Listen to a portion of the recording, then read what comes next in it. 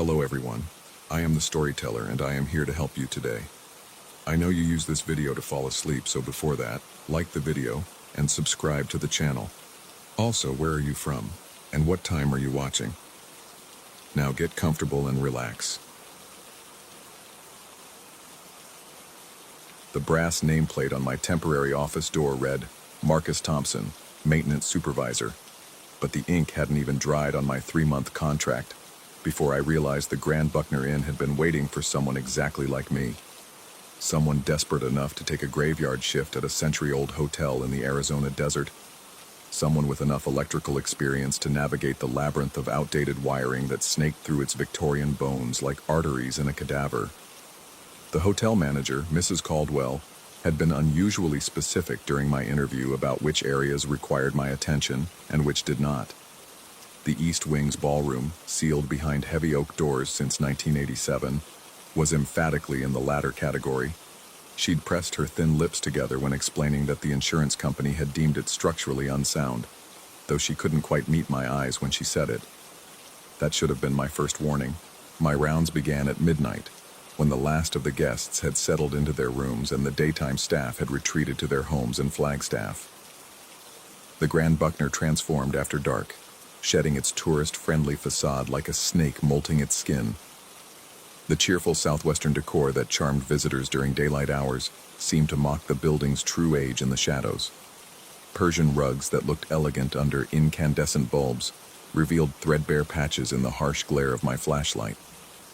Wallpaper that appeared freshly hung showed water stains and suspicious discolorations that suggested decades of secrets seeping through the plaster. The hotel's bones creaked with each temperature shift as the desert cooled, a symphony of settling timber and contracting metal that would have been merely atmospheric if not for the other sounds that seemed to follow my footsteps through the corridors, always just beyond the reach of my hearing, like whispered conversations that stopped the moment I turned my attention toward them. But it was the East Wing that truly unnerved me, specifically the stretch of Victorian corridor that led to the sealed ballroom. The hallway itself was a masterpiece of 19th century craftsmanship, with crown molding that cast intricate shadows and hardwood floors polished to a mirror shine. Gas fixtures lined the walls, their brass fittings green with age, long since converted to electricity but maintaining their original ornate glass globes. During my first week, I'd assumed the corridor's oppressive atmosphere was simply a product of poor ventilation and the natural claustrophobia of narrow spaces. I was wrong. The first incident occurred on my 8th night, during what should have been a routine inspection of the second-floor electrical panels. I'd been checking the circuit breakers that controlled the East Wing's lighting when I felt it, a presence settling over me like a heavy blanket, making the air thick and difficult to breathe. The sensation started subtly, a slight pressure in my chest that I initially attributed to the altitude adjustment. Arizona's high desert took some getting used to, and I'd been working longer hours than usual, familiarizing myself with the hotel's complex systems. But as I moved closer to the ballroom's sealed doors, the pressure intensified. My breathing became labored, each inhalation requiring conscious effort, as though the very air around me was being compressed. The Victorian corridor, normally spacious enough for 2 people to pass comfortably, seemed to constrict, the walls pressing inward with malevolent intent. Then came the force. Something invisible slammed into my chest, driving me backward against the opposite wall with enough violence to rattle the gas fixtures. The impact knocked the wind from my lungs, and for several terrifying seconds, I couldn't draw breath at all. Panic flared as my diaphragm refused to respond, my throat constricting as though invisible fingers were wrapped around my windpipe. In desperation, I did something I hadn't done since childhood. I began to pray aloud, the words tumbling from my lips in a breathless whisper. Our Father, who art in heaven. The pressure vanished instantly, as though a switch had been thrown. Air rushed back into my lungs, sweet and cool, while the corridor returned to its normal dimensions. I stood there for several minutes, my heart hammering against my ribs, trying to convince myself that I'd experienced some kind of panic attack or altitude-related episode. But the marks on the wall where my shoulders had struck told a different story. I should have reported the incident to Mrs. Caldwell, Should have requested a transfer to day shifts or simply terminated my contract. Instead, I found myself drawn back to the East Wing night after night, compelled by a mixture of professional curiosity and something darker, a need to understand what had happened to me in that corridor. The hotel's history proved frustratingly vague. Local records indicated that the Grand Buckner had been built in 1889 by a railroad magnate named Josiah Buckner, who'd envisioned it as a luxury destination for wealthy travelers seeking the therapeutic benefits of Arizona's dry climate. The ballroom had hosted elaborate social events through the early 20th century, drawing visitors from as far as San Francisco and Chicago. But sometime in the 1940s, the hotel's fortunes had declined, and by the 1980s, it had been converted into the modest tourist lodge it remained today. The ballroom itself had been sealed following what Mrs. Caldwell described as structural concerns, though the building's inspection reports, which I accessed through my maintenance credentials, showed no evidence of foundation problems or load-bearing issues. The room had simply been declared off-limits, its grand piano covered with canvas tarps, its crystal chandeliers wrapped in protective cloth. Yet every night, as I passed those sealed doors, I could swear I heard music playing beyond them. Not the tinny sound of a radio or stereo, but the rich, complex harmonies of a full orchestra. When I pressed my ear to the oak panels, the music would fade to silence, leaving only the hotel's familiar creaking and settling. The attacks, for that's what I'd come to call them, occurred with increasing frequency and intensity. Each time I ventured into the East Wing corridor, the invisible force would manifest, growing stronger as I approached the ballroom doors. The sensation of suffocation became more prolonged, the pressure more crushing, until I could barely remain conscious. And each time, only prayer would provide release, the words acting like a key that unlocked whatever held me captive.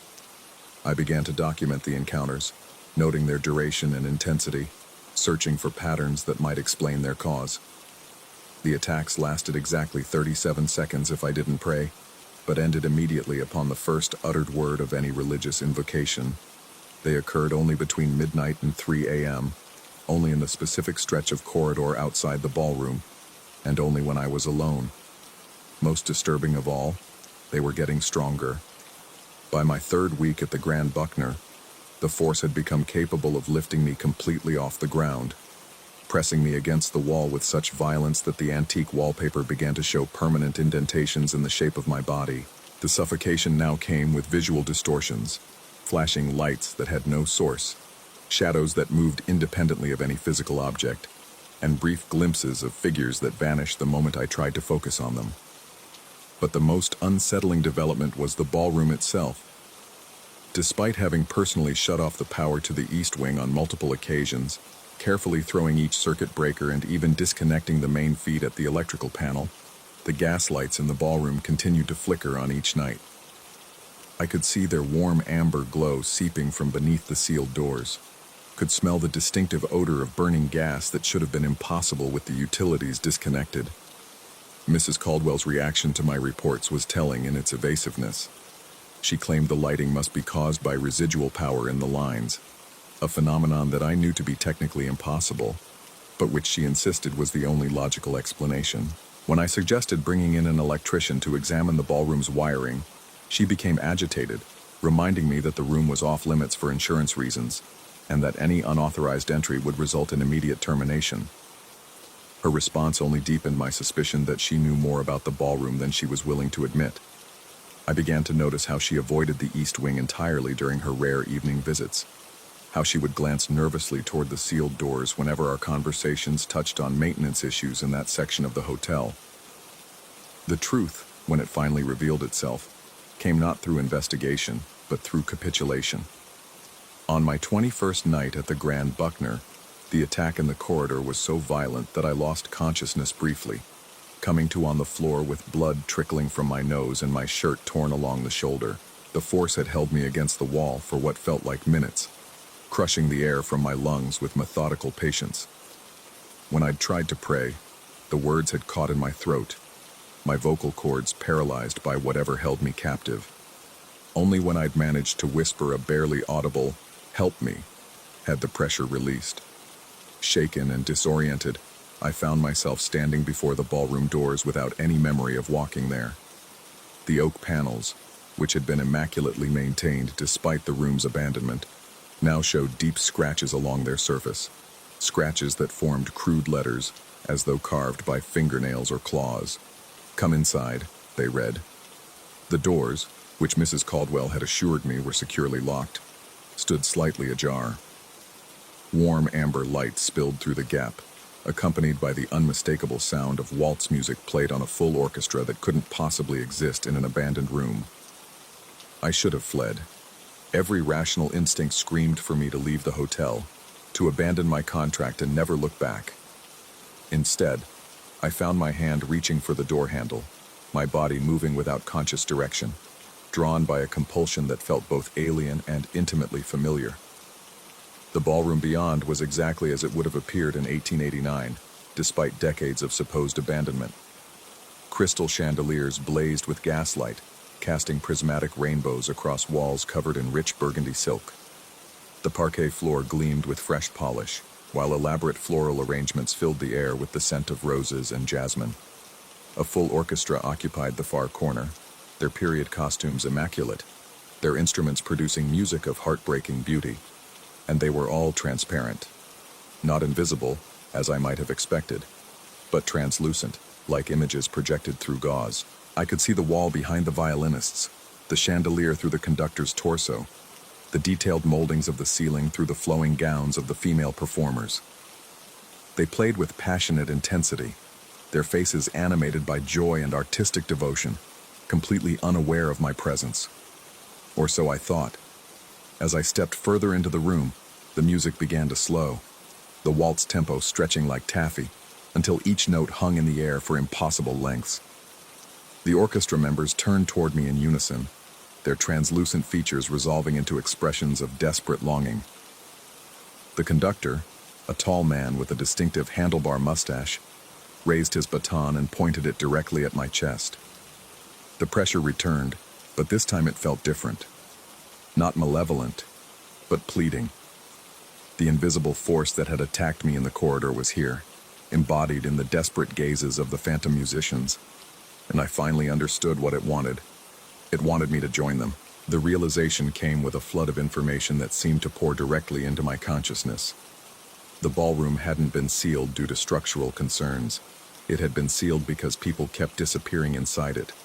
Not dying, which would have left bodies and explanations, but simply vanishing, their physical forms gradually becoming translucent until they faded from the living world entirely.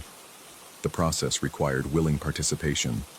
The victims had to choose to stay, had to surrender themselves to whatever force inhabited the ballroom, and that force had been trying to convince me to make that choice, using increasing pressure and desperation to break down my resistance.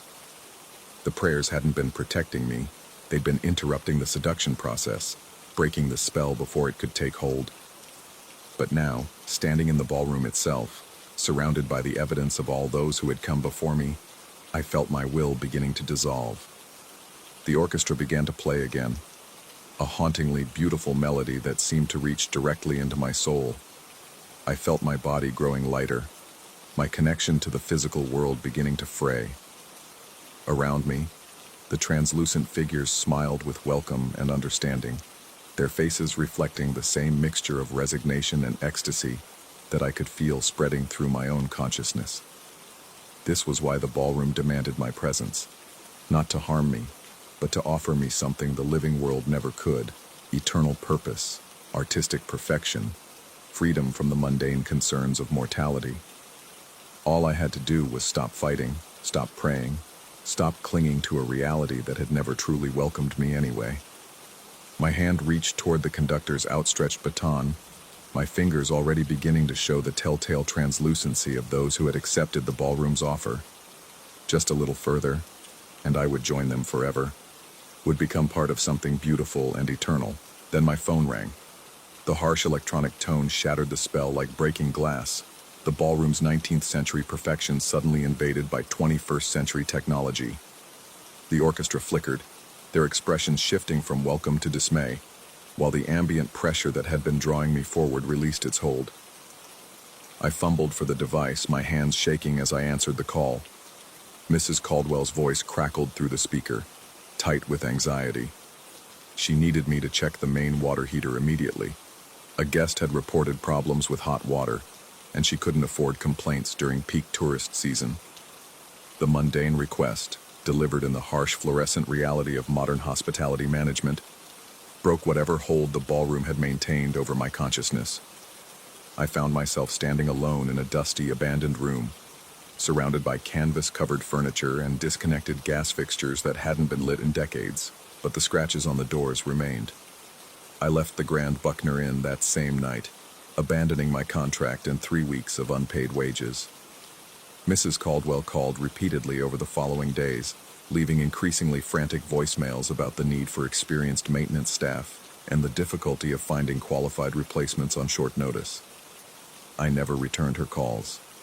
Now sitting in my apartment in Phoenix 3 months later, I still find myself questioning what really happened in that ballroom. Was it a supernatural encounter with the spirits of previous victims, or simply a series of stress-induced hallucinations brought on by isolation and overwork?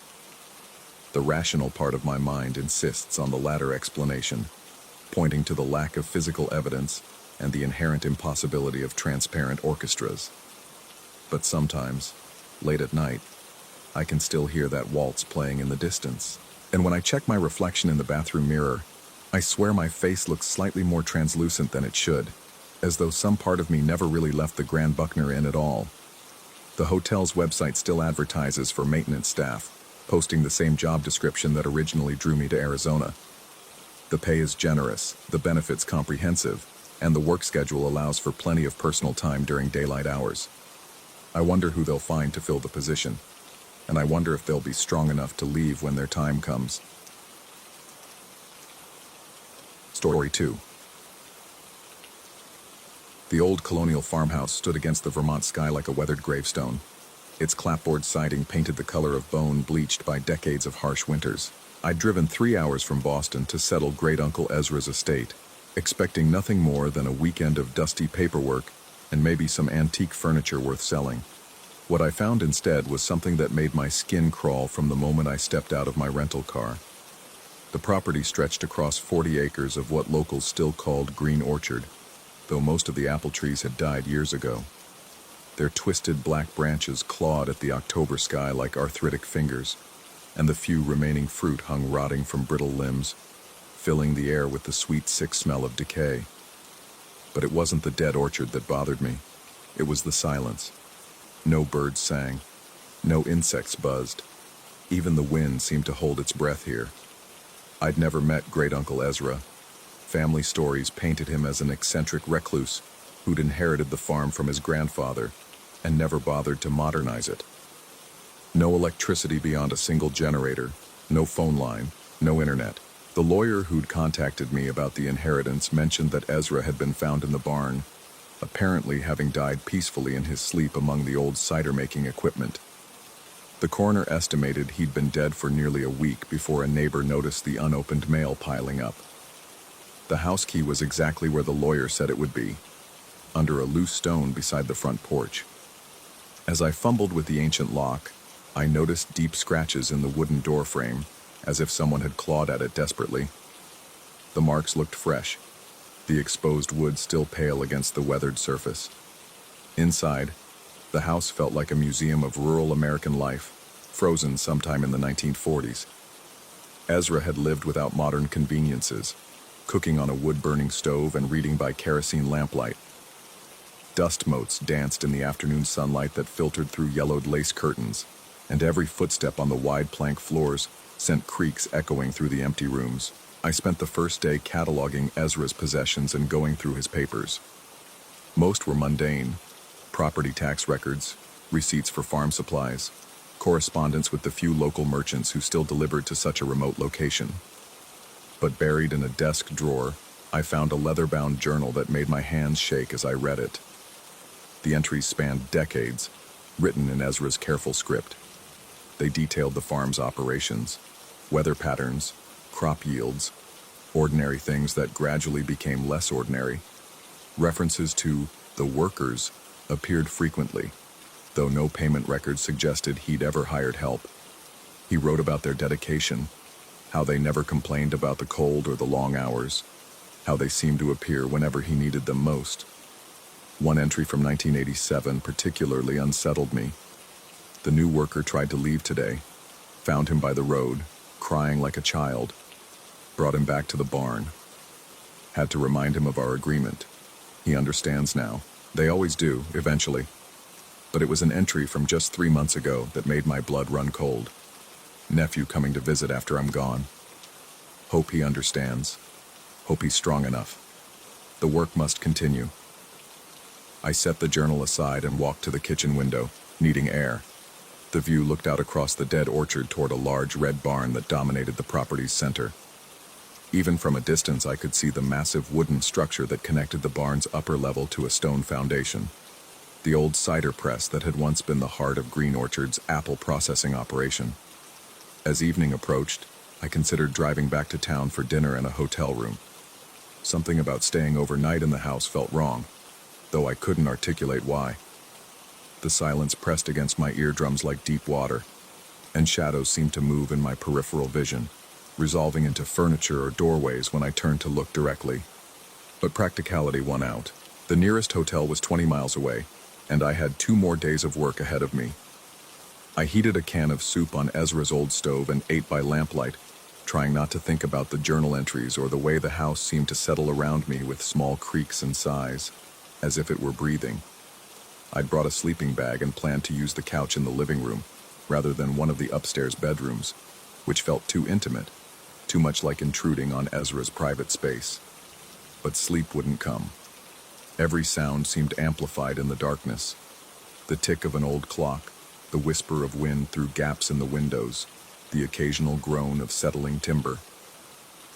At 11:47 p.m., according to the phosphorescent hands of my watch, I gave up trying to sleep and decided to explore the barn. Maybe physical activity would tire me enough to rest, and I was curious about the cider press that figured so prominently in Ezra's journal. The barn doors hung open, though I was certain they'd been closed when I arrived. Inside, moonlight streamed through gaps in the roof, illuminating the skeletal remains of apple processing equipment. The air smelled of old wood, machine oil, and something else. Something organic and unpleasant that reminded me of meat left too long in the sun. The cider press dominated the barn's center, a massive wooden contraption with an arched opening large enough for a person to walk through. Iron fixtures and wooden gears suggested it had once been powered by a water wheel, or perhaps draft animals. But now it stood silent and somehow menacing, its dark opening like a mouth frozen in mid-scream.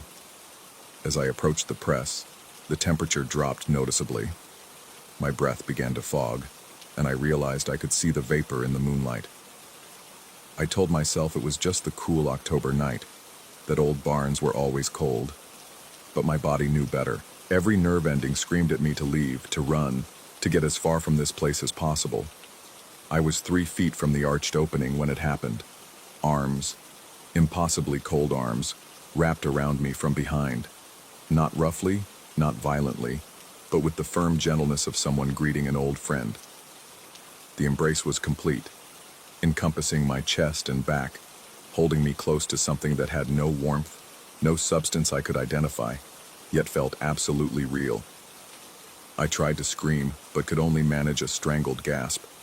The arms tightened slightly, not painfully, but insistently, and I felt breath against my ear. Breath that carried no warmth, only the chill of a winter morning and the faint scent of apples gone bad. Then, as suddenly as it had begun, the embrace ended. I stumbled forward, gasping, my heart hammering against my ribs. I spun around but saw nothing except shadows and moonlight. The barn was empty, silent, normal. I ran back to the house and spent the rest of the night sitting in the kitchen with every lamp burning, drinking coffee, and telling myself it had been a hallucination brought on by exhaustion and the unsettling atmosphere of the old farm. By morning, I almost believed it. The next day passed uneventfully. I worked methodically through Ezra's belongings, avoiding the barn entirely. I called the lawyer to discuss auction arrangements and spoke with a local real estate agent about listing the property. Normal, rational activities that helped convince me I'd imagined the previous night's events. But as evening approached, I found myself drawn repeatedly to the kitchen window, staring out at the barn. The arched opening of the cider press was visible even at this distance, a dark mouth waiting to swallow whatever approached it. I prepared another simple dinner and resolved to leave for town immediately afterward. I'd stay at a hotel and return in the morning to finish the inventory. There was no reason to spend another night in the house, no matter how much it might cost. At 11:30 p.m., I was loading my overnight bag into the rental car when I heard it. A sound like wind chimes, but lower, more resonant. It seemed to come from the direction of the barn, a musical calling that made my spine tingle with recognition. Without conscious decision, I found myself walking toward the sound, my feet carrying me across the dead grass, as if I were sleepwalking. The barn doors stood open again, though I was certain I'd closed them earlier. The cider press waited in the moonlight, its arch framing absolute darkness. The wind chime sound continued, closer now, and I realized it wasn't wind chimes at all, but something like singing, wordless, haunting, beautiful in a way that made my eyes water. I walked through the arch. The cold embrace came immediately, more confident this time, lasting longer. The arms held me while the singing continued, and I began to understand that this wasn't an attack or a haunting in any traditional sense. It was a greeting, a welcome, an invitation to join something larger than myself. Images flashed through my mind, not my own memories, but someone else's. I saw the orchard in its prime, heavy with red and gold fruit. I saw workers moving through the rows, their faces serene and purposeful. I saw the cider press operating at full capacity, juice flowing like amber blood into wooden barrels. And I saw Ezra, decades younger, standing where I now stood, receiving the same cold embrace I now experienced. The images continued, showing me the decline of the orchard, the death of the trees, the gradual isolation of the farm. But the workers remained, maintained by something that didn't require living trees or flowing sap. They worked because work was their purpose, their existence, their joy, and they needed someone to guide them, to coordinate their efforts, to receive their nightly greeting and provide the human connection that gave their eternal labor meaning. The embrace loosened gradually, reluctantly, like a parent letting go of a child on the first day of school. I stumbled backward, my mind reeling with understanding I didn't want to accept. I returned to the house but didn't pack. Instead, I sat at Ezra's desk and opened his journal to the last entries. Now they made perfect sense. The workers weren't alive in any conventional meaning, but they weren't exactly dead either. They were something in between, sustained by purpose and ritual, and the cold embrace that bound them to this place and its guardian. Every night at midnight they gathered at the cider press to receive that greeting, that acknowledgement of their continued service, and every night their human guardian, first Ezra's grandfather, then Ezra, and now apparently me, provided the connection they needed to maintain their vigil over Green Orchard. Over the following days, I learned more about my inheritance than any lawyer could have explained. The workers appeared at dawn and dusk, moving through the dead orchard with tools that had no effect on the physical world, but somehow maintained something more essential than mere trees and grass. They repaired fences that looked unchanged, cleared paths that remained overgrown to outside eyes, and tended to needs I was only beginning to understand. I found I could see them more clearly now, especially in the soft light of early morning or late afternoon.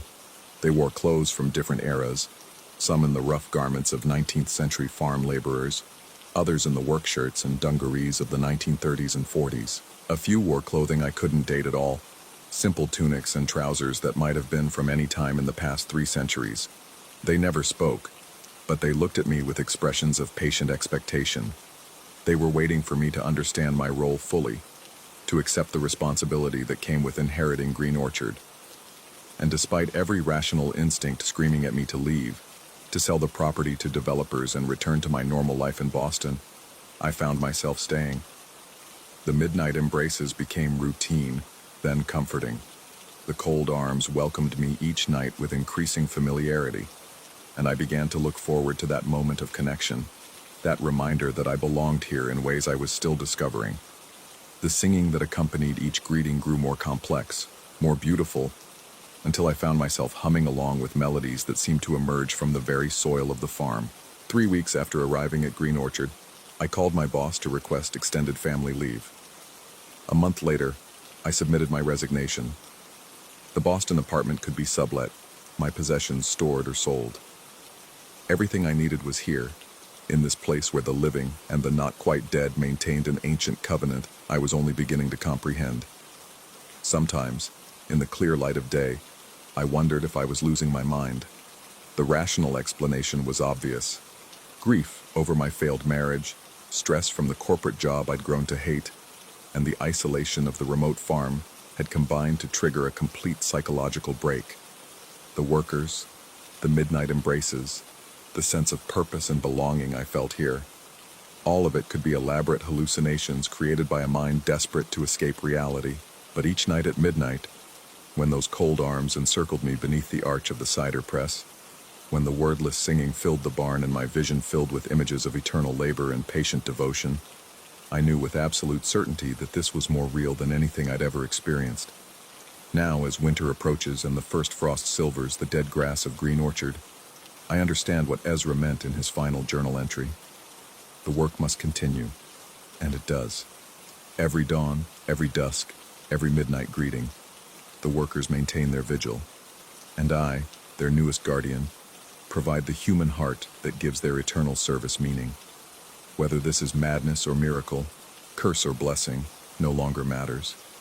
What matters is the cold embrace that welcomes me home each night, the workers who depend on my presence, and the ancient rhythm of a place where death is not an ending, but a transformation into something more permanent than life itself. The October moon wanes toward November darkness, and I find myself eagerly anticipating the longer nights ahead.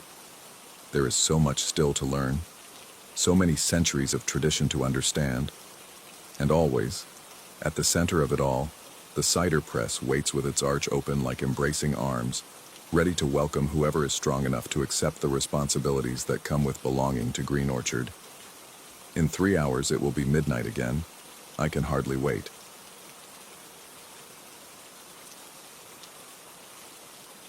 Story 3. The loft breathed with us.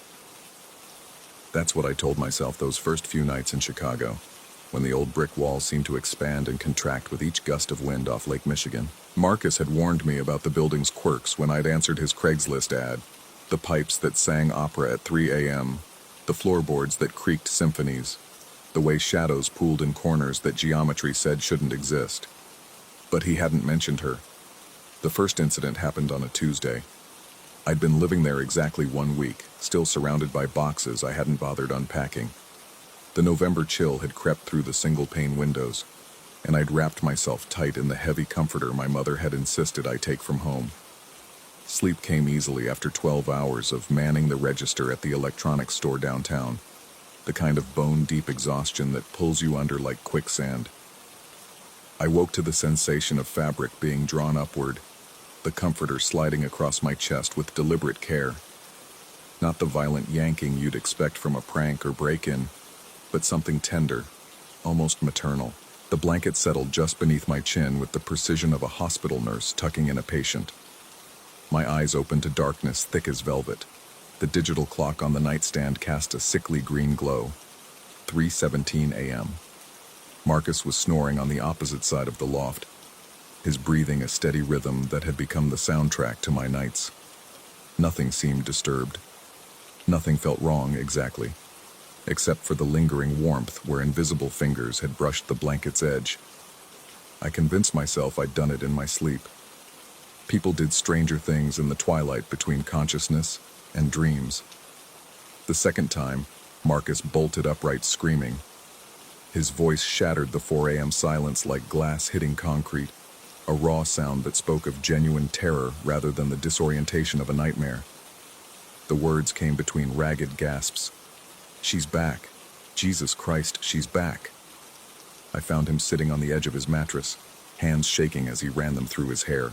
The streetlight streaming through our industrial windows caught the sweat beading on his forehead.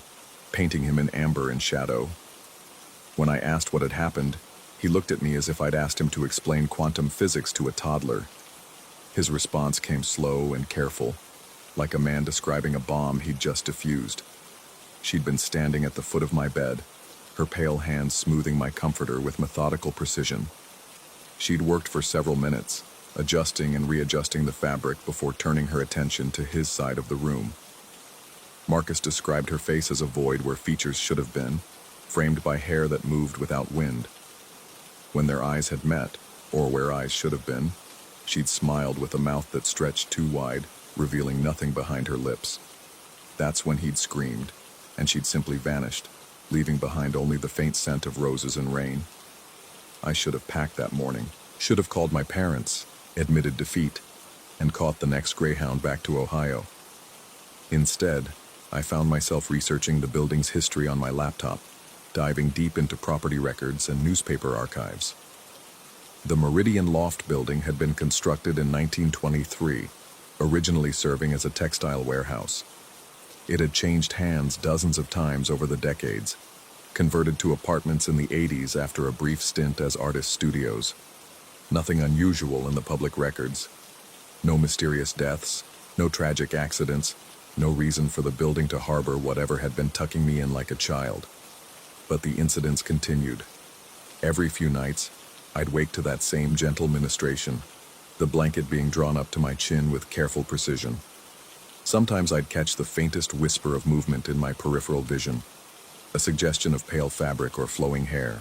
Other times, I'd simply feel watched, the weight of invisible attention pressing against my skin like humidity. Marcus's sleep became increasingly fragmented. He'd installed blackout curtains and taken to wearing noise-canceling headphones, but nothing seemed to block her out entirely. He'd mutter under his breath about lease breaks and security deposits, but never quite worked up the courage to actually leave. I began staying awake. It started as curiosity more than fear. If something was visiting our loft with such regularity, I wanted to see it for myself. I'd lie still as death, controlling my breathing, letting my eyelids flutter just enough to suggest sleep while keeping my vision clear. Hour after hour, I'd wait, muscles cramping from the effort of remaining motionless. The first time I succeeded in staying conscious during her visit, I understood why Marcus screamed. She materialized gradually, like a photograph developing in chemical baths. First, a suggestion of movement near the windows. Then a pale shape coalescing from the shadows, gaining definition as she approached my bed. Her dress, if it was a dress, seemed to be cut from moonlight and mist, shifting and flowing without regard for gravity or physics. But it was her face that stopped my breath. Marcus had been wrong about the void. She had features, beautiful and terrible in their perfection, skin like porcelain, lips the color of old blood, eyes that held the depth of centuries. When she looked at me, really looked, I felt the weight of her attention like a physical thing pressing against my chest. Her hands hovered inches above my face, fingers tracing the air as if she were reading Braille written in the space around my features. I felt warmth where she almost touched, a tingling sensation that raised goosebumps along my arms. She was trying to learn me, I realized, mapping my face through proximity and intention. When she reached for the blanket, I spoke. The word wait came out as barely a whisper, but it stopped her cold. Her head tilted with predatory grace, and for a moment that stretched like pulled taffy, we simply stared at each other. Then she smiled. Not the horrible grin Marcus had described, but something sad and infinitely lonely. She completed her ritual, drawing the comforter to my chin with the same tender care as always, before fading back into the darkness like smoke dissipating in wind. That's when the real haunting began. Over the following weeks, our interactions became more complex. She'd appear earlier in the evening, sometimes sitting in the chair by my desk, watching me read or work on my laptop. I'd catch her reflection in mirrors, always slightly out of focus, as if the glass couldn't quite hold her image. The scent of roses and rain became a permanent fixture in the loft, strongest near my bed but detectable throughout the space. Marcus's condition deteriorated. He'd taken to sleeping during daylight hours, convinced that she was somehow weaker when the sun was up. His job at the marketing firm suffered, and I'd often find him standing at the windows, staring out at the city with the hollow expression of someone who'd seen too much. But I found myself oddly comforted by her presence. The electronics store was a soul-crushing environment of fluorescent lights and demanding customers. My coworkers were friendly enough, but the kind of surface-level friendly that never progressed to actual friendship. My family was 800 miles away, and Chicago felt vast and impersonal, a city where you could disappear without anyone noticing. She noticed me. When I came home exhausted and frustrated, she was there, a pale sentinel in the darkness.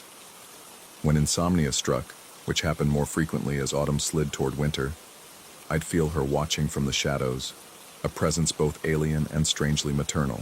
She never spoke, but her attention felt like a conversation. I began leaving small offerings on my nightstand, not anything dramatic or ritualistic, just things I thought she might appreciate. A flower from the bodega downstairs, a piece of sea glass I'd found walking along the lakefront, a photograph I'd developed in the building's communal darkroom, showing the way afternoon light struck the loft's brick walls. Each morning, the offerings were gone. December brought snow and shorter days, and with them, changes in her behavior. She appeared more solid now, her edges sharper, her movements less ethereal. Sometimes I'd catch her examining my belongings with curious intensity, running translucent fingers along book spines, hovering near my computer screen as if trying to understand the symbols and images. Marcus stopped sleeping entirely. I'd find him in the kitchen at all hours, brewing coffee with hands that shook from exhaustion and nerves. He'd lost weight, and his eyes had developed a hollow quality that reminded me uncomfortably of Holocaust survivor photographs. When I suggested he see a doctor, he laughed with bitter hysteria, asking what exactly he was supposed to tell a medical professional. The breakthrough came on a Tuesday night in mid-December, exactly 3 months after my first encounter with her gentle ministrations. I'd been lying awake for hours, waiting for her arrival, when I realized she was already there, not visible but present, a warmth in the air that suggested breath and heartbeat. I spoke into the darkness, my voice barely above a whisper. I asked her name. The silence stretched so long I thought she'd vanished, but then came something that wasn't quite sound, not voice or whisper, but meaning transmitted directly into my consciousness. The name arrived in my mind like a memory I'd forgotten. Elena. I asked what she wanted. This time the answer came faster, accompanied by images that flashed behind my eyelids. A room very much like our loft, but arranged differently. Older furniture, different lighting. A man sleeping in a bed positioned exactly where mine now sat, and Elena, solid and breathing, leaning over him with the same tender expression she wore when watching me. But in the vision, the man's eyes were closed forever. His chest didn't rise and fall with breath, and Elena's sorrow was a living thing thick enough to drown in. I understood then what Marcus hadn't grasped in his terror. She wasn't trying to harm me. She was trying to care for someone she'd lost, using me as a substitute for a love that had ended too soon. The blanket tucking, the protective presence, the offerings that disappeared. All of it was grief given form, love with nowhere to go.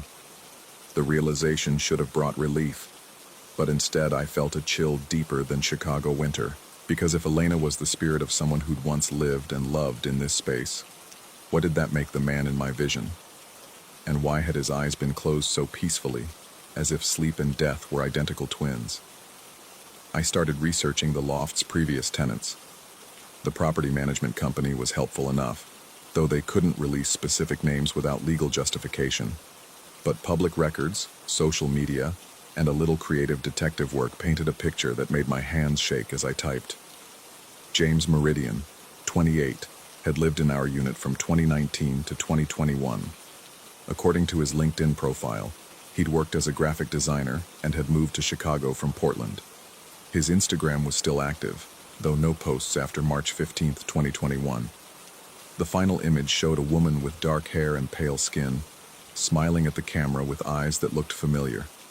The caption read, "Elena says goodnight to all our Chicago friends." Off to bed for this sleepy couple, I found the obituary buried in the Chicago Tribune archives. James Meridian had died peacefully in his sleep on March 16, 2021. No cause of death was listed, just the standard language about celebrating a life cut short. Survived by his girlfriend Elena Vasquez, parents, siblings. Memorial service to be held at Graceland Cemetery. Elena Vasquez had her own obituary, dated exactly 1 week later. The pieces clicked together with the awful precision of a puzzle revealing a picture you didn't want to see. Elena had found James dead in their bed, my bed, and 7 days later had joined him through means the newspaper didn't specify. The loft had stood empty for nearly a year before Marcus had signed the lease, and I'd moved in 6 months after that. But knowing the truth didn't change anything. Elena still appeared nightly, still watched me with those ancient, sorrowful eyes, still tucked the blanket beneath my chin with the careful attention she'd once given to James. The difference was now I understood what she was waiting for. December dissolved into January, and with it came a new quality to Elena's presence. She grew more solid each night, more insistent in her attentions. The blanket tucking became accompanied by other gestures. A cool touch to my forehead when I ran a fever, the scent of soup when I came home hungry and exhausted. Marcus finally moved out on a gray Tuesday, leaving behind most of his furniture and a note explaining that he'd rather sleep in his car than spend another night in the loft. I didn't blame him. I didn't even try to talk him out of it, because part of me, a part that grew stronger each night, understood the appeal of Elena's care. The world outside the loft was harsh and demanding. My job was meaningless, my family distant, my future uncertain. But here, in this space between life and whatever came after, someone loved me enough to watch over my sleep. Someone cared enough to tuck me in each night like I was precious. The realization of what I was considering should have terrified me. Instead, I felt only a vast, drowsy peace settling over my thoughts like snow over the city. Elena appeared earlier each evening now, sometimes manifesting before the sun had fully set. She'd sit in Marcus's abandoned chair, watching me move through my evening routine with the patient attention of someone who had all the time in the world. When I looked directly at her, she'd smile, that sad, beautiful smile that spoke of love and loss, and the thin places where one could slip between worlds. February brought a warmth to the loft that had nothing to do with the heating system. Elena's presence had become as natural as breathing, as necessary as heartbeat. When I slept, her vigil kept nightmares at bay. When I woke, the sight of her pale form reminded me that someone in this vast, indifferent city gave a damn whether I lived or died. But lately, when she tucked the blanket beneath my chin, her cool fingers would linger against my throat. Not threatening, but measuring. As if she were checking my pulse, counting heartbeats, waiting for something. I stopped setting my alarm clock, stopped checking my phone for messages from family or friends, stopped pretending that the life I was living outside these walls mattered more than the love waiting inside them. Elena has been solid for 3 days now, her touch warm instead of cool, her voice a whisper I can hear instead of just understand. She tells me stories about the life she'd planned with James, the future they'd mapped out in whispered conversations much like ours. She describes the peace that comes with letting go, the relief of surrendering to care that asks nothing in return except presence. Last night she didn't fade with dawn. She remained sitting in her chair, watching me, with eyes that held depths I could fall into forever. Tonight, she's lying beside me on the bed, her head on the pillow next to mine, her hand resting over my heart. The blanket covers us both now, drawn up to our chins with the same tender precision she's always shown. Her breathing matches mine, slow and deep and perfectly synchronized. The digital clock reads 3:17 a.m.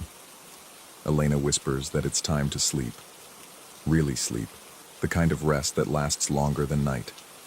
Her fingers trace patterns on my chest, and I feel my heartbeat slowing to match an ancient rhythm that predates alarm clocks and morning obligations. In the distance, I think I hear Marcus's voice shouting my name, pounding on the loft door that I locked days ago. But his panic seems so far away, so unnecessary. Can't he understand that some hauntings are invitations? Some ghosts are guides to better worlds? Elena's hand stills over my heart, and the silence between beats stretches like pulled taffy. The loft breathes around us, expanding and contracting with each passing moment, and I finally understand what it's been preparing for all along. The last thing I see before closing my eyes is Elena's smile, radiant with joy at no longer being alone.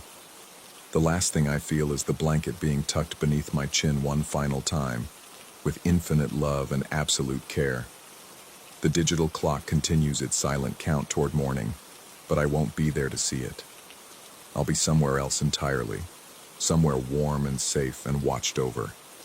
Somewhere Elena has been waiting to show me since that first night when invisible hands pulled the comforter up to my throat and whispered, "Welcome home." Story 4. The asphalt stretched ahead like a black ribbon cutting through the Colorado wilderness, my headlamp's beam barely penetrating the thick darkness that seemed to press against me from all sides. Mile 36, marker 7. I'd memorized those numbers after 3 weeks of night runs along this desolate stretch of county road. The air carried that peculiar high-altitude crispness that made every breath feel sharp and clean, yet tonight something felt different. Something that made the hair on my arms stand despite the mild September evening. My Garmin showed 8:42 pace, comfortable, steady, the kind of rhythm I could maintain for hours. But as I approached the familiar white mile marker emerging from the gloom, my stride faltered. There, perhaps 50 yards ahead, stood a figure. At first, I assumed it was another late-night runner. Colorado attracted plenty of endurance athletes, and these mountain roads were popular training grounds. But as my light swept across the silhouette, details emerged that made my chest tighten with an inexplicable unease. The man wore what looked like vintage athletic gear, high-waisted shorts that ended well above his knees, a sleeveless white tank top, and canvas shoes with thin soles. His build was lean but muscular in the way of early 20th century athletes, before modern training methods bulked up distance runners. Most unsettling of all was how my headlamp seemed to pass through him rather than illuminate him, as if he were made of morning mist. I slowed to a walk, my breathing suddenly loud in the mountain silence. The figure didn't move. He simply stood there, facing the direction I was heading, toward the viaduct that spanned Dead Horse Canyon about 2 miles up the road.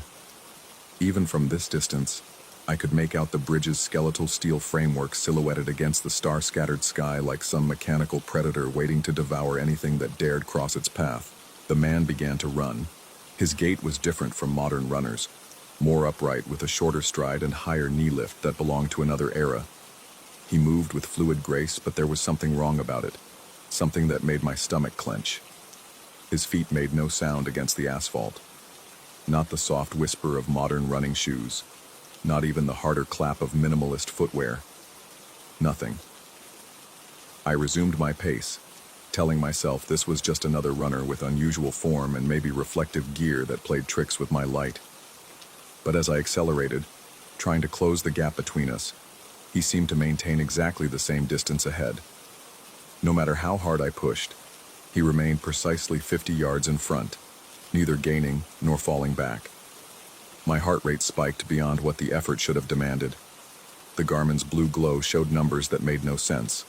180 beats per minute when I felt like I was barely working. My breathing came in short, sharp gasps that echoed off the pine trees lining the road. Then I heard them. Footsteps behind me. Not the steady rhythm of my own stride, but something else entirely. A different cadence, slightly offset from mine, as if someone were running just out of sync.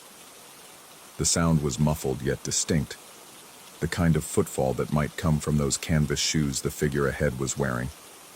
I spun around, my headlamp cutting a wild arc through the darkness. The road behind me stretched empty, a gray tongue disappearing into black wilderness. Pine branches swayed in the slight breeze, casting shifting shadows that could have been anything or nothing. My light picked out the reflective paint on the center line, the occasional roadside reflector, but no other runner. When I turned back, the figure ahead had stopped again. This time he was closer, perhaps 30 yards away, close enough that I could make out more details that shouldn't have been possible in this light. His hair was parted severely and slicked back with what might have been pomade. His tank top bore some kind of emblem or text across the chest, though I couldn't make out the letters. Most disturbing was his posture. He stood perfectly still, arms at his sides, facing away from me toward the viaduct. Waiting. I started walking again, each step deliberate and measured. The footsteps behind me resumed their ghostly accompaniment, always just slightly out of phase with my own rhythm. The sound seemed to come from everywhere and nowhere, as if the asphalt itself were generating the noise. As I drew closer to the figure, details emerged that made rational thought increasingly difficult. His skin had a luminous quality, not quite glowing but somehow more present than the surrounding darkness warranted. The vintage running gear looked authentic down to the fabric patterns and stitching, but there was no wear, no sweat stains, no signs of actual use. Everything appeared pristine, as if he just stepped out of a 1920s sporting goods catalog. At 20 yards, he began running again. This pattern continued for the next mile. Each time I slowed or stopped, he would pause and wait. When I resumed running, he would maintain that exact distance ahead, his silent form cutting through the darkness like a ship's prow through black water. The footsteps behind me never faltered, never varied their rhythm, a constant reminder that something else shared this isolated stretch of road. My mind began constructing explanations. Sleep deprivation. I'd been pushing hard training lately, maybe hallucinating from exhaustion. Altitude sickness, though I'd lived in Colorado for 3 years. Carbon monoxide from passing vehicles, except no traffic had passed in either direction for over an hour. Each rationalization felt increasingly hollow as the phenomena persisted with unwavering consistency. The viaduct loomed larger as we approached, its steel framework resolving into individual girders and support cables. Dead Horse Canyon yawned beneath it, a jagged gash in the earth that dropped nearly 200 feet to a rocky stream bed. During daylight, the bridge was merely an engineering marvel spanning an impressive gorge.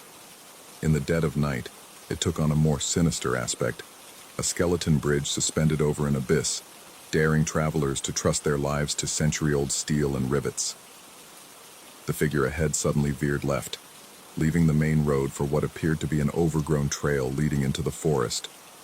I hadn't noticed this path during any of my previous runs, but then again, I'd never followed anyone this far before. My headlamp illuminated a narrow dirt track winding between towering pines, the kind of trail that might have been a logging road decades ago. Every instinct screamed at me to continue straight toward the viaduct and home. But something stronger than rational thought compelled me forward. The figure's silent presence ahead seemed to exert a gravitational pull, drawing me inexorably into the wilderness. The trail climbed steeply through dense forest, my breathing becoming labored in the thin air. Pine needles muffled my footsteps, but I could still hear those other footfalls behind me, now more distinct against the organic backdrop. They sounded older somehow, as if the runner behind me were wearing hard-soled leather instead of canvas. After perhaps half a mile, the trail emerged into a small clearing dominated by the ruins of what had once been a substantial building. Stone foundations outlined rooms and corridors, while scattered timber and rusted metal suggested this had been more than a simple cabin. My light picked out the remnants of what might have been training equipment: parallel bars, weight plates, even the skeletal remains of what looked like an early rowing machine. The figure stood in the center of the ruins, finally facing me directly. His features were sharp and angular, with the kind of lean intensity common in photographs from the Prohibition era. Dark eyes seemed to reflect my headlamp's beam with an inner light of their own. The emblem on his tank top was now clearly visible: Colorado Athletic Club 1924, in block letters surrounding a stylized mountain peak. He raised one arm and pointed toward something beyond the ruins. Following his gesture, my light found a weathered wooden sign barely visible among the overgrown vegetation: High Country Training Camp, Eastern 1923. Understanding began to dawn like a cold mountain sunrise. I'd heard stories about the old training camps, legendary facilities where elite athletes prepared for the Olympics, back when such training was still amateur and pure. Remote locations where runners could train at altitude, pushing their bodies to new limits in pristine mountain air. Most had been abandoned decades ago, forgotten footnotes in sporting history. But if this camp had been here, if elite runners had trained on these very trails. The figure nodded slowly, as if reading my thoughts. Then he pointed again, this time toward a gap in the trees, where another trail continued deeper into the wilderness.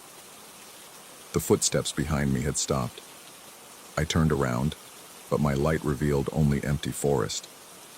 When I looked back, the figure was already moving toward the trail, his translucent form flickering like a candle flame in a draft. This new path was even more challenging, switchbacking up a steep slope through increasingly sparse vegetation. My legs burned with the effort, and my lungs struggled with the thinning air. Yet somehow I felt compelled to continue, as if stopping would mean abandoning something crucial that I couldn't yet name. The trail eventually crested a ridge and began descending toward what sounded like running water. My light caught glimpses of a stream winding through a narrow valley, and beyond it, the unmistakable silhouette of the viaduct from a completely different angle. We were approaching it from the canyon side, from below. The figure led me to a rocky outcropping that provided a clear view of the bridge spanning the gorge overhead. From this perspective, the structure looked even more imposing, a steel giant straddling the canyon with casual dominance. But there was something else, something that made my breath catch in my throat. Carved into the rock face were names and dates, dozens of them, weathered by decades of Colorado weather but still legible. J. Morrison, 1924, 2/15/30. A. Chen, 1925, 2/18/45. Monsieur Rodriguez, 1926, 2/12/15. Marathon times, elite marathon times from nearly a century ago. The figure stood beside the carved memorial, his form now so faint I could barely make him out.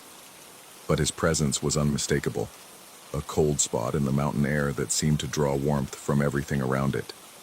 As I studied the names, a pattern emerged. All the dates were from 1924 to 1927.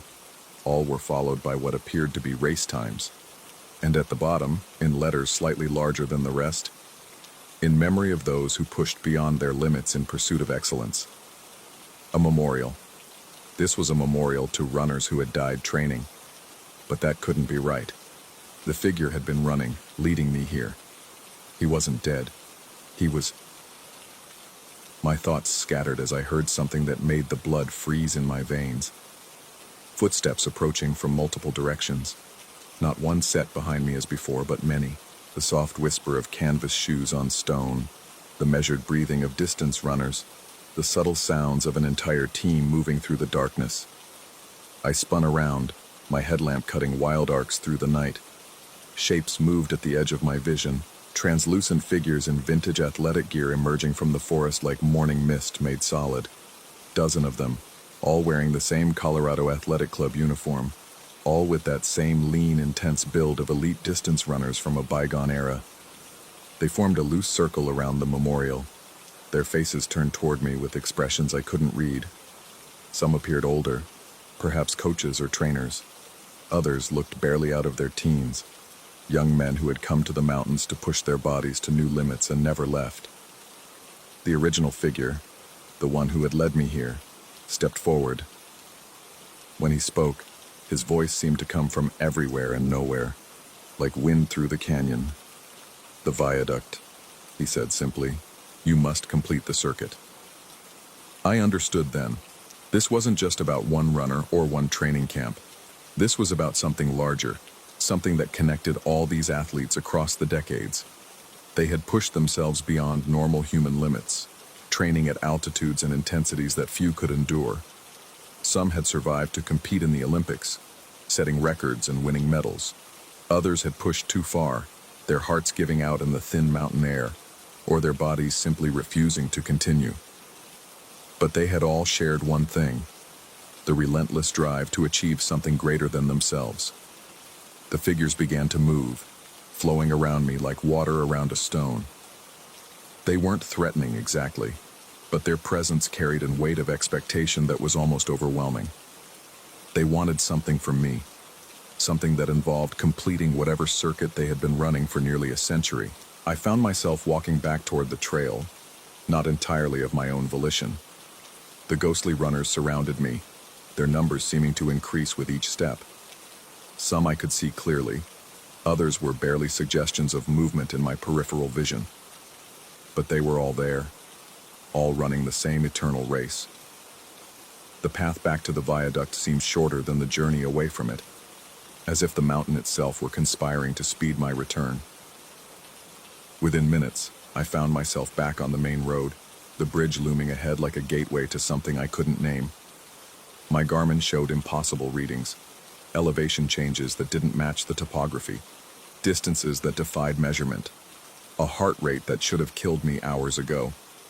I tapped the display, but the numbers remained stubbornly wrong. As I approached the viaduct, the ghostly runners began to fade. One by one, they dissolved back into the darkness until only the original figure remained. He stood at the foot of the bridge, gesturing for me to continue.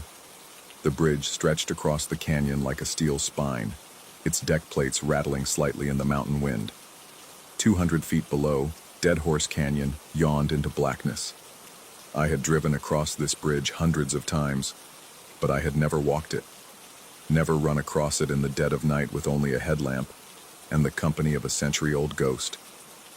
Each step onto the steel decking rang out like a bell in the mountain silence.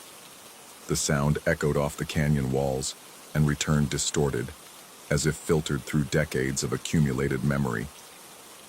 Halfway across, I stopped and looked back. The figure stood where I had left him, but now he wasn't alone. All the others had returned, dozens of translucent runners crowding the approach to the bridge. They weren't following me across. They were seeing me off, like spectators at the finish line of some cosmic race. I understood then that this wasn't about them, it was about me. About whether I would complete the circuit they had started, whether I would push beyond my own limits in pursuit of something greater. The question wasn't whether they were real or hallucination, whether this was supernatural encounter or altitude-induced psychosis. The question was whether I would keep running. I reached the far end of the viaduct and turned around. The ghostly crowd had disappeared, leaving only empty roads stretching back into the wilderness. My headlamp illuminated nothing but asphalt and pine trees, as ordinary and mundane as any mountain highway. But I could feel them waiting, not behind me now, but ahead. Always ahead, showing me the path to whatever lay beyond the next mile marker, the next elevation gain, the next test of endurance and will. I began to run again, my footsteps echoing off the bridge's steel framework as I headed back into the darkness. Behind me, or perhaps ahead of me, or maybe all around me, I heard the whisper of canvas shoes on asphalt, the measured breathing of runners who had never stopped pushing toward something greater than themselves. Mile 36, marker 7 disappeared behind me as I ran deeper into the Colorado night, no longer certain whether I was chasing ghosts or being chased by them, no longer caring about the distinction. The only thing that mattered was the rhythm of my stride, the burn in my lungs, and the infinite stretch of road ahead. The circuit was complete, but the race would never end. 45. Go, the carpets at Fairview Manor don't just creak, they scream. It's a sound I first heard on my third night as Professor Whitmore's guest, staying in his sprawling Victorian home while attending the Columbia Symposium. The house he'd proudly mentioned over dinner had been in his family since 1889, maintained with obsessive care to preserve every original detail. What he'd failed to mention was how those details included the way the burgundy runner on the main staircase would emit a low, grinding wail at precisely 3:11 a.m. each morning. I'd been lying in the guest room on the second floor when that first sound cut through my half-sleep. A prolonged groan of fiber against wood, as if something heavy was descending the stairs with deliberate, measured steps. The sound continued for exactly 47 seconds. I counted them on the antique alarm clock beside my bed, its brass hands glowing faintly in the darkness. Then, silence.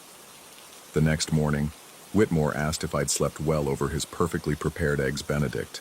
I mentioned the noise, describing it as footsteps on the stairs. He paused with his coffee cup halfway to his lips, those pale gray eyes studying me with an intensity that made my skin prickle. Old houses settle, he said finally. The wood expands and contracts with temperature changes. Perfectly natural. His explanation sounded rehearsed. That second night, I was ready. I'd positioned myself by the window, where I could see the landing through the partially open door. At 3:10 a.m. I held my breath and waited. The sound came again, that drawn-out groan of carpet fibers under pressure. But this time, I saw the source. A shadow was moving down the stairs. Not a person casting a shadow, the shadow itself. It stretched along the burgundy runner like spilled ink, roughly human-shaped but elongated and fluid.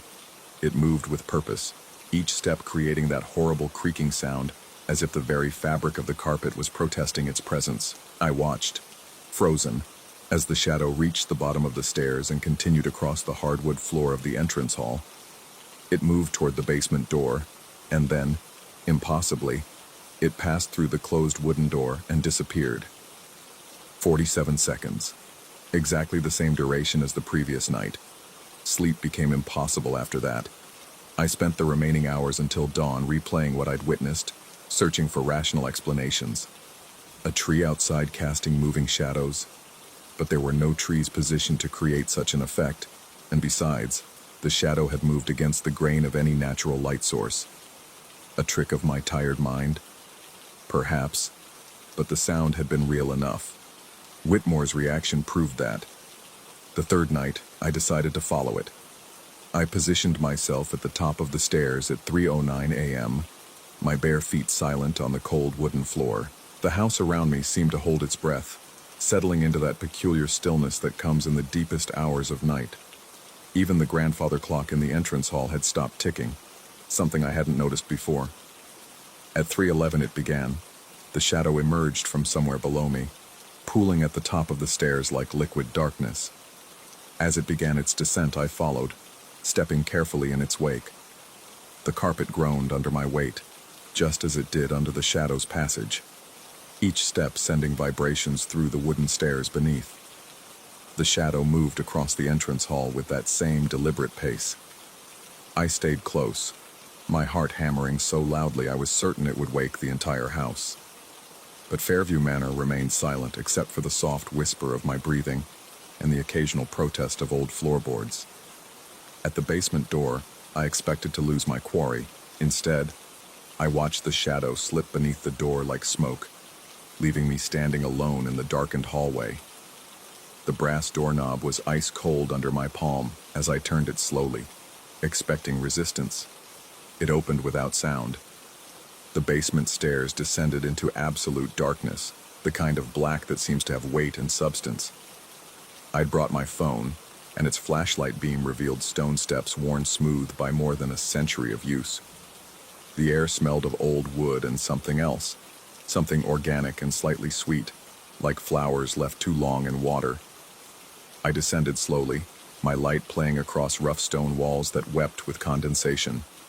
At the bottom, my beam illuminated a space that shouldn't have existed. The basement was enormous, far larger than the footprint of the house above. Wooden support beams created shadowy alcoves filled with furniture covered in white sheets. Gas fixtures lined the walls, their brass fittings green with age. And everywhere, absolutely everywhere, were clocks. Grandfather clock stood sentinel in the corners, mantel clocks perched on makeshift shelves. Pocket watches hung from pegs driven into the mortar between stones. Wall clocks of every description covered every available surface, and every single one showed the same time. 3:11. Not 3:11 a.m. or p.m., just 3:11, frozen in that moment as if time itself had stopped in this subterranean chamber. I moved deeper into the space, my flashlight revealing more impossible details. The furniture, when I pulled away the dust covers, was pristine. No decay, no dust, no sign of age despite being clearly from the 1890s. A horsehair sofa sat as if its owner had just stepped away for tea. A roll-top desk held papers with ink still wet, though the handwriting was too elaborate for me to decipher in the wavering light. But it was the photographs that made my blood turn to ice water. They lined the mantelpiece of an ornate fireplace, daguerreotypes and early photographs in silver frames. The faces were unfamiliar, dressed in the formal attire of the late Victorian era. Men with stern expressions and carefully waxed mustaches. Women in high-necked dresses with their hair pulled severely back. Children in sailor suits and pinafores, except there was something wrong with their eyes. Every single photograph showed subjects whose eyes had been carefully scratched out with what looked like the tip of a knife. The gouges were deep, deliberate, creating hollow sockets that seemed to watch me even in their blindness. "You shouldn't be here." I spun toward the voice, my light cutting through the darkness. Professor Whitmore stood at the bottom of the stairs, but not the man I'd shared dinner with. This version was pale, his skin nearly translucent in the phone's harsh illumination. His clothes were different too, formal attire from another century, complete with pocket watch and chain. "The rounds aren't finished," he continued, his voice carrying an odd echo in the stone chamber. "They won't be finished until everyone is accounted for." I backed away, my light playing wildly across the walls as my hand shook. "Professor Whitmore, how did you... What is this place?" He smiled, and I noticed his teeth were different. Too straight, too white, like porcelain. "This is where we keep the time. Someone has to keep the time, you understand. Someone has to make sure everyone knows when it's 3:11. The clocks around us began to chime, not in unison, but in a cascading wave of sound that built to a crescendo before dying away into silence. During that cacophony, I saw movement in my peripheral vision. The covered furniture was stirring, the white sheets rippling as if something beneath them was trying to rise. "The shadow," I gasped, understanding flooding through me with horrible clarity. "You're the shadow." Whitmore's smile widened impossibly. "We all cast shadows, my dear guest. The question is whether we can step into them when the time comes." I ran. Up the stone steps, through the basement door that slammed shut behind me with enough force to shake the house. Through the entrance hall where the grandfather clock was ticking again. Normal time, normal sound. Up the creaking stairs to my room where I threw my belongings into my bag with shaking hands. I was packed and in my rental car within minutes, driving through the empty streets of New York as the first hints of dawn touched the horizon. I didn't stop until I reached my hotel near the airport where I booked the earliest flight back to California. But that's not the end of it. Because now, in my own home 3,000 miles away, I hear that sound every night at 3:11 a.m. Not footsteps on stairs. I live in a single-story ranch house, but the same groaning, protesting sound, as if something is trying to move through space it doesn't quite fit. And sometimes, when I work late into the night, I catch sight of movement in my peripheral vision. A shadow that doesn't correspond to any light source, moving with that same deliberate pace across my hardwood floors. I've started leaving lights on, all the lights. But shadows, I've discovered, don't need darkness to exist. They need only the space between what is and what might be. Last week, I found a photograph slipped under my front door, a daguerreotype in a silver frame, showing a man in modern clothes standing in what looks like a basement full of clocks. The man's face is my own, but the eyes have been carefully scratched away with something sharp and precise. On the back, in spidery handwriting that matches the papers I saw on that impossible desk, someone has written, "The rounds continue. 3:11 a.m. every morning. Forever." I've stopped trying to sleep at night. Instead, I sit in my kitchen with all the lights blazing, checking and rechecking every clock in the house to make sure they show the correct time. Because I'm beginning to suspect that time itself might be more fragile than we think. That there are places where it pools and eddies like water in a basement that shouldn't exist. And I'm terrified that one night, when that familiar sound begins, I won't be strong enough to resist following it. The carpets in my house don't creak. They don't creak yet.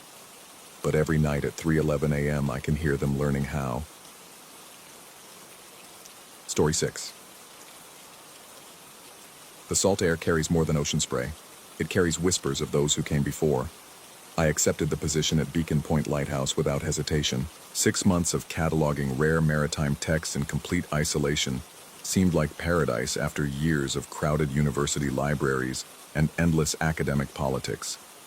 The lighthouse had been decommissioned in 1987, its beacon replaced by GPS coordinates and satellite navigation.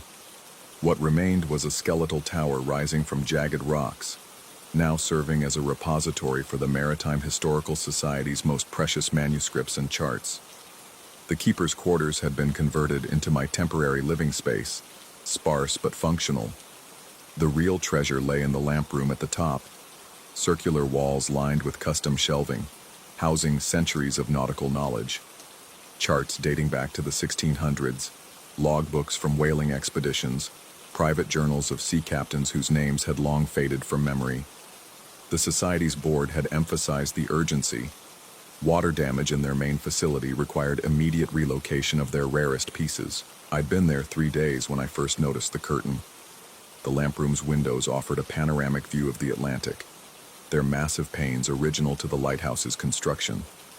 Someone had installed a single canvas curtain on the eastern window, a thick, weathered piece of sailcloth that could be drawn across the opening. The window lacked any protective railing or barrier. It simply opened onto a 10-meter drop to the rocks below. The curtain served as the only visual separation between the interior and that deadly gap. The morning I noticed it properly, I'd been absorbed in cataloging a collection of hand-drawn navigational charts, their delicate parchment crackling under my fingers. The detail was extraordinary. Depth soundings marked in fading ink, notations of currents and seasonal wind patterns. I was photographing a particularly intricate map of the Maine coast when a sharp snap made me look up. The curtain had been fully open when I'd climbed the stairs an hour earlier. Now it hung completely closed, its heavy fabric swaying slightly. No wind disturbed the morning air. The other windows revealed perfectly calm conditions outside. I approached the curtain, my footsteps echoing strangely in the circular room. The fabric felt damp and carried the sharp scent of brine, as if recently exposed to ocean spray. When I pulled it back, the view struck me with unexpected force. The window opened directly above the rocks where waves crashed in endless rhythm. Standing at that opening, I realized how precarious my position was. One careless step forward would send me plummeting. The thought sent an involuntary shiver through my body. I secured the curtain with its tiebacks and returned to my work, though my eyes kept drifting toward the window. That evening, I researched the lighthouse's history on my laptop, grateful for the single bar of cellular signal that reached the tower. Beacon Point had operated for over a century before automation made human keepers obsolete. The records were sparse, but I found references to 3 different keepers who had served in the lamp room I now occupied. The most recent was Thomas Whitmore, who'd maintained the beacon from 1979 until the lighthouse's decommission. I found his obituary in a digitized local newspaper archive. Thomas Whitmore, age 54, had died in 1989, 2 years after leaving Beacon Point. The cause was listed as accidental drowning, his body found washed up on Gull's Rest Beach, 15 miles south.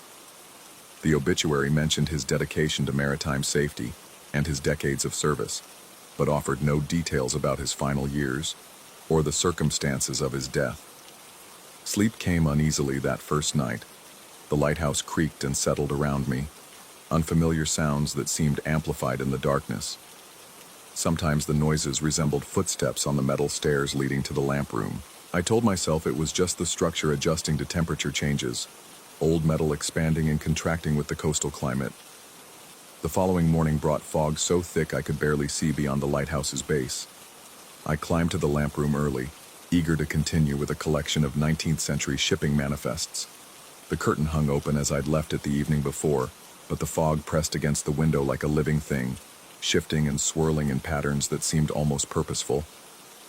I'd been working for perhaps 2 hours when the curtain moved again. This time I saw it happen, a sudden billow outward, as if someone had exhaled forcefully behind the fabric, followed by the sharp snap of canvas against the window frame. I stood and approached the window, peering out into the impenetrable gray. The fog seemed to part slightly, revealing glimpses of dark water far below, before closing again like a curtain of its own. No wind disturbed the other windows. The fog hung motionless outside the remaining openings, yet at the eastern window, it continued to churn and shift. I reached for the curtain's edge, intending to secure it more firmly, when my fingers encountered something unexpected. The fabric was ice cold, far colder than the already chilly morning air. More unsettling, it was completely dry despite the dense moisture surrounding the lighthouse. I spent that day's work session acutely aware of the curtain's presence. Every few minutes, My peripheral vision would catch movement, subtle shifts in the fabric, small billows that seemed to originate from within the room rather than from outside. Each time I looked directly, the curtain hung still, but the sense of motion lingered like an afterimage. That evening, I decided to investigate more thoroughly. Using my laptop's limited connection, I searched for any records of accidents at Beacon Point. Maritime databases yielded reports of ships wrecked on the nearby rocks, but nothing about incidents at the lighthouse itself. Local historical societies had digitized some records, but most were focused on the area's colonial period or its role in shipping routes. I found a single newspaper clipping from 1963, buried in a community newsletter archive. The brief article mentioned a near-miss incident at Beacon Point Lighthouse involving keeper Harold Voss, who had slipped while cleaning the lamp room windows but managed to catch himself before falling. The article praised his dedication to maintaining the beacon and warned of the dangerous conditions lighthouse keepers faced in their daily duties. Harold Voss had served as keeper from 1961 to 1967, according to Maritime Service records. I could find no obituary or death record for him, but records from that era were notoriously incomplete. Still, the mention of a near fall from the lamp room sent an uncomfortable chill through me. I found myself glancing toward the ceiling, imagining the room above where I'd spend tomorrow morning. The third night brought dreams filled with falling. I stood at the eastern window repeatedly, looking down at waves that seemed to beckon and call. In the dreams, the curtain moved with deliberate intent, sweeping aside to reveal not the rocky coast below, but an endless void filled with whispered voices. I woke several times, heart racing, the sound of fabric snapping in the wind still echoing in my ears. By morning, the dreams had left me unsettled and exhausted. I climbed to the lamp room, determined to focus solely on my cataloging work, but the curtain demanded attention from the moment I entered. It hung at an odd angle, neither fully open nor closed, twisted as if someone had grasped it and wrung it like wet cloth. The morning light filtering through created strange shadows on the opposite wall, elongated shapes that resembled reaching hands. I forced myself to ignore the curtain and concentrate on a collection of captain's logs from the 1800s. The handwriting was challenging to decipher, full of abbreviations and maritime terminology that required constant reference to my glossaries. One log, kept by Captain Ezra Morrison during a whaling expedition, contained an entry that made me pause. Third day becalmed off Beacon Point. The light burns steady, but something ain't right about that place. Lost 2 men to the sea already this voyage, and being so close to where the lightkeeper fell last winter sits heavy on the crew. Young Davy swears he saw a figure in the lamp room gesturing toward the rocks, trying to warn vessels away from the shoals. But there ain't been no keeper there since poor Nathaniel took his tumble. I reread the passage several times. The log was dated 1847, and Captain Morrison referred to a lighthouse keeper named Nathaniel, who had apparently fallen to his death the previous winter. This was the second reference I'd found to someone falling from the lamp room, though separated by more than a century. I made a note to research this Nathaniel when my internet connection allowed. That afternoon, while photographing a particularly fragile chart, I became aware that someone was watching me. The feeling started as a mild discomfort, a prickling at the back of my neck that I initially attributed to eye strain. But as the sensation persisted, it grew stronger, more focused. I found myself checking the room's corners, looking toward the stairs, glancing frequently at the curtained window. The fabric had begun moving again, but these motions seemed different from before. Instead of random billows and shifts, the curtain moved in patterns. 3 quick ripples followed by stillness, then a single sharp snap. The rhythm repeated with such regularity that I found myself anticipating each sequence. 3 ripples, snap, pause, 3 ripples, snap. I approached the window and examined the curtain carefully. The canvas showed significant wear, its edges frayed and several small tears running along the seams. But what caught my attention were the stains, dark patches scattered across the fabric that looked suspiciously like handprints. When I looked closer, I could make out the distinct outline of fingers pressed against the canvas, as if someone had gripped the curtain while trying to steady themselves. The stains appeared old, permanently set into the fabric's weave. I touched one of the larger marks and my finger came away clean. Whatever had created these impressions had long since dried. But the handprints seemed too numerous for casual contact. They covered the curtain in a seemingly random pattern, some overlapping, others isolated. It looked as if many different people had grasped the fabric, perhaps in moments of panic or desperation. That evening, I managed to find additional records about Nathaniel Cray, the lighthouse keeper mentioned in Captain Morrison's log. Nathaniel had served at Beacon Point from 1843 until his death in February 1847. A brief death notice in the local newspaper described the accident. While cleaning ice from the lamproom windows during a fierce winter storm, Keeper Cray lost his footing and fell to the rocks below. His body was recovered the following morning by fishermen from Gull's Rest Harbor. 3 different keepers across 3 different centuries, all connected to falls from the lamproom.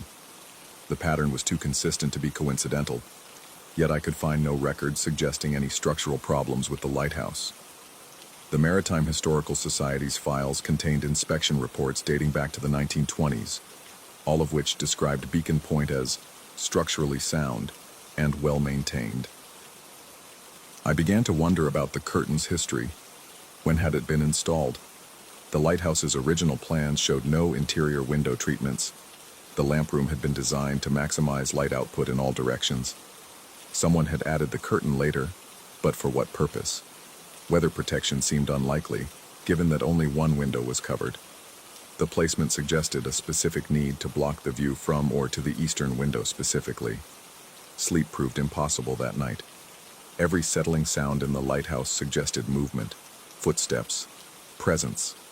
I found myself listening for patterns in the creaks and groans, wondering if the building itself was trying to communicate something.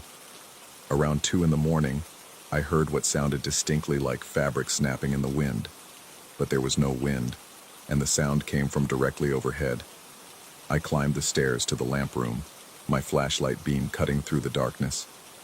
The curtain hung perfectly still, but the air in the room felt different, thicker, more oppressive. The temperature seemed to have dropped significantly since evening, my breath visible in small puffs.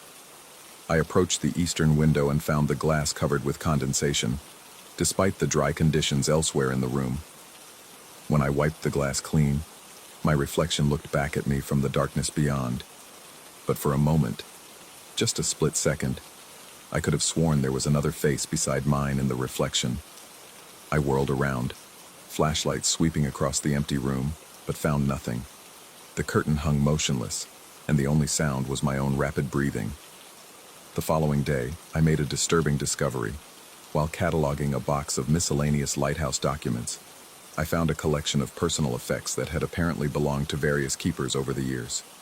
Among them was a leather-bound journal with T. Whitmore embossed on the cover, the final keeper who had served until the lighthouse's decommission. Thomas Whitmore's journal entries from his last months at Beacon Point painted a picture of increasing distress and paranoia. His early entries were routine observations about weather, ship sightings, and maintenance tasks.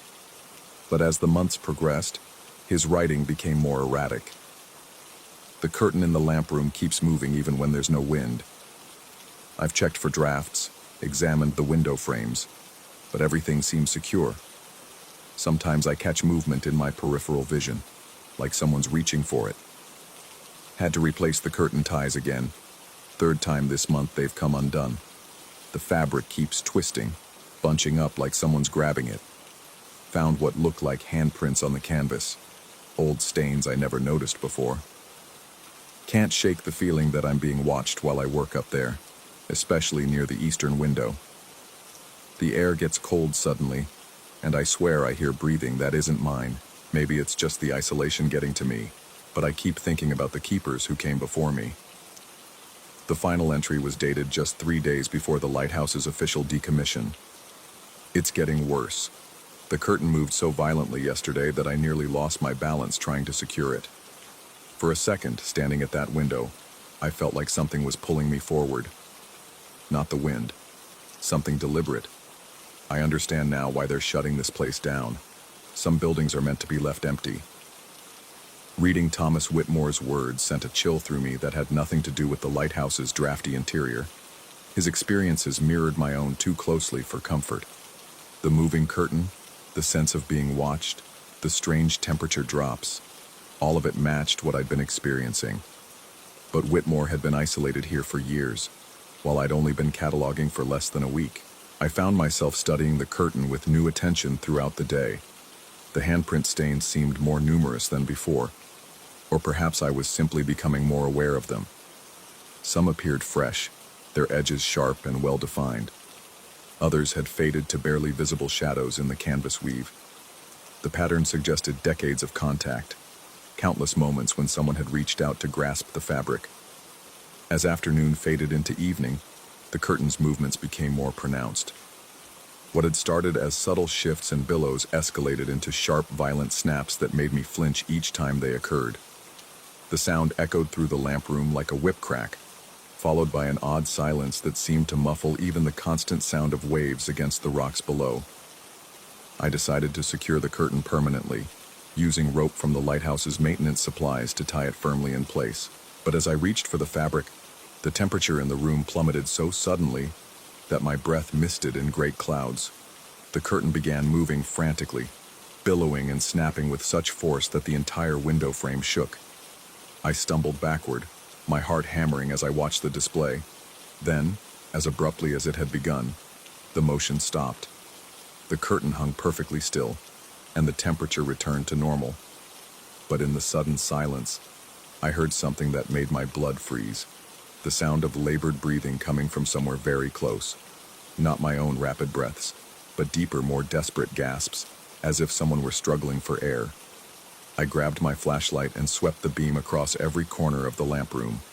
The breathing continued for several more seconds, before fading into the general sounds of the lighthouse settling. I was alone in the room, yet the breathing had been so clear, so immediate, that I could have sworn someone was standing right beside me. That night, I made the decision to leave Beacon Point. The Maritime Historical Society could find someone else to complete the cataloging work. I'd experienced enough strange phenomena to fill several supernatural investigation shows, and I had no desire to become another lighthouse keeper who met an unfortunate end near the eastern window. I packed my equipment and prepared to call for pickup the following morning. But as I was loading the last of my reference materials, I found another journal among the lighthouse documents, this one unmarked but containing entries in different handwritings. As I flipped through its pages, I realized it was a collective record kept by multiple keepers over the decades. The entries spanned nearly 50 years, each one describing experiences similar to what I'd encountered. Nathaniel Cray had written about strange drafts and moving shadows in the lamp room. Harold Voss documented repeated incidents with the eastern window covering, and mentioned feeling drawn toward the opening during moments of distraction. Even earlier keepers, whose names appeared only as initials, had recorded similar phenomena.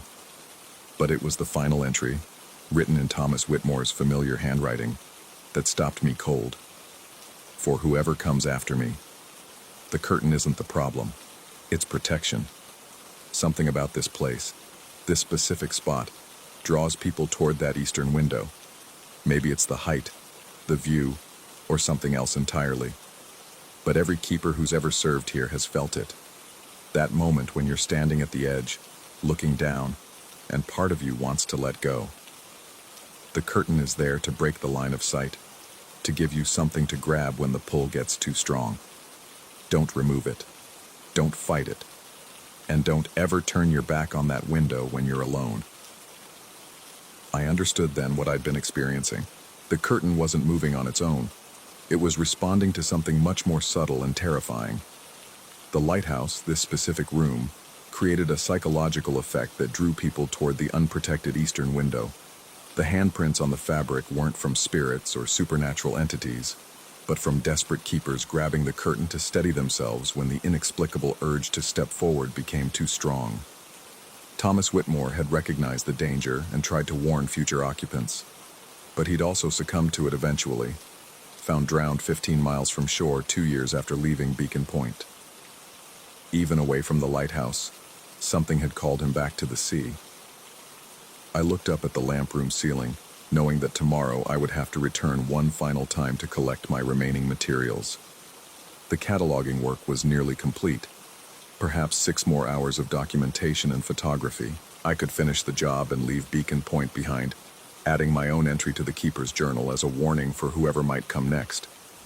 The decision felt both rational and utterly mad. I knew what waited for me in that circular room with its single curtained window. I understood the psychological trap that had claimed 3 keepers across 3 centuries. Yet I also knew I would return to finish what I'd started, drawn by the same inexplicable compulsion that had affected every person who'd ever worked alone in that tower. As I climbed the stairs the following morning for what I told myself would be the last time, I could hear the curtain moving in the breeze that never seemed to blow anywhere else in the lighthouse. The fabric snapped and billowed with increasing urgency, as if it knew I was coming. When I reached the lamp room, I found the curtain fully closed, its thick canvas blocking any view of the eastern horizon. I began my final cataloging session, determined to work quickly and efficiently. But with each passing minute, I became more aware of the space behind that curtain. The unprotected window called to me with a persistence that was impossible to ignore.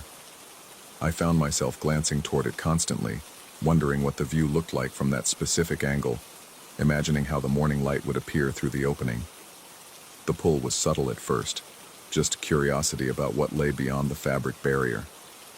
But as the hours passed, the compulsion grew stronger. I began to understand what Thomas Whitmore had meant about feeling drawn toward the edge. It wasn't a supernatural force or ghostly presence pulling me forward. It was something far more insidious. My own mind, responding to stimuli I couldn't consciously detect, creating an overwhelming urge to approach the window. I gripped my pen tighter and forced myself to concentrate on the final documents. Just a few more photographs, a handful of condition reports, and I could leave Beacon Point forever.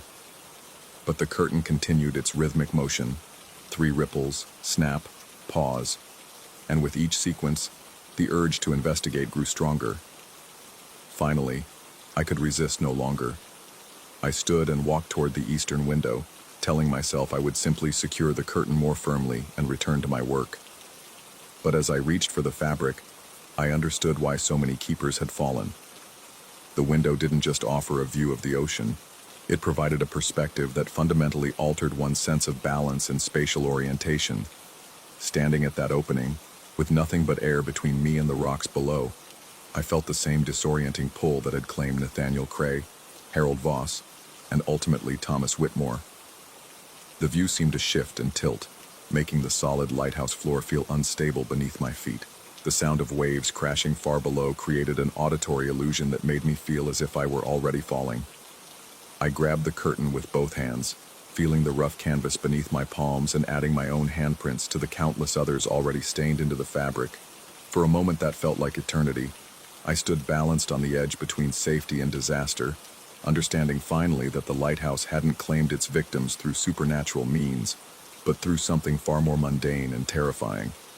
The simple, inexplicable human impulse to surrender to the void. The curtain held firm, just as it had for decades of other keepers in their moments of crisis. I pulled myself back from the window, my heart racing and my hands shaking. The spell was broken, but I knew it would return. Anyone who spent enough time alone in that room would eventually face the same choice I'd just navigated. I finished my work in 30 minutes, photographing the final documents with hands that trembled slightly, but held steady enough to complete the job. As I packed my equipment for the last time, I added my own entry to the collective journal, warning future visitors about the psychological trap hidden within Beacon Point's lamp room. But even as I wrote those warning words, I found myself glancing back toward the curtained window. Part of me wanted to return, to stand once more at that precipice and test my will against the inexplicable pull. The lighthouse had marked me just as it had marked all the others who'd worked alone in its circular chamber. I left Beacon Point that afternoon, but I know I'll never truly escape it. Sometimes, in quiet moments, I find myself thinking about that eastern window and wondering what it would feel like to finally stop fighting the urge to step forward.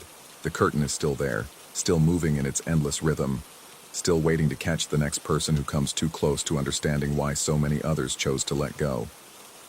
The Maritime Historical Society's collection has been successfully cataloged and relocated, but they'll need another curator eventually. Someone willing to work alone in that converted lighthouse with its panoramic views and single mysterious curtain. I wonder if that person will be stronger than the rest of us, or if they'll simply become another entry in the journal, another set of handprints on the weathered canvas. The curtain keeps moving, even when there's no wind to move it. And somewhere in the back of my mind, I can still hear its rhythm. 3 ripples, snap, pause.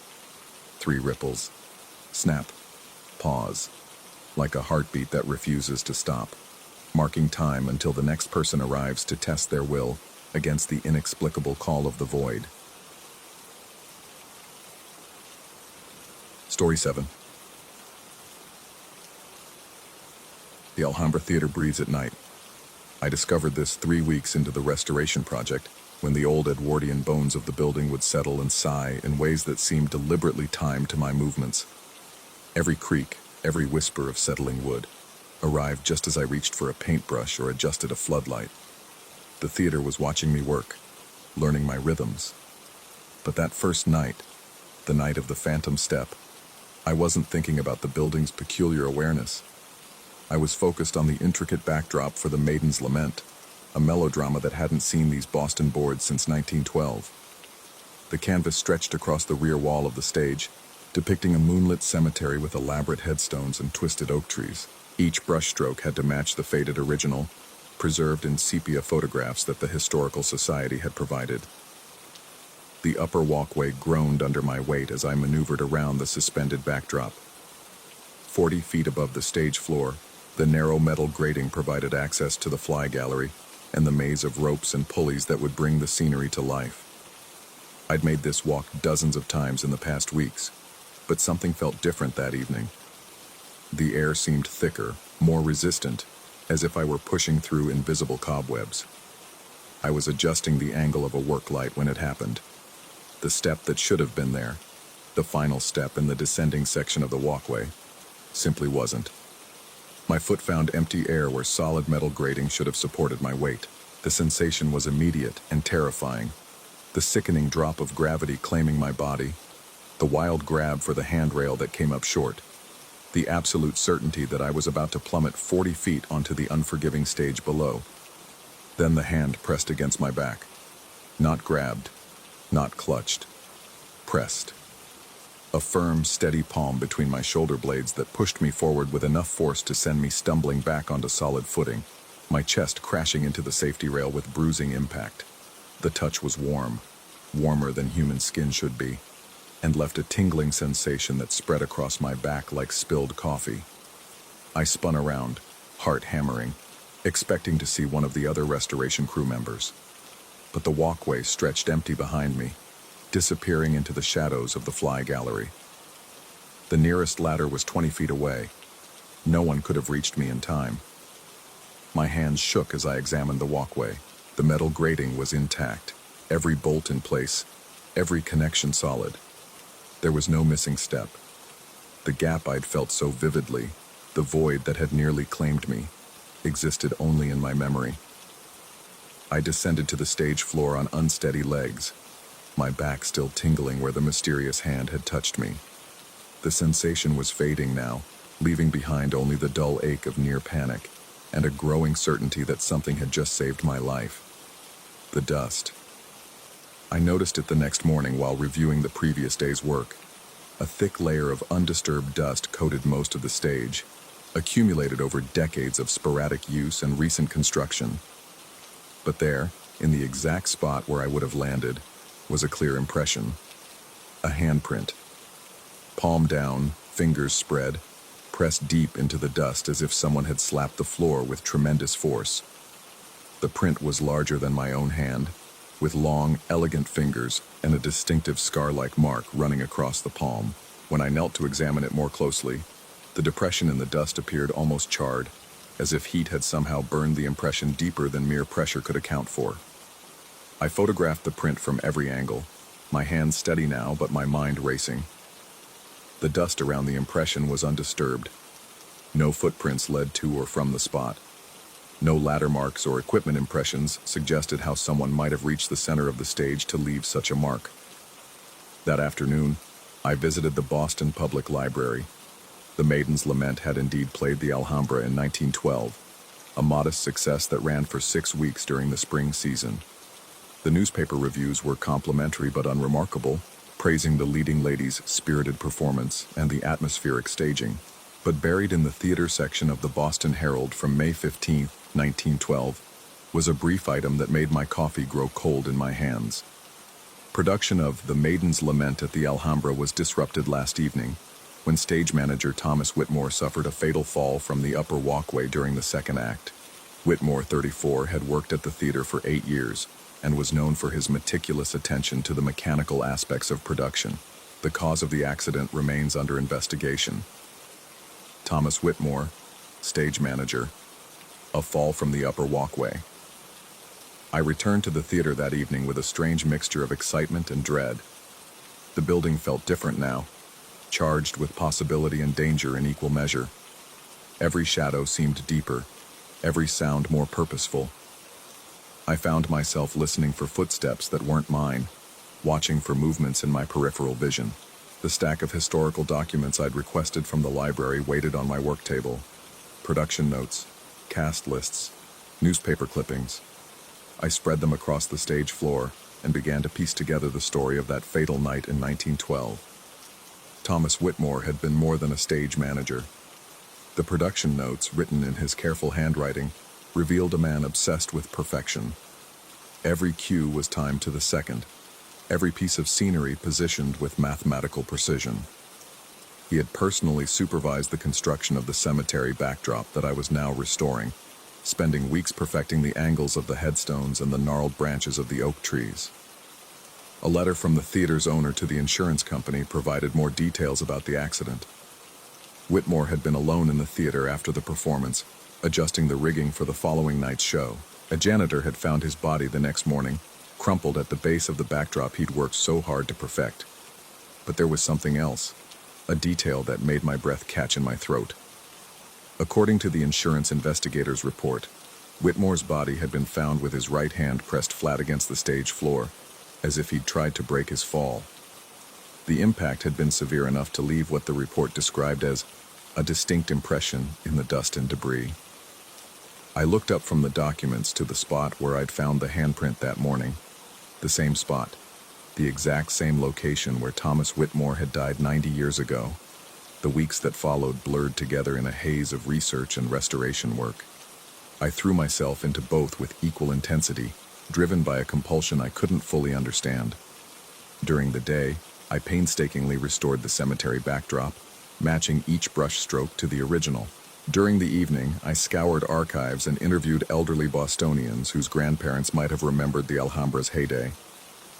The theater's behavior grew more pronounced as the backdrop neared completion. Tools would be moved overnight, always to more convenient locations.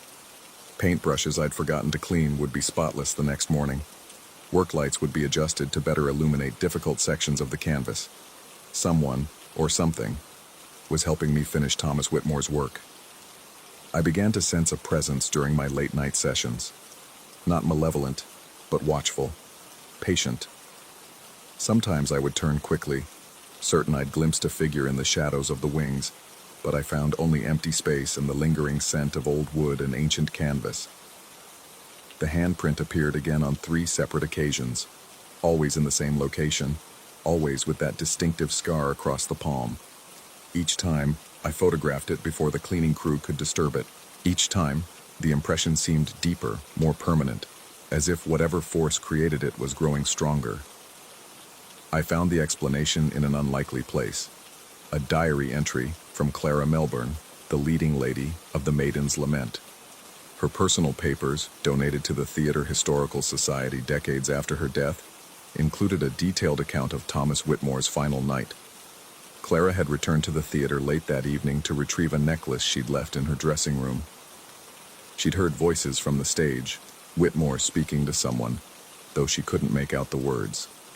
Curious, she'd peered through the curtains and seen the stage manager on the upper walkway, gesturing emphatically as he spoke. But there was no one else there. Thomas Whitmore was alone, conducting an animated conversation with empty air. Clara had watched, fascinated and disturbed, As Whitmore made his way along the walkway toward the spot where the rigging for the cemetery backdrop was anchored. He'd been reaching for something, adjusting a rope perhaps, when he suddenly jerked backward, as if someone had grabbed him. He'd struggled for a moment, his free hand clawing at the air before toppling over the rail. But here was the detail that made my hands tremble as I read. Clara was certain she'd seen another figure in that moment. A shadow that moved independently, reaching toward Whitmore as he fell. She'd dismissed it as a trick of the stage lights, but the image had haunted her for years. It was as if someone was trying to catch him, she'd written, as if the theater itself was trying to save him from his fall. The restoration was nearly complete when I experienced my second encounter with the phantom step. This time, I was ready. I'd installed a video camera on the stage floor, aimed at the spot where the handprint always appeared.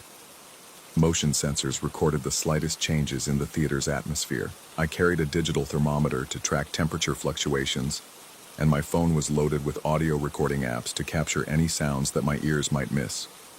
The missing step occurred at exactly 11:47 p.m., 90 years to the minute after Thomas Whitmore's fatal fall. Once again, my foot found empty air where solid metal should have been. Once again, the warm hand pressed against my back, pushing me to safety with gentle but firm pressure. But this time, I was prepared for what followed. I spun around with my phone camera already recording, capturing the empty walkway in high-definition video. The thermal sensors registered a sudden spike in temperature, 12 degrees in less than 2 seconds, directly behind where I'd been standing. The motion detectors triggered simultaneously, indicating movement in a space that appeared completely empty. And then, for just a moment, I saw him. Thomas Whitmore stood at the edge of the walkway, his right hand extended as if he'd just pushed me to safety. He was translucent, more shadow than substance, but his features were clear enough to match the single photograph I'd found in the theater's archives. Dark hair, penetrating eyes, and a look of intense concentration that even death hadn't erased. He nodded once, a gesture of acknowledgement and perhaps approval, before fading back into the shadows of the fly gallery. The video showed nothing but empty space and flickering lights. The audio captured only the ambient sounds of an old building settling for the night. But the thermal reading remained, a spike of impossible heat in a space where no living person should have been able to stand. I found the final piece of the puzzle in Thomas Whitmore's own words. His production notebook, which I'd overlooked during my initial research, contained a prophetic entry dated 3 days before his death. The backdrop is nearly perfect, but I fear I may not live to see it completed. There's something wrong with the upper walkway, a step that seems solid but gives way when you need it most. I've reported it to management, but they dismiss my concerns. If something happens to me, I pray that someone will finish what I've started. The maiden deserves her proper stage. Thomas Whitmore had known about the phantom step. He'd tried to warn others, but his concerns had been ignored. He'd died trying to perfect his art, and now he continued that work from beyond death, protecting others from the same fate that had claimed him. The restoration was completed the following week. The cemetery backdrop hung in perfect recreation of the original, every detail meticulously matched to Thomas Whitmore's vision from 1912. The theater announced plans for a revival of The Maiden's Lament, the first production of the play since the night its stage manager died. I should have felt satisfied. The job was done, the historical accuracy preserved, the theater's artistic legacy restored. But as I packed my equipment and prepared to move on to the next project, I found myself reluctant to leave. The Alhambra had become more than a workplace. It was a collaboration between past and present, between the living and the dead. Thomas Whitmore's presence had guided my work, protected me from harm, and helped me understand the true nature of artistic dedication. On my final night in the theater, I climbed the upper walkway one last time. The phantom step was still there, or rather, still not there. My foot found the same void, the same moment of terrifying weightlessness, and once again, the warm hand pressed against my back, pushing me to safety. But this time, I didn't turn around. I didn't need to see Thomas Whitmore to know he was there, continuing his vigil. protecting future generations of theater workers from the danger he'd tried to warn others about 90 years ago. Instead, I spoke softly to the empty air behind me, my voice carrying across the quiet theater. Thank you. The backdrop is perfect. The maiden will have her proper stage. The warmth against my back intensified for a moment, a final gesture of acknowledgement and gratitude. Then it faded, leaving me alone on the walkway with nothing but the memory of a presence that refused to let death end its dedication to the theater. I descended to the stage floor and walked away from the Alhambra Theater, carrying with me the knowledge that some mysteries are meant to remain unsolved. Some protectors work best from the shadows, and some artists continue their work long after the final curtain has fallen on their mortal lives. But I still wonder, late at night when sleep won't come, whether Thomas Whitmore saved me from a fall, or whether I saved him from the eternal regret of letting another soul suffer the same fate that claimed his own. In the theater, after all, the line between audience and performer, between protector and protected, between the living and the dead, is often nothing more than a trick of the lights. The phantom step remains, waiting in the upper walkway of the Alhambra Theater, and somewhere in the shadows of the Fly Gallery, Thomas Whitmore continues his vigil, ready to push the next careless soul back from the brink of disaster, ensuring that his beloved theater's greatest tragedy will never be repeated. At least that's what I choose to believe. The alternative, that my own guilt and paranoia manifested a protective presence out of thin air, is a possibility I'm not quite ready to confront. Some questions, I've learned, are more comforting when left unanswered. Story 8. The canvas stares back at me, defiant in its refusal to hold still. 3 weeks I've been working on this portrait, and still the figure shifts whenever I look directly at it. Shoulders that broaden and narrow, a face that emerges from shadow only to dissolve when I try to capture its features. The brushstrokes are mine, I'm certain of that much. But what appears beneath them feels foreign, as if someone else guides my hand in those moments, between conscious thought and creation. Behind me, the rocking chair creaks. It's been doing that for months now, ever since I inherited Dad's things and moved them into Studio 302. The chair rocks with a steady rhythm, back and forth, even when I'm the only living thing in this converted loft. The sound has become the metronome of my work, a constant companion in Detroit's industrial silence. Sometimes I turn around expecting to see him there. Dad, with his newspaper folded neat in his lap and that perpetual smell of aquavelva hanging in the air around him like an invisible cloud. The scent is stronger tonight. I set down my brush and inhale deeply. There it is, that distinctive mixture of citrus and musk that clung to his collar every morning before work. It shouldn't be possible. Dad's been gone for 8 months, and I've aired out this studio more times than I can count. Yet the smell persists, strongest near the chair, as if it's woven into the very fibers of the burgundy leather he wore smooth with decades of evening reading. The chair rocks, creak, pause, creak. I approach it slowly, studying the worn leather where his body once rested. The indentations remain perfectly preserved, the depression where his shoulders settled, the deeper hollow carved by years of his particular way of sitting with one leg crossed over the other. My fingers trace the armrest, feeling for warmth that shouldn't exist but somehow does. "You're losing it," I whisper to myself, but my voice sounds thin in the vast space of the loft. Detroit stretches beyond the tall windows, a city of abandoned promises and stubborn survivors. I chose this place specifically for its isolation. This top-floor artist's studio in a building half empty and wholly forgotten by urban renewal. The other tenants are few and keep to themselves. A photographer on the second floor I've never met, someone practicing violin at odd hours, the elderly woman who runs the flower shop on the ground level. Perfect for someone who needs silence to work, to think, to escape the suffocating sympathy that followed me everywhere after the funeral. But silence, I'm discovering, has its own sounds. The chair rocks, the floorboards settle, pipes tick behind the walls, and underneath it all, something else. A presence I can't name but feel with increasing certainty. It starts as awareness of being watched, A prickling sensation between my shoulder blades when I stand at the easel. Then comes the peripheral movement. Shadows that shift without cause, always just beyond the edge of vision. I return to the canvas, determined to make progress before whatever grip this place has on my mind tightens further. The portrait wants to emerge. I can sense its potential hovering just beneath the surface of paint and uncertainty. But every time I think I've captured something definitive, it slips away. The face becomes generic, anonymous. The posture straightens or slumps. Colors muddy themselves overnight as if the painting continues without me. Tonight, though, something feels different. The figure on the canvas appears more solid, more present.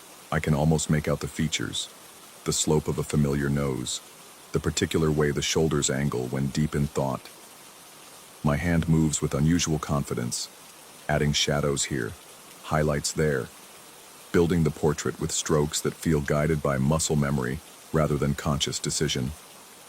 Behind me, the rocking chair's rhythm changes. The pause between creaks grows longer, as if whoever sits there leans forward to watch my work. I don't turn around. I can't. Something warns me that breaking this moment would shatter whatever fragile connection is formed between brush and canvas, between the present and whatever watches from that chair. Instead, I paint with increasing urgency, chasing the image that finally seems willing to reveal itself. The studio grows colder. My breath begins to mist, though it's mid-July and Detroit swelters under summer heat. The smell of aftershave intensifies until it's no longer a mere scent, but an active presence, enveloping me like phantom arms. The hairs on my neck stand alert as something that might be breath warms the space behind my left ear. Still, I paint.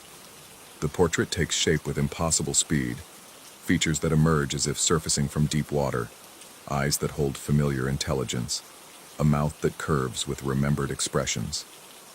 My father's face, but wrong somehow, painted from an angle I never saw him occupy, showing aspects of his character that feel both intimate and alien.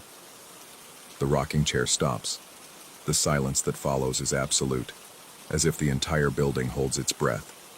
Even the distant sounds of the city, traffic, sirens, the occasional shout, fade to nothing. In this vacuum of sound, I hear only my own heartbeat and the whisper of bristles against canvas. Then, from directly behind me, comes a sound I recognize but shouldn't be possible. The particular way Dad cleared his throat when he had something important to say. Not quite a cough, more like a gentle rumble of preparation before speech. I heard it 1,000 times throughout my childhood, usually preceding advice I wasn't ready to receive or questions I didn't want to answer. My hand freezes mid-brush stroke. "Don't stop now," says a voice that carries the exact cadence of my father's speech, though the words seem to come from the chair itself rather than any human throat. "You're so close to getting it right."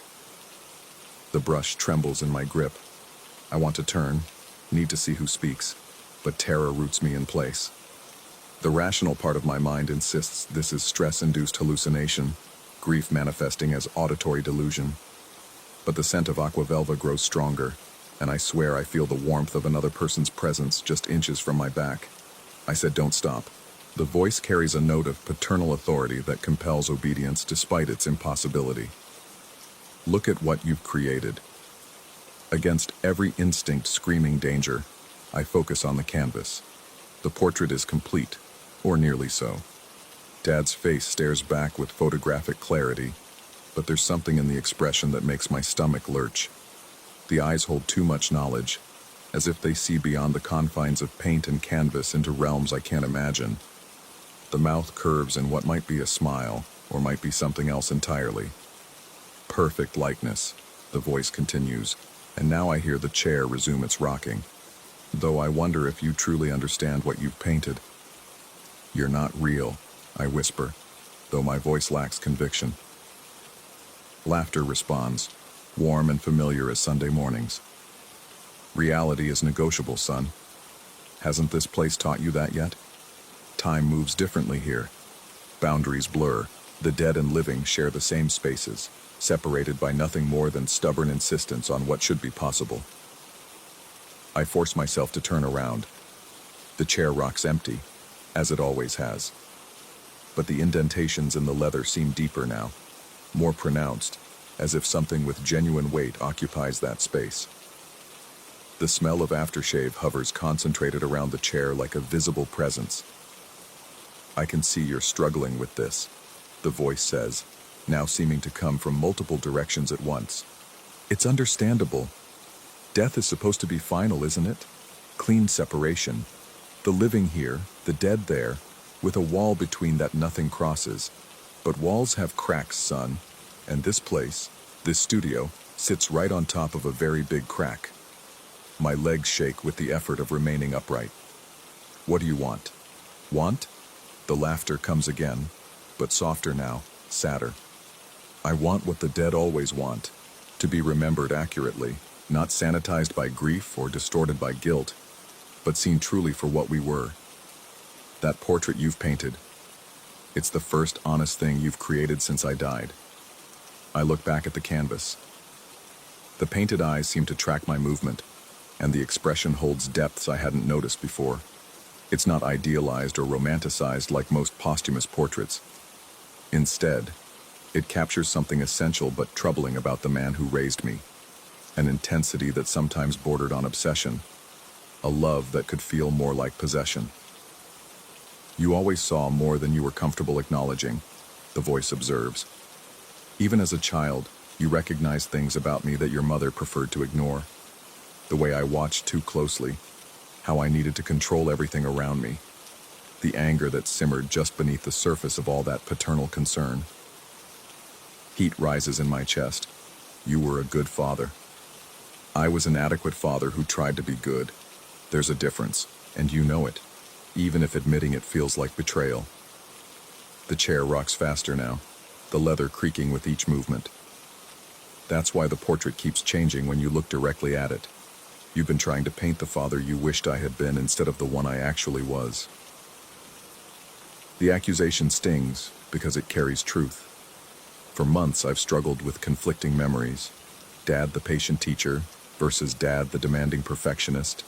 Dad the protective provider versus Dad the man who criticized everything I created until I stopped creating altogether for years. His death forced a reconciliation I wasn't prepared for, a necessity to decide which version of him deserved to be mourned. "But tonight you painted truth." The voice continues. "Look again."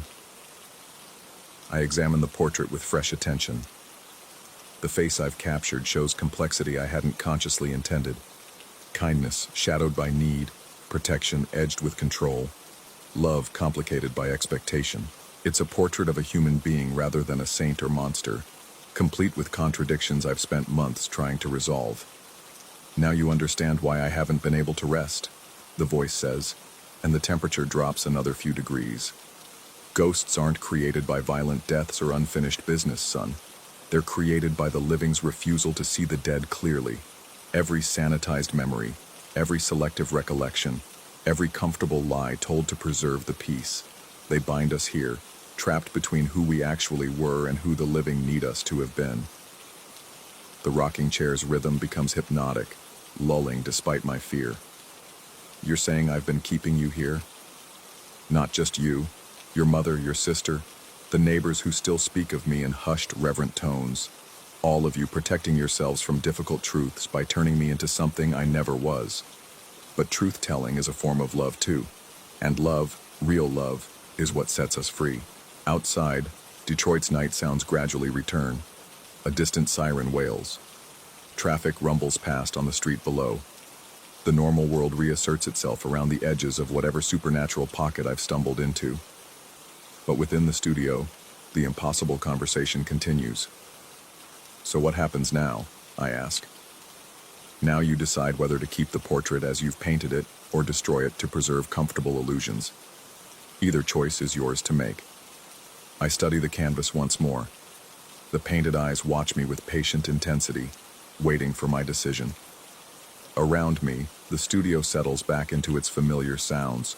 Pipes ticking, floorboards creaking, the city breathing beyond the windows. But the smell of aftershave lingers, fainter now, but still present. The rocking chair slows its rhythm and finally comes to rest. "Dad," I call softly. Silence answers, but it feels different now. Peaceful rather than ominous. The oppressive weight that's pressed down on this space for months has lifted, leaving behind only the ordinary ghosts of memory and the more complex truth I've finally managed to capture in paint. I clean my brushes methodically, mind churning with questions I'll never be able to answer. Was it real? Stress-induced hallucination? Some combination of both? The distinction feels less important than it did hours ago.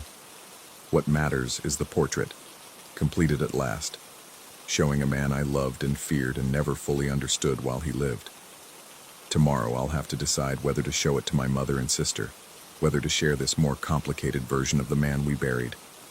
Tonight, though, I simply sit in his chair, my chair now, and rock gently back and forth while contemplating the painting that refuses to change no matter how directly I stare. The leather still holds traces of his warmth, and sometimes, just at the edge of perception, I catch the faintest hint of aqua velva in the air.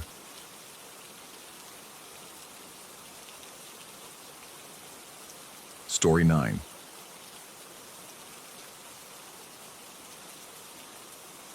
The mirror started fogging from the inside 3 days after I moved into the house on Spruce Street. I noticed it first during my morning routine, a slow creep of condensation that began at the edges and worked inward, defying every law of physics I'd learned in my engineering classes at Penn. The bathroom hadn't been used for hours. None of my 3 roommates were early risers. And yet there it was, that telltale haze spreading across the glass like breath on a winter window. I mentioned it to Marcus over coffee that first morning, but he just shrugged and mumbled something about old pipes and humidity. Easy enough to dismiss, I thought. Philadelphia row houses were notorious for their quirks, and this one had been built in 1923. The realtor had warned us about the character of the place when we signed the lease, but character didn't explain why the bathroom light bulbs burned out within hours of being replaced. I'd installed 6 different bulbs in the past week, each one flickering to life with normal brightness before dying with an audible pop that echoed off the cracked tile walls. The fixture itself seemed fine. I'd checked the wiring twice, but something about that particular space seemed to consume electricity with a hungry efficiency that made no sense. Marcus suggested we just use the upstairs bathroom. So did Jake and Trevor when they got tired of my complaints about the malfunctioning fixtures. The house had 2 full bathrooms, they reasoned. Why fight with the problematic one when we could simply avoid it? But avoidance felt like surrender, and I'd never been good at backing down from problems that demanded solving. Besides, the upstairs bathroom was smaller, cramped, and somehow always occupied when I needed it most. The downstairs bathroom, bathroom 2B as I'd started calling it in my head, was spacious, with a deep clawfoot tub that had initially been one of the house's selling points for me. The gin-colored liquid started appearing on the 3rd week. I'd assumed it was rust at first, that brownish tinge that old pipes sometimes produced. But rust was orange, sometimes reddish-brown. This was different, clear like water but with a distinctly yellow-green cast that reminded me unpleasantly of cheap gin or antifreeze. It emerged from the faucet in irregular drips, never when I turned the tap, but always in the quiet moments afterward, as if the pipes were weeping something other than water. I collected a sample in a mason jar and held it up to the window. The liquid was perfectly transparent, odorless, and at room temperature it looked almost normal. But in certain light, at certain angles, it seemed to shimmer with an oily quality that made my stomach turn. The university's chemistry lab was closed for renovations, so I couldn't test it properly. I mentioned it to my roommates during dinner, but they exchanged those looks. The kind that said they thought I was becoming obsessive about a bathroom that 3 other people managed to use without incident. Trevor pointed out that he'd showered there just that morning and everything had worked fine. Jake nodded agreement, adding that maybe I was just paying too much attention to normal old house weirdness. Marcus, always the diplomatic one, suggested I contact the landlord if I was really concerned. But I knew what I was seeing. I knew the mirror shouldn't fog from the inside, that light bulbs shouldn't burn out after 4 hours of use, and that water shouldn't drip from faucets that had been turned off completely. I started keeping a notebook, documenting each incident with timestamps and detailed observations. October 15th, 3:47 a.m. Heard dripping from downstairs, investigated. Faucet producing yellow-green liquid despite being fully closed. Approximately 3 drops per minute. October 18th, 7:15 a.m. Mirror completely fogged despite no shower activity for 12 plus hours. Fog pattern resembles handprints along the bottom edge. October 21st, 11:30 p.m. Installed new light bulb. Duration of function, 6 hours, 22 minutes. The handprints were what changed everything. I'd been alone in the house that Tuesday evening, Marcus at his girlfriend's place, Jake studying late at the library, Trevor visiting family in Wilmington. When I decided to conduct a proper investigation, I brought my notebook, a digital camera, and a flashlight, determined to document whatever was happening in that room with scientific precision. The mirror was fogged as usual, but this time the condensation had formed distinct patterns along the lower third of the glass. 5 clear marks that looked exactly like fingers, and adjacent to them, the unmistakable shape of a palm. The prints were small, delicate, unmistakably feminine. I photographed them from multiple angles, my hands trembling slightly as I adjusted the camera settings. The prints were too defined to be random, too precise to be the result of moisture settling in some quirky pattern. Someone, something, had pressed hands against that mirror from the inside. But that was impossible. Mirrors didn't work that way. Condensation formed on surfaces when warm, moist air hit cool glass. It came from the room, not from within the mirror itself. The physics were straightforward, unambiguous, and yet there were the handprints, as real as anything I'd ever seen. I was backing away from the mirror, still taking pictures, when the bathroom door slammed shut behind me. The sound was sharp, definitive, the kind of slam that comes from a door hitting its frame with serious force. But I hadn't touched the door. I hadn't even moved in its direction. I'd been focused entirely on the mirror, walking backward into the center of the room. I tried the handle immediately. Locked. The mechanism turned, but the door wouldn't budge, as if something were holding it closed from the outside. I pulled harder, throwing my shoulder against the frame, but it held fast. That's when I felt the first touch. It started as pressure against my shoulders, gentle but insistent, like hands settling into position before applying force. The sensation was cold, distinctly feminine in its delicacy, and it began pushing me slowly toward the bathtub. I spun around, swinging the flashlight in wild arcs, but the beam illuminated only empty space and cracked tile. The pushing continued, more insistent now, guiding me backward step by step. I tried to resist, planting my feet and leaning forward, but the pressure was relentless, and somehow stronger than it should have been. The edge of the tub caught me behind the knees, and I sat down hard, my hands gripping the porcelain rim. The pushing stopped immediately, but I could still feel a presence in the room, something watching, waiting, considering its next move. I stayed perfectly still for what felt like hours, but was probably only minutes. The silence was complete except for the irregular drip from the faucet, each drop of that strange liquid hitting the bottom of the tub with a soft ping that seemed to echo longer than it should have. Eventually, the door handle turned on its own, and the door swung open with a gentle creak. I didn't wait to analyze the physics of that impossibility. I grabbed my camera and notebook and bolted, not stopping until I was safely upstairs in my bedroom with the door locked behind me. The photographs told their own story. The handprints were clearly visible in each shot, but the metadata showed something that made my blood freeze. According to the camera's timestamp, I'd been in that bathroom for exactly 3 hours and 17 minutes, but I remembered only 20 minutes at most. Nearly 3 hours had simply vanished from my memory, leaving nothing but those minutes of pushing hands and the sound of dripping liquid. I didn't sleep that night. Instead, I researched the house's history online, diving deep into property records and newspaper archives. What I found didn't provide comfort. The house had been built in 1923 by a wealthy physician named Dr. Edmund Blackwood, who'd lived there with his wife Catherine until 1931. The couple had been childless, but Dr. Blackwood had maintained a private practice in the home's basement, specializing in what early 20th century medicine euphemistically called women's troubles.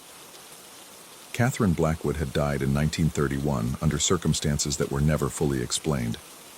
The obituary mentioned a tragic accident in the home, but provided no details. Dr. Blackwood had sold the property immediately afterward and moved to California, where he died in 1954. The house had changed hands multiple times over the decades, sometimes sitting empty for years at a stretch. Most owners had stayed only briefly, though the records didn't indicate why. One police report from 1967 mentioned a domestic disturbance involving claims of supernatural harassment, but the complainant had withdrawn the report and moved out the following week. More troubling were the patterns I discovered in the property transfers. 7 different families had lived in the house since Dr. Blackwood's departure. 6 of those moves had occurred during autumn months. 5 had happened after periods of exactly 4 to 6 weeks of residence. I was entering my 4th week. The next few days passed in a haze of hypervigilance. I found myself listening constantly for sounds from the downstairs bathroom, watching for changes in the quality of light under the door, noting every creak and whisper the old house produced. My roommates began avoiding me, their conversations stopping when I entered rooms, their eyes holding the careful neutrality people reserve for unstable relatives. Marcus finally confronted me on Thursday evening, suggesting gently that I might benefit from talking to someone at the university's counseling center. The stress of graduate school could manifest in unexpected ways, he explained, and old houses naturally produced odd sounds and phenomena that could seem supernatural to tired minds. He meant well, but I could hear the doubt in his voice. To him, I was becoming the paranoid roommate who obsessed over minor household quirks. To me, I was the only person willing to acknowledge that something fundamentally wrong was happening in that bathroom. I started avoiding the house during evening hours, spending long nights in the library or at coffee shops, returning only when I knew my roommates would be awake and present. But I couldn't avoid sleeping there indefinitely, and I couldn't shake the feeling that whatever lived in that bathroom was growing impatient with my avoidance tactics. The breaking point came on a Sunday night in early November. I'd returned from the library around 11, tired enough that I thought I might actually sleep. The house was quiet. My roommates had early Monday classes and had turned in hours before. I climbed the stairs to my room, changed into pajamas, and was brushing my teeth at the upstairs sink when I heard the unmistakable sound of running water from below. Someone was using the bathtub in bathroom 2B. I crept downstairs, my bare feet silent on the hardwood floors. The bathroom door was closed, but warm light spilled from underneath, and the sound of flowing water was accompanied by gentle splashing, as if someone were moving languidly in a full tub. I pressed my ear to the door and heard something that made my breath catch in my throat. Humming. Soft, melodic, distinctly feminine humming that seemed to echo strangely off the tile walls. The tune was familiar, something classical, maybe Mozart, but slowed and distorted until it sounded more like a lament than a song. I tried the door handle. Unlocked. The smart thing would have been to retreat, to wait until morning and confront whatever this was in daylight with my roommates present. But 4 weeks of mounting tension had burned away most of my caution, leaving only the desperate need to understand what was happening in my own home. I opened the door slowly, prepared for anything except what I actually found. The bathroom was empty. The bathtub was dry, dusty, clearly unused. No water ran from any faucet. The mirror was clear, unfrogged, reflecting only my own pale face staring back in confusion. Even the strange liquid had stopped dripping. The faucet was completely dry, not even the normal slight moisture that old fixtures usually retained. But the air was warm and humid, thick with the scent of lavender and something else I couldn't identify. Something medical, antiseptic, tinged with the metallic smell of old pennies. And despite the visual evidence of my eyes, I could still hear the water running, still catch faint traces of that haunting humming coming from somewhere that wasn't quite the room I was standing in. I backed out of the bathroom and closed the door, my hands shaking badly enough that I had trouble with the handle. The sound stopped immediately. When I opened the door again, 30 seconds later, even the strange air had cleared, leaving only the familiar musty smell of an old bathroom that needed better ventilation. I spent the rest of that night researching dissociative disorders and auditory hallucinations, trying to find rational explanations for experiences that seemed to defy rationality entirely. But the clinical descriptions didn't match what I was living through. Hallucinations were typically brief, chaotic, and obviously unreal to observers. What I experienced in that bathroom had consistency, pattern, and a strange internal logic that suggested either genuine supernatural activity or a very specific type of madness I couldn't find in any psychology textbook. By morning, I'd reached a decision that felt both inevitable and terrifying.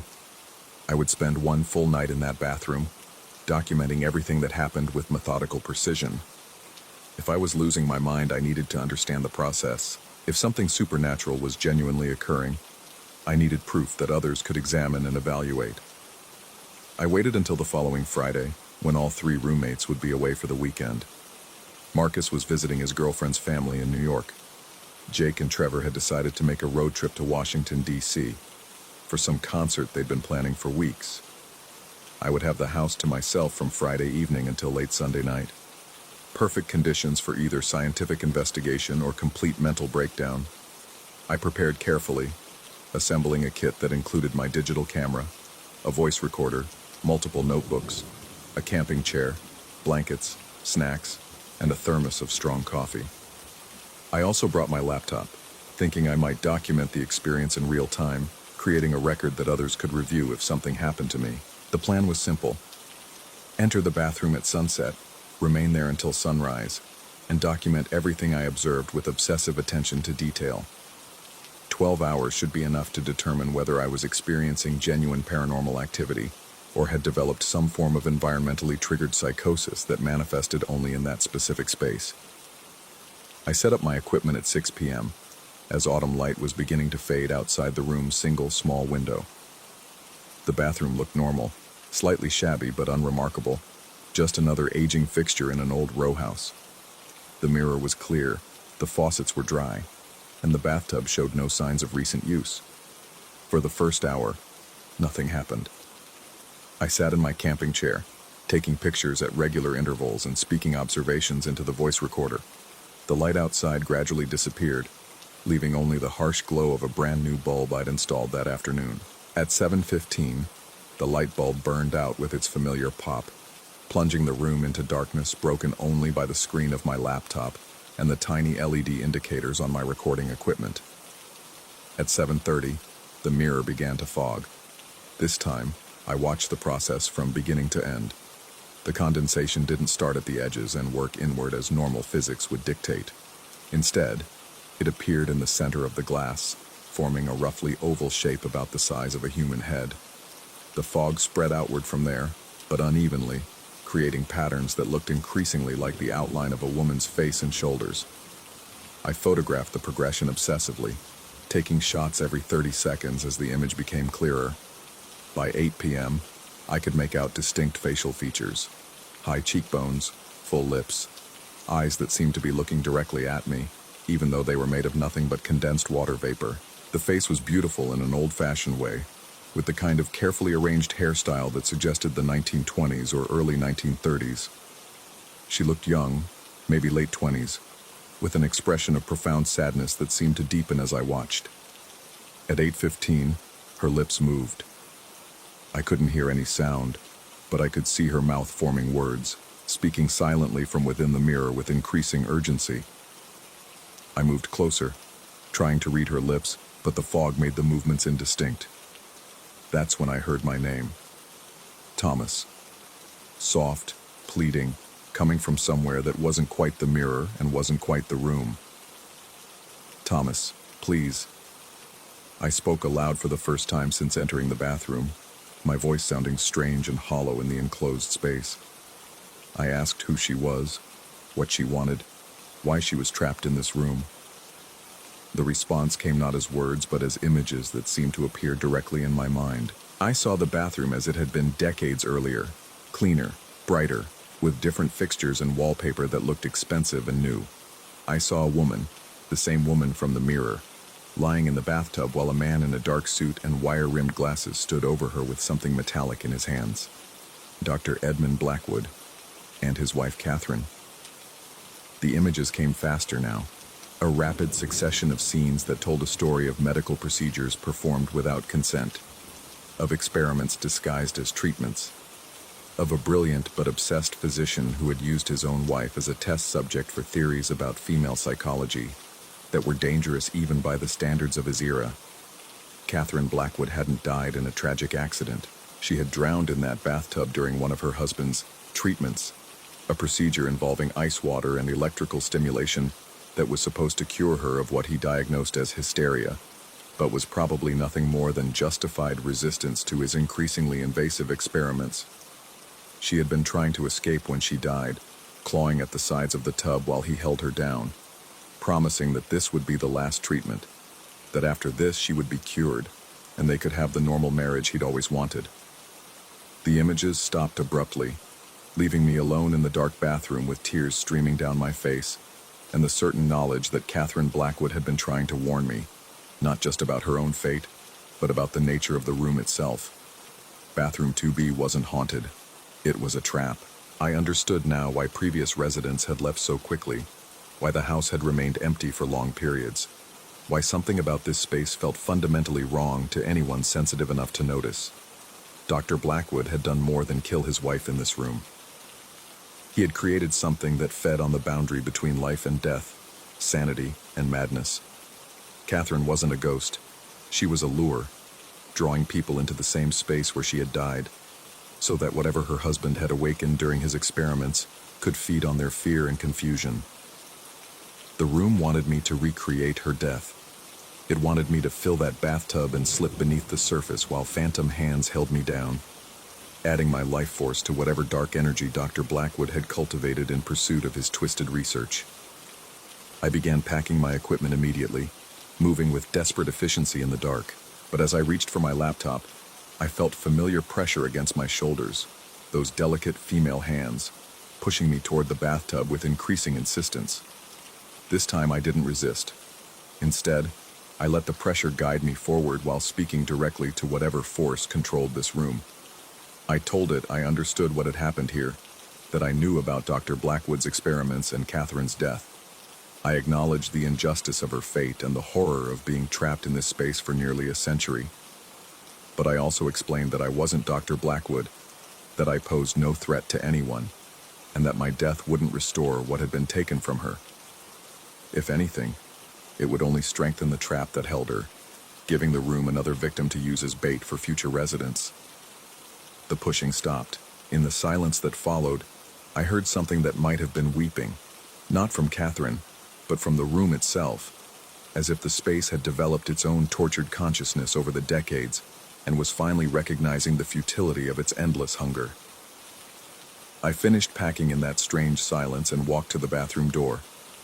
It opened easily, without resistance, and I stepped into the hallway with all my equipment and a story I knew no one would ever believe.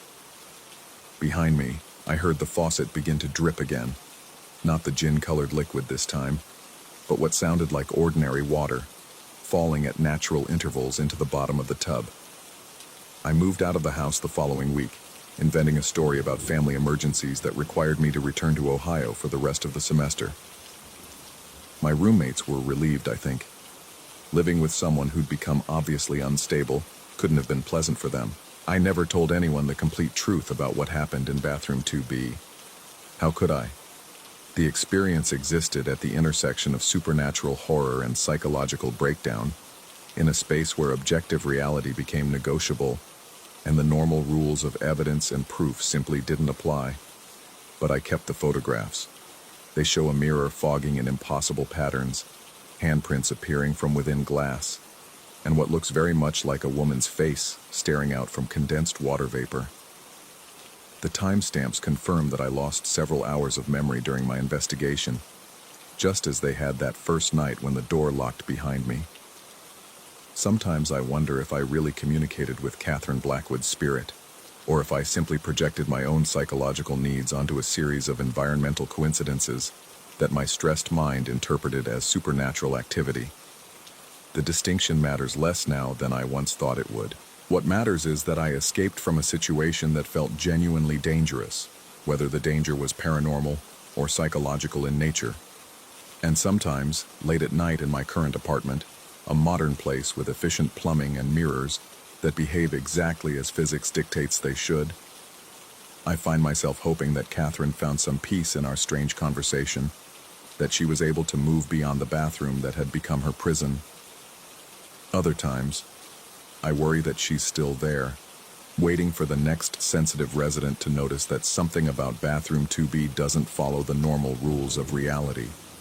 Still trying to warn people about the trap her husband created, still fighting against forces that turned her death into an engine for generating more suffering. I've never tried to contact the current residents of the house on Spruce Street. I tell myself it's because they wouldn't believe me, that my warnings would only convince them I was disturbed and obsessed with a place I should have forgotten months ago. But the real reason is simpler and more selfish. I'm afraid they'd tell me that the bathroom works perfectly now, that whatever was wrong with it disappeared after I left, because that would mean the problem wasn't with the room at all, it was with me. Story 10. Floorboards remember everything.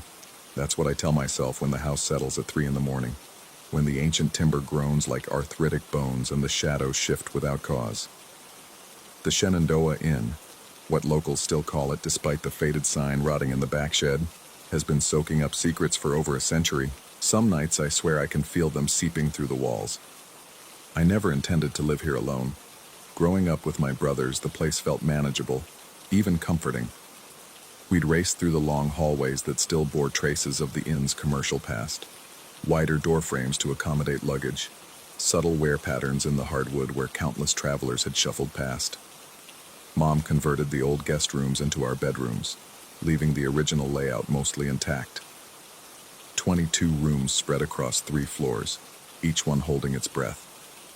But Mom's gone now, not dead, just relocated to a senior community in Richmond after Dad passed. My brothers scattered to their own lives, their own families. I stayed. Someone had to maintain the property, I reasoned. Someone had to keep the old place from surrendering completely to Virginia's humid embrace. That was 18 months ago. 18 months of learning the house's vocabulary of creaks and sighs, its seasonal moods, its preferences for darkness over light. 18 months of understanding why Mom always kept so many lamps burning, why she installed motion sensors in every hallway, why she never went to bed before checking every lock twice. The woman in white had been visiting long before I was born. Mom first told us about her when I was 12 and recovering from pneumonia. Fever dreams had been plaguing me for days, twisted visions of the inn's past guests wandering the halls, looking for rooms that no longer existed. I'd wake screaming about a lady who stood at my bedside, adjusting my covers with cold fingers.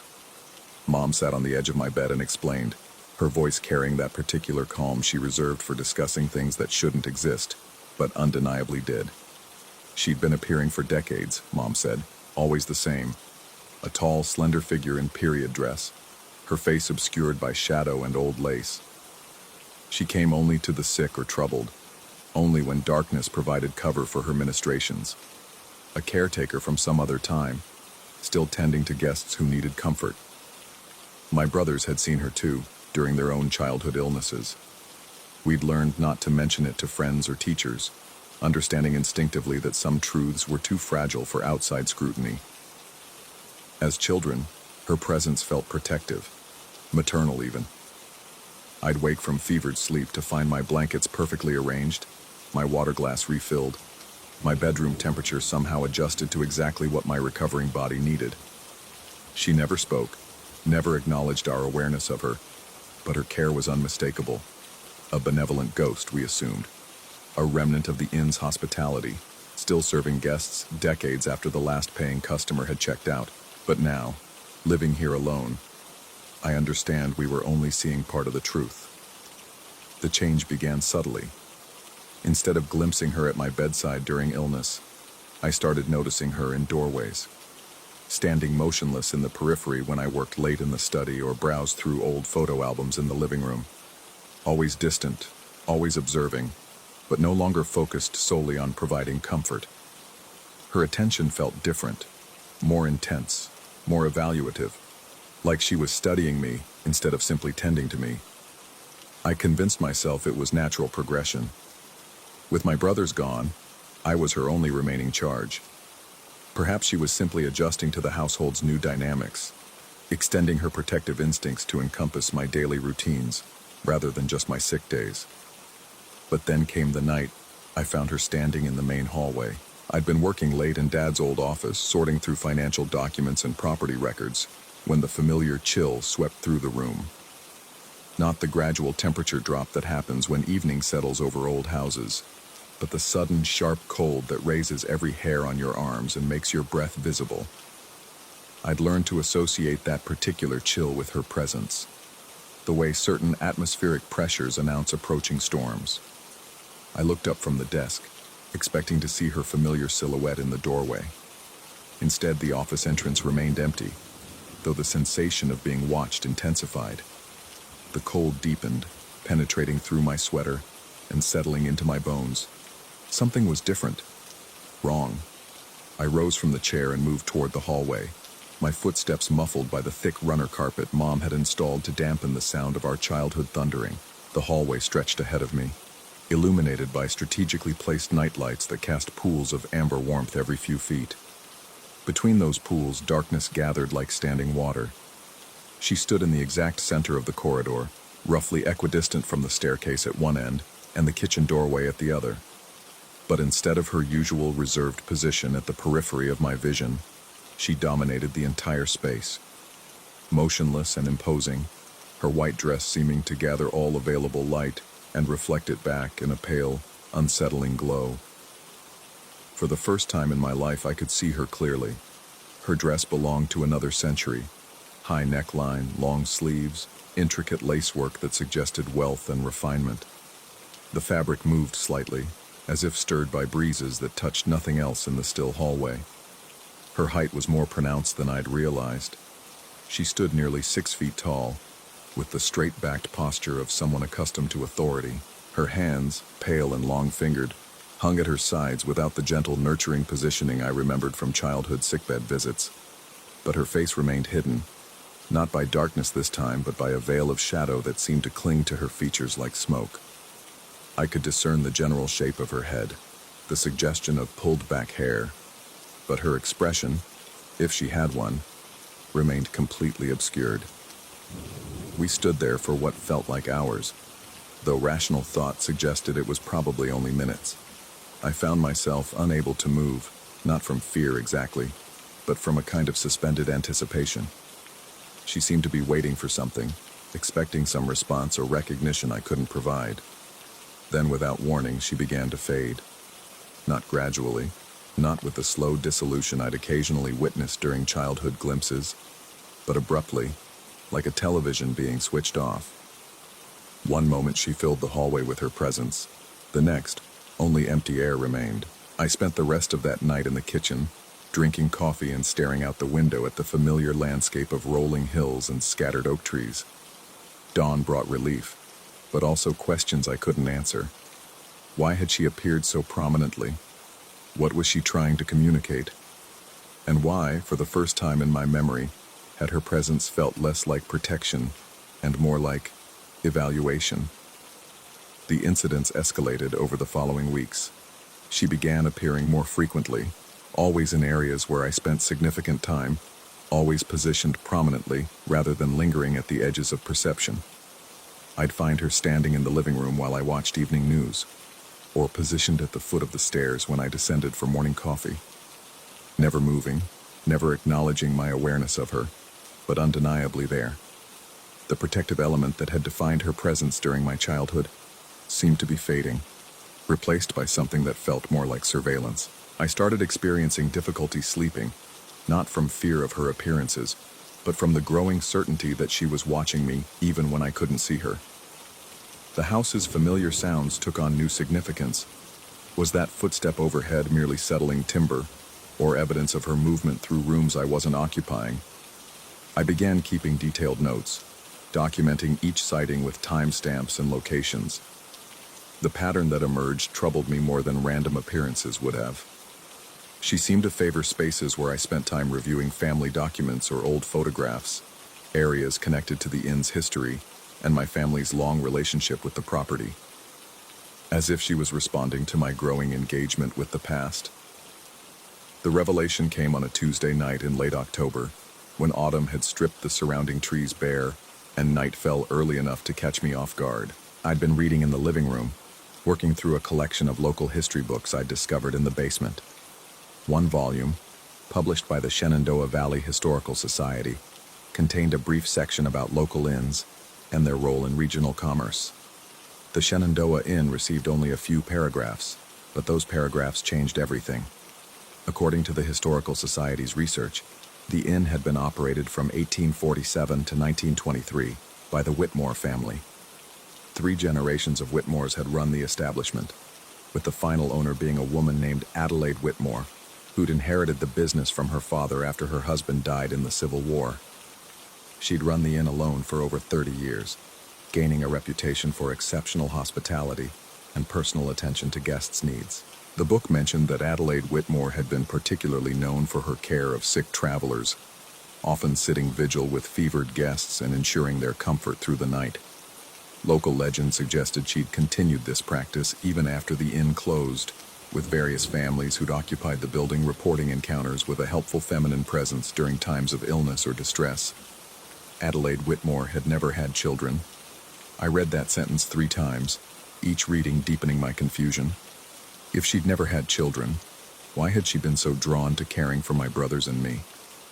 What connection could exist between a childless innkeeper from the 1800s and 3 boys who'd moved into her former establishment over a century later? The answer came with sickening clarity as I continued reading. The final paragraph about the inn mentioned that Adelaide Whitmore's business records, preserved in the county historical archives, showed she'd specialized in hosting families traveling with children. The inn's layout and amenities had been specifically designed to accommodate families, with connecting rooms and child-friendly features that set it apart from other establishments in the region. Adelaide Whitmore had never had children of her own, but she'd built her life around caring for other people's children. I closed the book and sat in the growing darkness, pieces of a larger truth arranging themselves in my mind. She hadn't been protecting us during our childhoods. She'd been collecting us, learning our patterns, our needs, our vulnerabilities, building relationships that would keep us connected to the property even after we'd grown up and moved away. But my brothers had escaped. They'd found lives and families elsewhere, breaking whatever hold she'd established over them. I was the one who'd remained, the one who'd chosen to stay in her domain even as an adult, the one who'd never built a life outside these walls. I looked up from the book to find her standing directly in front of me, closer than she'd ever been before. Close enough that I could see the intricate details of her dress, the way the fabric seemed to shift and move despite the absence of any breeze. Close enough to notice that the shadow covering her face wasn't quite natural. It moved independently of any light source, clinging to her features like a living thing. For the first time since childhood, she spoke. Her voice carried the weight of decades, hollow and distant, but unmistakably present. She spoke only 3 words, but they contained more meaning than entire conversations. You came back. The words hung in the air between us, and I understood that my decision to remain in the house hadn't been entirely my own. Some part of me had been drawn here, called back by connections forged during childhood illness and fevered dreams. She'd been waiting, patient as only the dead can be patient, for me to fulfill some purpose I was only beginning to understand. I tried to stand, to create distance between us, but found my body wouldn't respond. Not paralyzed exactly, but held in place by something that felt like invisible hands pressing gently but firmly on my shoulders. She moved closer, and for the first time, the shadows around her face began to recede. What I saw beneath them made me question everything I thought I knew about protection and care, and the nature of love itself. Her face was beautiful in the way porcelain dolls are beautiful, perfect features arranged in an expression of eternal serenity. But her eyes held something that had nothing to do with benevolence. They were the eyes of someone who'd spent over a century learning to be alone. someone who'd discovered that solitude could twist even the most generous impulses into something darker. She'd cared for us as children, yes, but not out of maternal instinct or ghostly kindness. She'd cared for us because she was cultivating us, preparing us for a time when we'd be old enough to provide her with something she'd been missing for over a century. The lights in the room began to flicker, not with the random irregularity of electrical problems, but with a rhythm that felt almost like breathing. She reached toward me with those pale, long-fingered hands, and I realized that all those childhood nights of perfectly adjusted blankets and refilled water glasses hadn't been acts of protection. They'd been acts of possession. I don't remember losing consciousness, but I woke the next morning in my own bed, fully clothed, and with no memory of leaving the living room. The book lay open on my nightstand, turned to the page about Adelaide Whitmore. In the margins, someone had written a single sentence in handwriting that matched the faded signatures in the inn's old guest registry. The caretaker becomes the cared for. I've been living with that reality for 3 weeks now. She appears more frequently, sometimes during daylight hours, always watching with those porcelain-perfect features and ancient, hungry eyes. The house feels smaller somehow, as if the walls are contracting around me. I've tried leaving, packed bags, started the car, driven as far as the county line, but something always draws me back. A sudden illness that requires bed rest, a family emergency that exists only in my increasingly confused mind, a simple forgetting that leaves me wondering why I was driving away from home in the first place. The phones don't work consistently anymore. Internet service has become sporadic.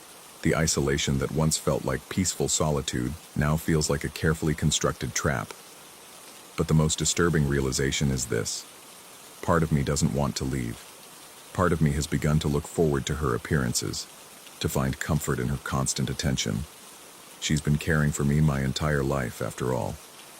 Maybe it's time I allowed her to provide the same complete care she gave to the inn's guests over a century ago. Maybe it's time I stopped questioning the nature of her devotion and simply accepted it.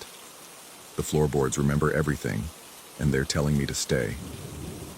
Outside my window, the first snow of winter is beginning to fall, and I can hear her moving through the rooms below, preparing for the long, quiet months ahead. She's humming something, a lullaby perhaps, or maybe just the sound old houses make when they're settling into the darkness. I should be afraid. I know I should be afraid. But instead, I feel cared for. The caretaker becomes the cared for, and in the growing twilight of my understanding, that doesn't seem like such a terrible fate.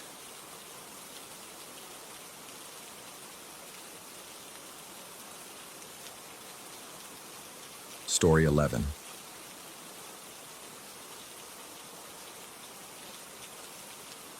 The rain never stops in Seattle. That's what they tell you when you move here. But they don't mention how it seeps into your bones, how it makes everything feel perpetually damp and waiting. I've been the night receptionist at the Cascade Hotel and Garage for 8 months now, and I swear the sound of water dripping has become the soundtrack to my insomnia. The hotel occupies a peculiar slice of downtown real estate, 12 floors of rooms stacked atop a 6-level parking garage that burrows deep into the earth. Most guests never venture below G1, content to leave their rental cars in the well-lit upper levels. But I know every concrete corner of this place, every stain on every wall, every echo that shouldn't exist. It started in October.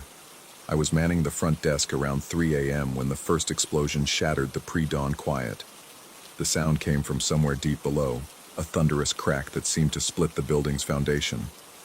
The lobby's chandelier swayed gently, and I felt the vibration travel up through my feet, through the marble floor, into my chest, where it settled like a cold stone. The security monitors flickered, showing empty hallways and vacant parking levels. G4 appeared normal on the grainy feed, concrete pillars, parked cars casting angular shadows under fluorescent lights, nothing more. But something about that particular level had always felt wrong to me, though I couldn't articulate why. Maybe it was how the air seemed thicker there, or how sounds carried differently, bouncing off the low ceiling in ways that made conversations feel like whispers in a confessional. I grabbed my flashlight and took the service elevator down. The descent always felt longer than it should, as if the building were stretching itself, adding floors between floors. When the doors opened on G4, the familiar scent of motor oil and concrete was overlaid with something else, something organic and briny, like seaweed left to rot in tide pools. The explosion had left no visible damage, no scorch marks, no debris, no broken glass. But there, near the northwest corner where the concrete seemed to weep perpetual moisture, I found them. Footprints. They weren't ordinary footprints. The impressions were deep and perfectly formed, as if someone had stepped down with tremendous force. But they weren't made of mud or dirt. They were made of water, pure clear water that caught the fluorescent light like scattered diamonds. As I watched, transfixed, the prints began to evaporate, starting from the edges and working inward until nothing remained but dry concrete. I filed a report that night, describing the sound and the vibrations but omitting the water prints. Who would believe that? By morning, I was already questioning what I'd seen. Stress, perhaps. Too much caffeine and too little sleep. But it happened again, 3 weeks later. Same sound, same time, same location. This time, the water prints formed a rough circle, as if someone had been pacing, or spinning, or falling. The third incident came in December, during the week when Seattle's perpetual drizzle turned to actual snow. I'd been reviewing the month's incident reports, routine stuff, mostly complaints about the parking garage's poor lighting and the elevator's tendency to shudder between floors. That's when I noticed the pattern. October 15th, November 8th, December 3rd. I pulled up our archived news searches on the office computer, cross-referencing the dates with local news reports. The connection hit me like ice water in my veins. Each date corresponded to a jumper from the Cascades rooftop terrace. 3 separate incidents over the past decade, 3 people who had somehow accessed the restricted rooftop and, according to witness statements, disappeared into the Seattle night. No bodies were ever recovered. The police reports mentioned the possibility that the jumpers had survived, perhaps landing in the nearby Puget Sound, but the distance and the building's height made survival unlikely at best. Yet no bodies, no evidence. Just witness accounts of people stepping off the edge and vanishing into the rain-soaked darkness. The next explosion came on January 12th, another jumper date. This time I was already waiting on G4 when it happened. The sound erupted from directly above me, as if something massive had struck the concrete ceiling with tremendous force. The fluorescent lights flickered, and dust rained down like snow. My flashlight beam swept across the familiar expanse of parked cars and concrete pillars, searching for the source. Then I saw them, the water prints. But these weren't just footprints. These were the impressions of an entire human form, the outline of a body sprawled across the concrete, arms and legs akimbo, water defining every curve and angle. The impression was so detailed I could make out fingers, the curve of a spine, even what looked like long hair fanned out around a head-shaped depression. I knelt beside the water body, close enough to see my own reflection fragmented in its surface. The water was perfectly clear, but somehow seemed to have depth, as if I were looking down into a well. For a moment, just a moment, I could have sworn I saw something moving in that depth, a face perhaps looking back up at me with eyes wide and full of desperate recognition. The impression began to evaporate, starting from the extremities. Fingers faded first, then hands, then arms. I watched, paralyzed, as this ghost made of water dissolved back into nothingness, leaving only the familiar smell of brine and the echo of my own panicked breathing. That night, I couldn't bring myself to file a report. Instead, I spent my shift researching the hotel's history, diving deep into city records and newspaper archives. What I found made my hands shake as I typed. The Cascade Hotel wasn't always a hotel. Before its renovation in 2001, it had been the Cascade Psychiatric Institute, a private facility that specialized in treating severe depression and suicidal ideation. The building's unique structure, rooms stacked above a multi-level underground section, had originally been designed as a security measure. Patients were housed in the upper floors, while the underground levels served as recreation areas, therapy rooms, and, according to one disturbing report, isolation chambers for patients deemed a danger to themselves or others. The institute had closed abruptly in 1999, following a scandal I couldn't find detailed records for.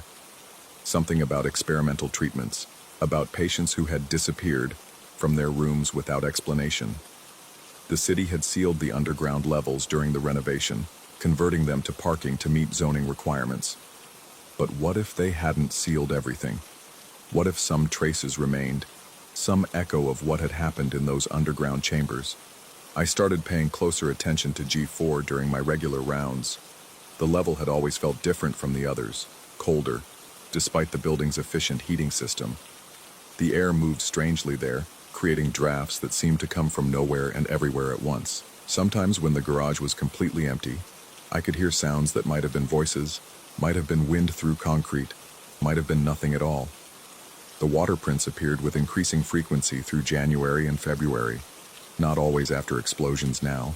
Sometimes I'd find them during routine security checks, perfect impressions of human forms in various positions, sitting, standing, curled into fetal positions, always made of clear water, always evaporating within minutes of discovery. I began to document them with my phone, though the camera seemed unable to capture the water properly. The photos showed only wet concrete, ordinary and explainable. But I knew what I was seeing, and I knew it was connected to the building's past. The breakthrough came in March, during a particularly intense storm that flooded several downtown streets. I was monitoring the garage levels for flooding when I noticed something on the G4 security feed. The water prints weren't evaporating. Instead, they seemed to be growing darker, more defined, as if the building's saturation with rainwater was somehow feeding them, making them stronger. I took the elevator down, my heart hammering against my ribs. The garage level was empty of cars. The storm had kept people home, but it wasn't empty of presence. The water impressions covered nearly the entire floor now, overlapping and interconnected like some massive, impossible diagram. Bodies arranged in patterns that hurt to look at directly, as if my eyes couldn't quite process the geometry they created.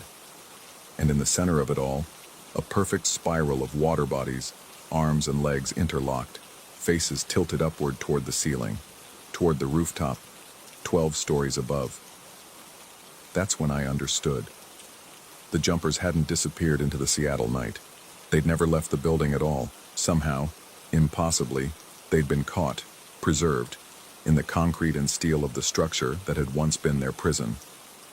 The explosions, the vibrations, the water prints. They were echoes of impact, of bodies that had fallen through floors and decades and reality itself to land, again and again, in the place where they'd first been broken. I stood in the center of that spiral, water soaking through my shoes, and felt the building breathe around me. The concrete walls seemed to pulse with a slow, steady rhythm that matched my own heartbeat. The fluorescent lights flickered in sequence, creating patterns of shadow and illumination that made the water bodies appear to move, to writhe, to reach. And then I heard it, a sound like rain, but coming from inside the building, from the walls themselves. A gentle pattering that grew louder and more insistent until I realized it wasn't rain at all. It was the sound of water dripping, from everywhere at once. I ran to the elevator, punched the button with shaking fingers, and didn't breathe until the doors closed and I felt the familiar lurch of upward movement. But as the elevator rose, passing each garage level in sequence, I could have sworn I heard something else. The sound of footsteps, wet and heavy, climbing the emergency stairs alongside me. I haven't been back to G4 since that night. I still work the front desk, still file my reports, still maintain the pretense of normal hotel security. But I know the truth now. The Cascade isn't just a hotel. It's a collector, a keeper of the desperate and the lost. And sometimes, on particularly rainy nights, when the building is full of water and memory, I can feel them moving in the levels below. The jumpers never left. They're still falling, still landing, still leaving their impressions in water and concrete and time itself. And I'm beginning to suspect that the building isn't done collecting. Last night, during my usual 3 a.m. rounds, I found myself standing in front of the elevator, finger poised over the G4 button. I couldn't remember walking there, couldn't remember making the decision to go down. But there I was, listening to the rain against the lobby windows and feeling that familiar pull, that urge to descend, to see what new patterns the water bodies had formed, to understand what they were trying to tell me. I didn't press the button. Not last night.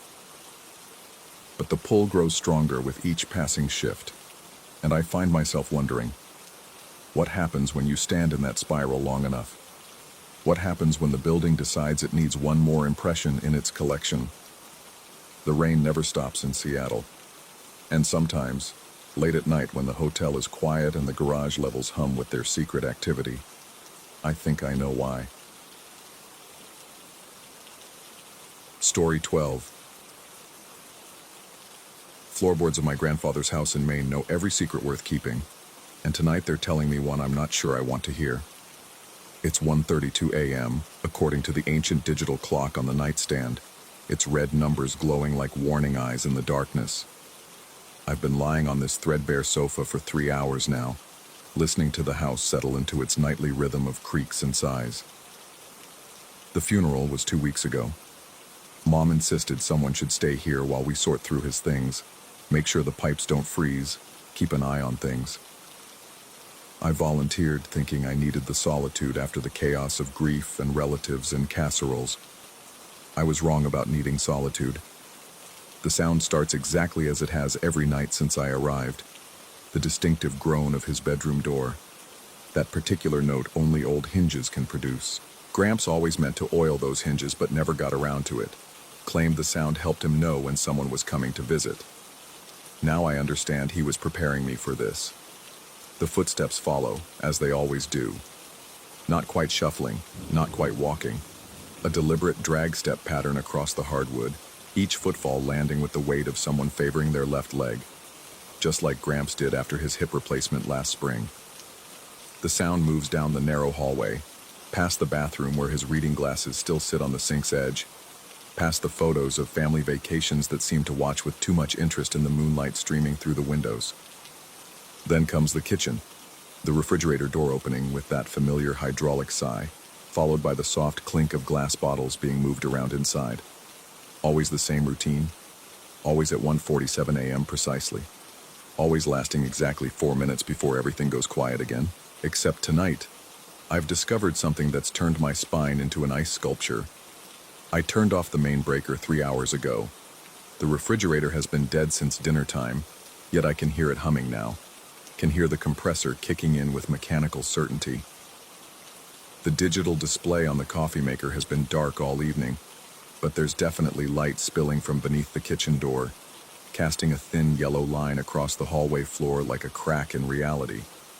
I sit up on the sofa, my heart performing percussion against my ribs. The rational part of my mind, the part that graduated magna cum laude, the part that builds financial models for a living, starts offering explanations. Old houses settle. Wood expands and contracts. Grief does strange things to the mind. Sleep deprivation causes auditory hallucinations. But rationality doesn't explain why I found 2 glasses in the sink this morning when I'd only used 1. Doesn't explain why the kitchen faucet was dripping despite being turned off tight. Doesn't explain the wet footprints on the linoleum, size 11, just like the slippers still sitting by his bed. The footsteps pause outside the kitchen. In my mind's eye, I can see him standing there in his old blue bathrobe, the one with coffee stains that Mom always nagged him about. He's probably running his fingers through what's left of his white hair, a habit he never lost even after most of it migrated to his back and shoulders. His throat would be making that dry clicking sound it started making those last few months, when swallowing became difficult and water tasted wrong. That's when I make a decision that will either prove my sanity or shatter it completely. I stand up, bare feet finding the cold floor, and make my way toward the kitchen. Each step feels like walking deeper into a cave, where the air grows thinner and the light grows strange. The logical voice in my head is screaming now, listing all the reasons this is a terrible idea, but something deeper, something primal and familiar, is pulling me forward. The hallway stretches longer than it should, shadows pooling in corners that weren't there this morning. The family photos seem to track my movement, and I swear Uncle Frank's funeral portrait just moved its eyes. The floorboard third from the bathroom doorway groans under my weight, the same note it's been singing for 40 years. I reach the kitchen door and pause, my hand hovering over the old brass knob. It's warm to the touch, which should be impossible given that the heat hasn't been running. Through the crack beneath the door, that yellow light continues to seep out, and I can hear something new now. A soft splashing sound, like someone repeatedly dipping their hand into a bowl of water. The doorknob turns easily in my grip, and the door swings open to reveal a kitchen that shouldn't exist. Everything is exactly as it was when Gramps was alive. The ancient refrigerator hums contentedly in the corner, its interior light casting a warm glow across the linoleum. The digital clock on the microwave reads 1:47 a.m. in steady green numbers. The coffee maker's red power light blinks patiently, ready for tomorrow's first pot of Maxwell House. But it's the figure standing at the sink that stops my breath in my throat. He's there, just as I knew he would be, wearing the blue bathrobe and those worn leather slippers. His back is to me, shoulders slightly hunched in the way they'd been those last few years. His white hair catches the refrigerator light like spun glass. The sound of splashing continues as he cups water in his palms, bringing it to his mouth again and again. I want to speak, want to call out to him, but my throat has forgotten how words work. Instead, I take a step into the kitchen, and the floorboard creaks its familiar note. He doesn't turn around, and another step, and now I'm close enough to see the water dripping from his cupped hands, falling back into the sink with tiny percussion notes. His movements are mechanical, repetitive. Cup, lift, drink, repeat. But something's wrong with the rhythm. The water seems to be flowing straight through him, never actually reaching his mouth, just disappearing somewhere in the space where his throat should be. That's when I notice his reflection in the kitchen window, or rather, the absence of it. The glass shows only my own pale face floating like a ghost above the sink, eyes wide with terror and something that might be understanding. My hand reaches out before I can stop it, fingers trembling toward his shoulder. The fabric of the bathrobe feels real enough beneath my palm, but there's no warmth, no substance. It's like touching fog that's learned to hold the shape of a man. He finally turns. His face is exactly as I remember it. Weathered skin mapped with age lines, kind brown eyes behind wire-rimmed glasses, the slight smile that always made you feel like you were the person he'd been hoping to see. But there's something else now, something desperate in his expression that makes my chest tight with grief and terror in equal measure. His lips move, and though no sound emerges, I can read the single word they form: thirsty. Understanding hits me like cold water. This isn't about supernatural visitation or unfinished business, or any of the comfortable explanations ghost stories provide. This is about something far more horrible and far more human. Gramps didn't just die, he died thirsty. Those last days in the hospital, when swallowing became impossible and his throat closed up, and the nurses could only provide ice chips that melted to nothing on his tongue. He died with an unquenchable thirst, and somehow that desperate need has outlived everything else. I move to the cabinet and pull down one of his old glasses, the ones with the faded Coca-Cola logos that he refused to throw away despite their chips and stains. My hands shake as I fill it with cold tap water, the same water he's been trying unsuccessfully to drink for 2 weeks. When I turn back, he's watching me with an expression of such hope and gratitude that tears start flowing down my cheeks before I realize I'm crying. I hold out the glass, and his translucent fingers close around it. For just a moment, the water seems to hold, seems real, seems like it might actually satisfy whatever remains of his thirst. He brings it to his lips, and I watch his Adam's apple bob, as if swallowing. But the water flows right through him, splashing to the floor and soaking into the linoleum. His face crumples with disappointment so profound it makes me understand that hell might not be fire and brimstone. It might be eternal, impossible need. The scene begins to fade around the edges, like an old photograph left too long in sunlight. The refrigerator's hum grows distant, the lights dim, and the familiar weight of the house settles back into normal reality. Soon I'm standing alone in a dark kitchen, holding an empty glass, staring at a wet spot on the floor that might be tears, or spilled water, or evidence of something I'll never fully understand. I check the main breaker, still off. The digital clocks are still dark. The refrigerator is still silent.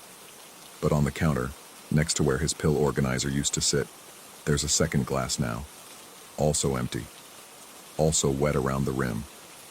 I fill both glasses and leave them there.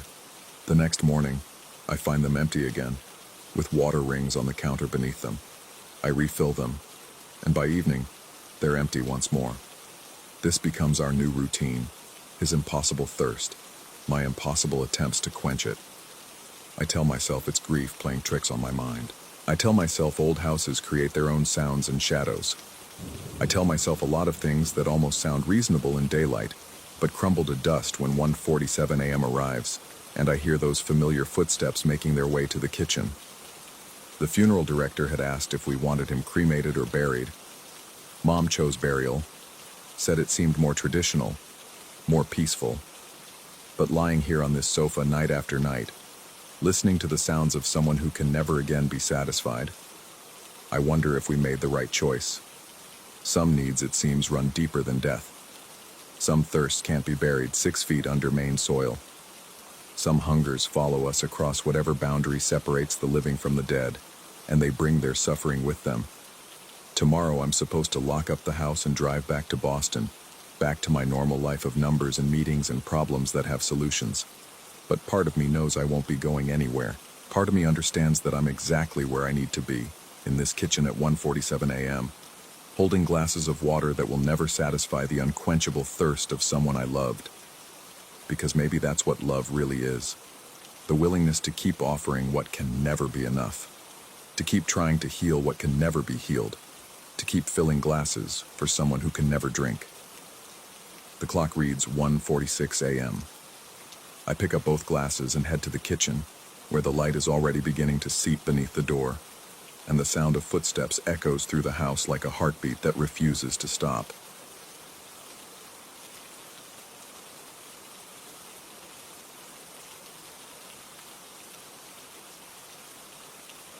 Story 13.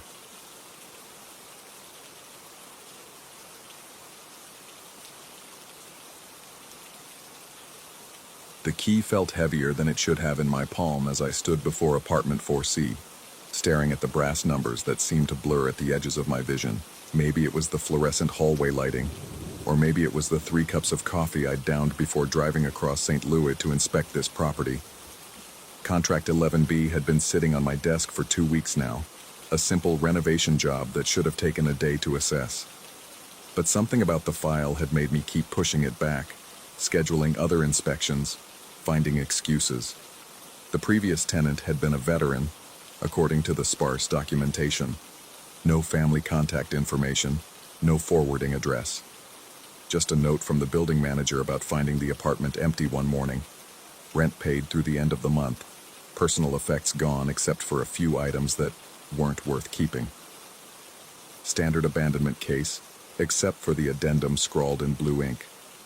Tenant complained repeatedly about temperature control and unusual sounds from neighboring units. No other tenants reported similar issues. I slid the key into the lock, noting how the metal scratched against metal in a way that set my teeth on edge. The door opened with a low groan, as if the hinges hadn't been oiled in months. The smell hit me immediately. Not the expected mustiness of a vacant apartment, but something sharp and acrid that made my sinuses burn. Gunpowder. The scent was unmistakable, having grown up around my father's hunting rifles and weekend shooting ranges. But this wasn't the clean, familiar smell of a gun recently fired at a range. This was something older, more pervasive, as if the very walls had absorbed smoke and sulfur over years of exposure. I found myself holding my breath as I stepped inside, pulling out my phone to activate the flashlight app. The overhead lights flickered when I tried the switch, casting intermittent shadows that seemed to move independently of my position. The apartment was smaller than the listing indicated, a studio with a narrow kitchenette separated from the main room by a half wall. The hardwood floors were scuffed and stained, with dark patches near the windows that I initially attributed to water damage. but as my eyes adjusted to the dim lighting, I noticed the stains had an almost deliberate pattern, like drops falling from an invisible source above. I set my toolkit down by the door and pulled out my digital thermometer, a habit I'd developed after too many tenant complaints about heating and cooling issues. The device read 55 degrees. I frowned and moved to the thermostat on the far wall, finding it set to 72 degrees with the heat indicator showing active. The unit hummed steadily, air flowing from the vents, but the temperature remained stubbornly cold. The kitchenette drew my attention next. The cabinets hung slightly askew, as if the screws holding them to the wall had gradually loosened over time. When I opened the first cabinet, the hinges creaked in a rhythm that almost sounded like whispering. Empty shelves greeted me, except for a thin layer of what looked like soot coating the interior surfaces. I ran my finger along one shelf, and the residue came away dark and oily. My phone buzzed with a text from my assistant. Security company confirmed camera system is active. You should be able to access feeds from your phone if needed. I had forgotten about the cameras. The building had installed a basic security system after a string of break-ins 6 months ago, with units in each apartment connected to a central monitoring system. I rarely bothered with the feeds during inspections, but something about this place made me want the extra security of knowing I wasn't entirely alone.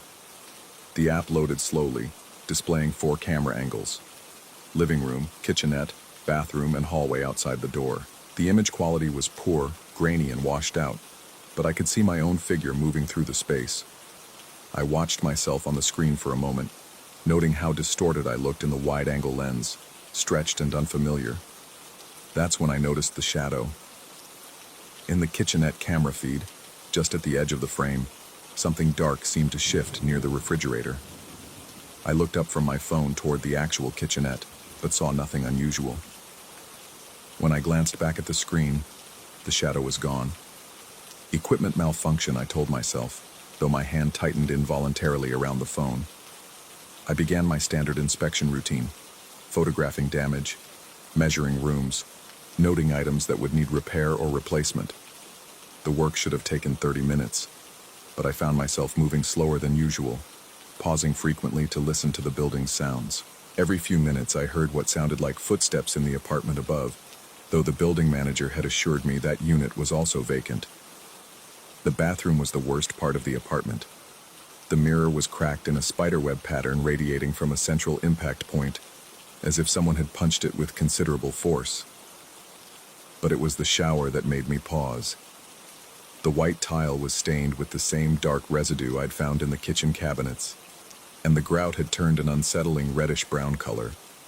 Water damage, I noted in my phone, though the stains seemed too uniform, too deliberately placed. As I photographed the shower, my phone's camera app began malfunctioning. The images appeared corrupted, filled with digital artifacts that looked almost like faces in the pixelated distortion. I switched to my backup camera, an old digital unit I carried for insurance documentation. But the photos came out similarly corrupted. Strange, considering both devices had worked perfectly earlier that morning. I returned to the main room and opened my toolkit, deciding to focus on practical matters. The apartment needed new paint, floor refinishing, cabinet repair, and a thorough deep cleaning to eliminate that persistent gunpowder smell. Standard renovation work that I'd done dozens of times before. I selected a hammer and began testing the walls for hollow spots that might indicate damage behind the drywall. The first tap against the wall near the window produced a normal, solid sound. The second tap, a few inches to the right, created an echo that seemed to last longer than it should have. But it was the third tap that made me stop entirely. Somewhere else in the apartment, something tapped back. I stood motionless, hammer raised, listening. Silence filled the room except for the steady hum of the heating unit. I tapped the wall again. 3 quick strikes. After a pause, 3 taps answered from what sounded like the kitchenette area. My rational mind immediately began generating explanations: pipes in the walls, sound traveling through the building's structure, neighboring tenants responding to the noise. But when I walked to the kitchenette and examined the walls there, tapping in various locations, the answering taps seemed to move as well, always coming from the area I had just left. My phone buzzed with another notification from the security app. Motion detected in camera 2. I opened the feed and saw my own figure in the kitchenette. But there was something wrong with the image. The timestamp showed the current time, but in the video, I was standing in the living room area, not the kitchenette where I currently stood. I refreshed the app, but the discrepancy remained. The temperature seemed to be dropping. My breath began forming small clouds in the air, and my fingers were becoming stiff despite the thermostat's continued insistence that the heat was running. I pulled on my work gloves and returned to the wall inspection, determined to maintain some semblance of normal procedure. Each strike of the hammer seemed to produce a different response now. Sometimes the answering taps came immediately. Sometimes they were delayed by several seconds. Sometimes they seemed to come from multiple directions at once. But most disturbing was when the responses began to follow a pattern different from my own tapping, as if something was trying to communicate rather than simply echo. The dark stains on the walls were more visible now, perhaps due to the changing light conditions as afternoon shifted toward evening. What I had initially dismissed as water damage or old scuff marks were beginning to look more deliberate. Near the window, several spots formed what could almost be interpreted as handprints.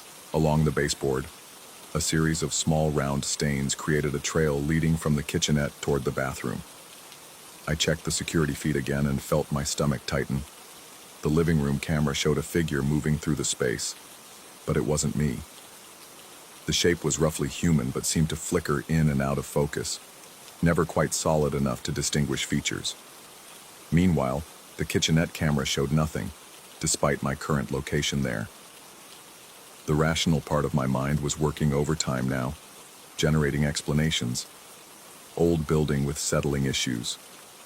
Faulty security system showing cached or corrupted footage. Temperature readings thrown off by poor insulation and malfunctioning HVAC. The gunpowder smell could be explained by the previous tenant's hobby or profession.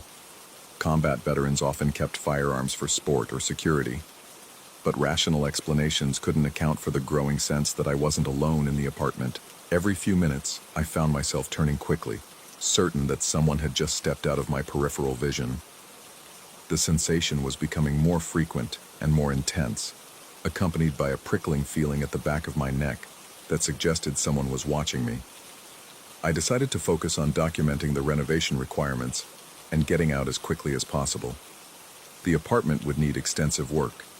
New paint throughout, floor refinishing, cabinet repairs, deep cleaning, and probably a complete HVAC inspection. I could write up the estimate from my office and arrange for contractors to handle the actual work. There was no reason for me to spend more time here than necessary. But as I began packing my tools, the tapping started again. This time it wasn't responding to my hammer strikes. The sounds came in irregular bursts from different areas of the apartment. 3 quick taps from the bathroom, followed by a longer series from the kitchenette, then single deliberate strikes from near the front door. I stood in the center of the room, toolkit in hand, trying to identify the source. The building was old, probably built in the 1960s, and old buildings made noise. Heating pipes, settling foundations, neighboring tenants going about their daily routines. But the sound seemed too deliberate, too purposeful to be random building noise. The security feed was becoming increasingly erratic. Sometimes it showed the apartment as completely empty. Sometimes it displayed my current position accurately. But more often it showed figures moving through the space that didn't match my location or movements. I began to wonder if the previous tenant had experienced similar technical issues, if his complaints about unusual sounds had included the same disorienting audio phenomena I was experiencing. My phone rang, the sudden sound making me jump despite expecting it. My assistant's name appeared on the screen. "How's the inspection going?" she asked when I answered. "Fine," I heard myself say, though my voice sounded strange in the empty apartment. "Standard renovation work. Should have the estimate ready by tomorrow." "Great. Just checking because you've been there longer than usual. Everything okay?" I glanced around the apartment, noting how the shadows seemed deeper now, how the dark stains on the walls appeared more prominent in the changing light. "Yeah, just being thorough. This one needs more work than expected." After ending the call, I realized I had been in the apartment for over 2 hours. The time had passed without my awareness. lost in the strange rhythms of tapping sounds and security feed anomalies. Outside, the light was beginning to fade, casting long shadows through the windows. I made a final circuit of the apartment, photographing areas that would need attention, making notes in my phone about required repairs. But I found myself moving more quickly now, eager to complete the documentation and leave. The sensation of being watched had become almost overwhelming, accompanied by a growing certainty that something was fundamentally wrong with this place. As I reached for the door handle, the tapping started again, but this time, it was coming from the walls all around me. A steady rhythm like drum beats or heartbeats, growing faster and louder. I yanked the door open and stepped into the hallway, not bothering to look back. The hallway felt warm compared to the apartment's persistent chill. I locked the door and leaned against the opposite wall, trying to calm my racing pulse. Through the thin door, I could still hear the tapping sounds, now accompanied by what sounded like doors opening and closing in rapid succession. I should have gone straight to my car, should have driven back to the office, written up a standard renovation estimate, and arranged for contractors to handle the work. Instead, I found myself pulling out my phone and accessing the security feed one last time. The apartment was empty on all 4 camera angles. No movement, no shadows, no figures that shouldn't be there. But in the kitchenette feed, the cabinet doors were hanging open. Doors that I distinctly remembered closing during my inspection. And on the living room camera, the dark stains on the walls seemed more prominent, more clearly defined, as if they were still spreading. I drove home that evening with the windows down, trying to clear the gunpowder smell from my nostrils. But even after a shower and a change of clothes, I could still detect the acrid scent clinging to my hair and skin. I wrote up a preliminary report, noting the extensive renovation requirements and the building's technical issues with the security system and HVAC. But I didn't mention the tapping sounds or the sense of being watched. I didn't describe the corruption in my photographs or the discrepancies in the security footage. Those details seemed impossible to explain in a professional context, too subjective to include in an official assessment. The renovation estimate sat on my desk for another week before I finally submitted it. High cost, extensive work required, recommendation for complete professional remediation before attempting to rent the unit again. The building owner accepted the estimate without question, probably grateful that someone was willing to take on the project. I never returned to apartment 4C. The contractors I hired reported some unusual challenges: tools going missing, electronic equipment malfunctioning, persistent odors that returned despite repeated cleaning. But they completed the work within the projected timeline and budget. The apartment was re-rented within a month to a graduate student who worked late hours and rarely complained about anything. According to the building manager, she was an ideal tenant: quiet, responsible, paid rent on time. But sometimes late at night, when I'm reviewing security footage from my other properties, I find myself accessing the feed from that St. Louis building. Apartment 4C usually shows a normal living space now. Furniture arranged logically, proper lighting, no unusual shadows or movement. Usually. But occasionally, in the early morning hours when the building should be completely quiet, the cameras pick up movement in that kitchenette area. Just at the edge of the frame, where the shadows are deepest, something seems to shift and watch and wait. I tell myself it's equipment malfunction, digital artifacts, the building's old wiring causing interference. The same rational explanations I used that first day, but I've stopped watching those feeds at night, and I've never taken another contract in that building.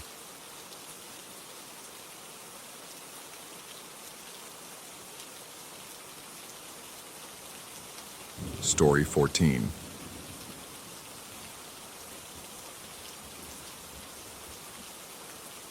The iron gate of Eastgate Keep groaned shut behind me with the finality of a coffin lid, though I dismissed the morbid thought as exhaustion from the long drive through Yorkshire's winding countryside. Dr. Blackthorne, the estate's curator, had already disappeared into the shadows of the entrance hall, leaving me alone with my research materials and the oppressive weight of 8 centuries pressing down from the stone walls above. The keep had been converted decades ago to accommodate scholars researching medieval British history, though converted seemed too generous a term. Electric lighting had been installed with grudging efficiency, casting harsh pools of yellow that only served to deepen the surrounding darkness. Heat came from ancient radiators that clanged and whispered like restless spirits, and the narrow windows, designed for defense rather than comfort, allowed only slivers of the dying daylight to penetrate. My footsteps echoed as I climbed the spiral staircase to my assigned chamber, each step producing a hollow sound that seemed to multiply and distort as it traveled upward into the gloom. The stone stairs had been worn smooth by countless feet over the centuries, their centers dipped like shallow bowls. I found myself wondering who else had walked this path, what urgent business had driven them up and down these steps in the deep hours of night. The chamber itself was Spartan, but adequate. A narrow bed with rough woolen blankets, a desk positioned beneath one of those defensive slits that passed for windows, and a wooden chair that creaked ominously when I tested it. Most importantly, it housed the archives I'd come to study. Boxes of documents dating from the keep's time as a royal fortress, when political prisoners were housed in its lower levels. That first evening, I worked until well past midnight, poring over ledgers and correspondence by the inadequate light of a single lamp. The documents spoke of men who had opposed various monarchs throughout the keep's history, political dissidents whose fates were often left ambiguously recorded. Names appeared in the intake records but vanished from subsequent documentation, as if the individuals themselves had simply evaporated from existence.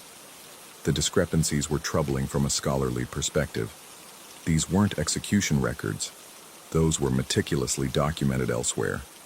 These were administrative gaps, bureaucratic black holes that swallowed people without explanation or ceremony. As a historian, such mysteries both frustrated and fascinated me. As a human being alone in that ancient place, they stirred something deeper and more primitive. Sleep came reluctantly that first night, interrupted by the settling sounds of old stone and timber. But it was during my second night that I first heard them, the footsteps. They began around 3 a.m, echoing from somewhere below my chamber. Not the irregular shuffle of someone unable to sleep, but measured, purposeful steps that spoke of routine, of duty being performed. With the footsteps came another sound, a rhythmic jingling, metallic and sharp, like keys on a heavy ring being deliberately shaken. I lay still in the narrow bed, listening. The sounds moved through what I assumed were the lower corridors, following a pattern I couldn't quite decipher. They would pause for long moments, then resume, always accompanied by that distinctive jingle of keys.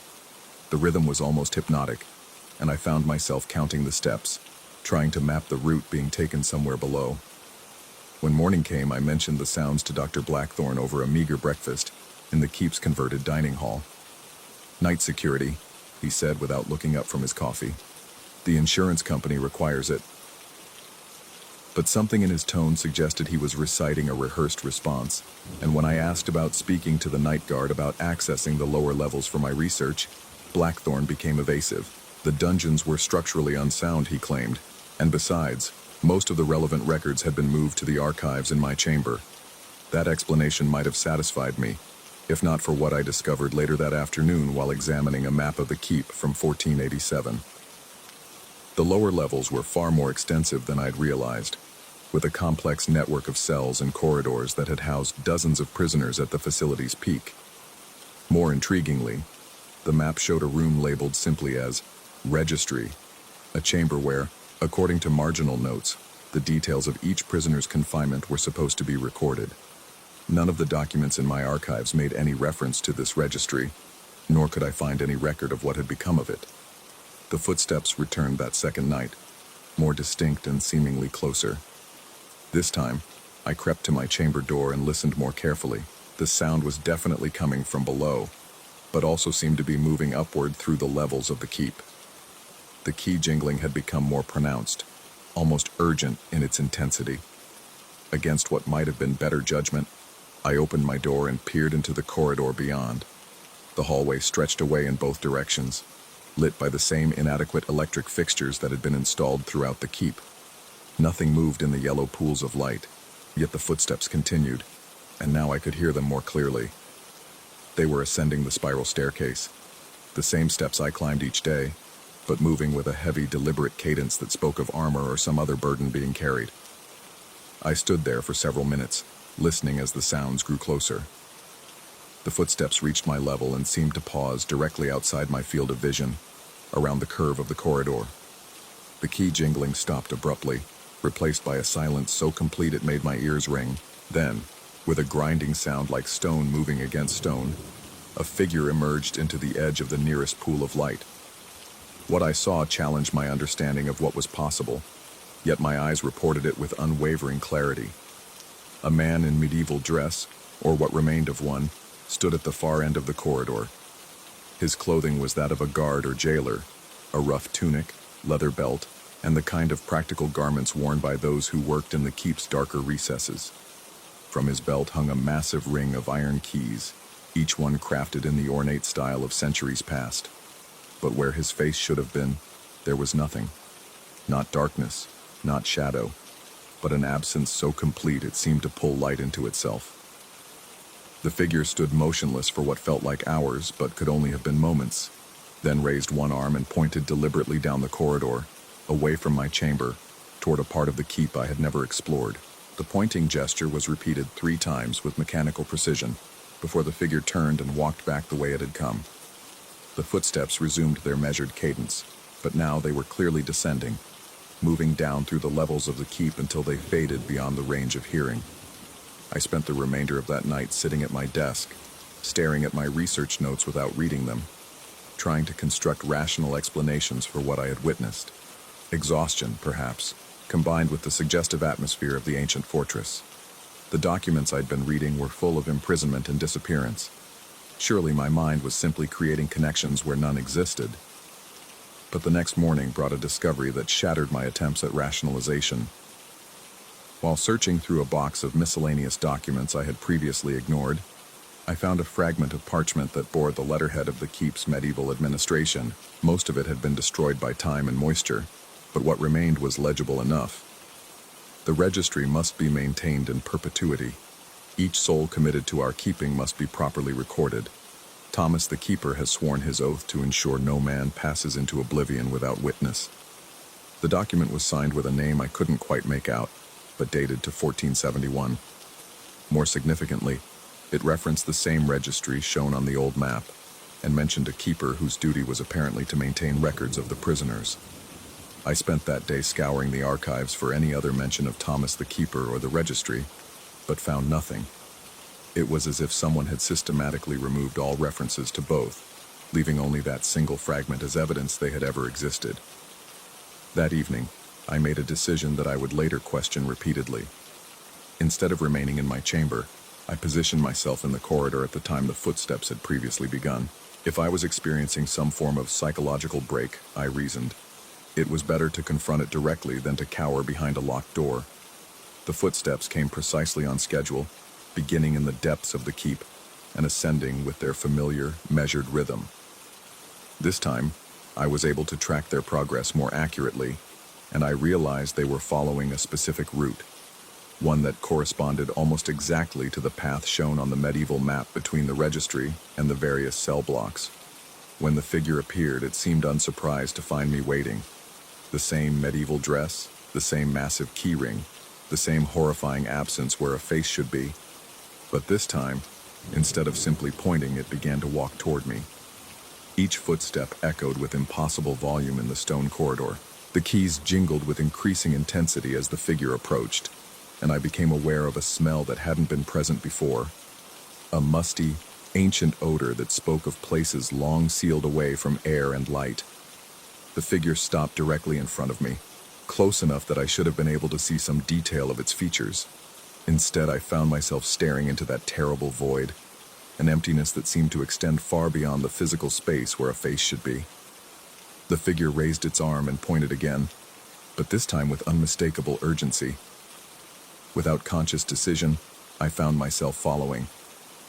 The route led through corridors I had never seen before, down staircases that didn't appear on any modern floor plan of the keep. The electric lighting gave way to torchlight, though when I tried to focus on the flames, they seemed to flicker at the edge of perception, neither fully present nor entirely absent. We descended deeper than I had realized was possible, past levels of carved stone that showed the marks of medieval tools. The air grew thick and stale, carrying scents of old parchment, and something else I couldn't identify, something organic and unsettling. Finally, we stopped before a heavy wooden door bound with iron bands. The figure gestured toward it, then reached for one of the keys on its ring. The lock turned with a grinding sound that suggested it had not been opened for a very long time. The chamber beyond was larger than I had expected, its walls lined with shelves that stretched up into darkness. Upon those shelves sat hundreds of leather-bound volumes, each one thick with age and use. But it was the desk in the center of the room that drew my attention and filled me with a dread I couldn't entirely explain. The desk was covered with parchment, ink, and quills, all arranged as if someone had just stepped away for a moment. An ornate registry book lay open, its pages covered with names and dates written in the careful script of a practiced clerk. But as I approached and tried to read the entries, the words seemed to shift and blur, as if the ink were still wet despite the obvious age of the parchment. The figure moved to the opposite side of the desk and gestured toward the open book. Then, with movements that were somehow both deliberate and desperate, it began pointing alternately at the book and at me. The meaning was clear, even though no words were spoken. It wanted me to write something. I approached the desk with growing unease, trying to understand what was expected of me. The registry appeared to contain entries for dozens, perhaps hundreds of prisoners, but many of the later pages were blank, as if the recording had stopped abruptly at some point in the distant past. The figure reached across and placed one of its fingers, cold as stone and just as solid, on the first empty line of the page. Then it pointed at me again, the gesture now carrying an unmistakable command. "What do you want me to write?"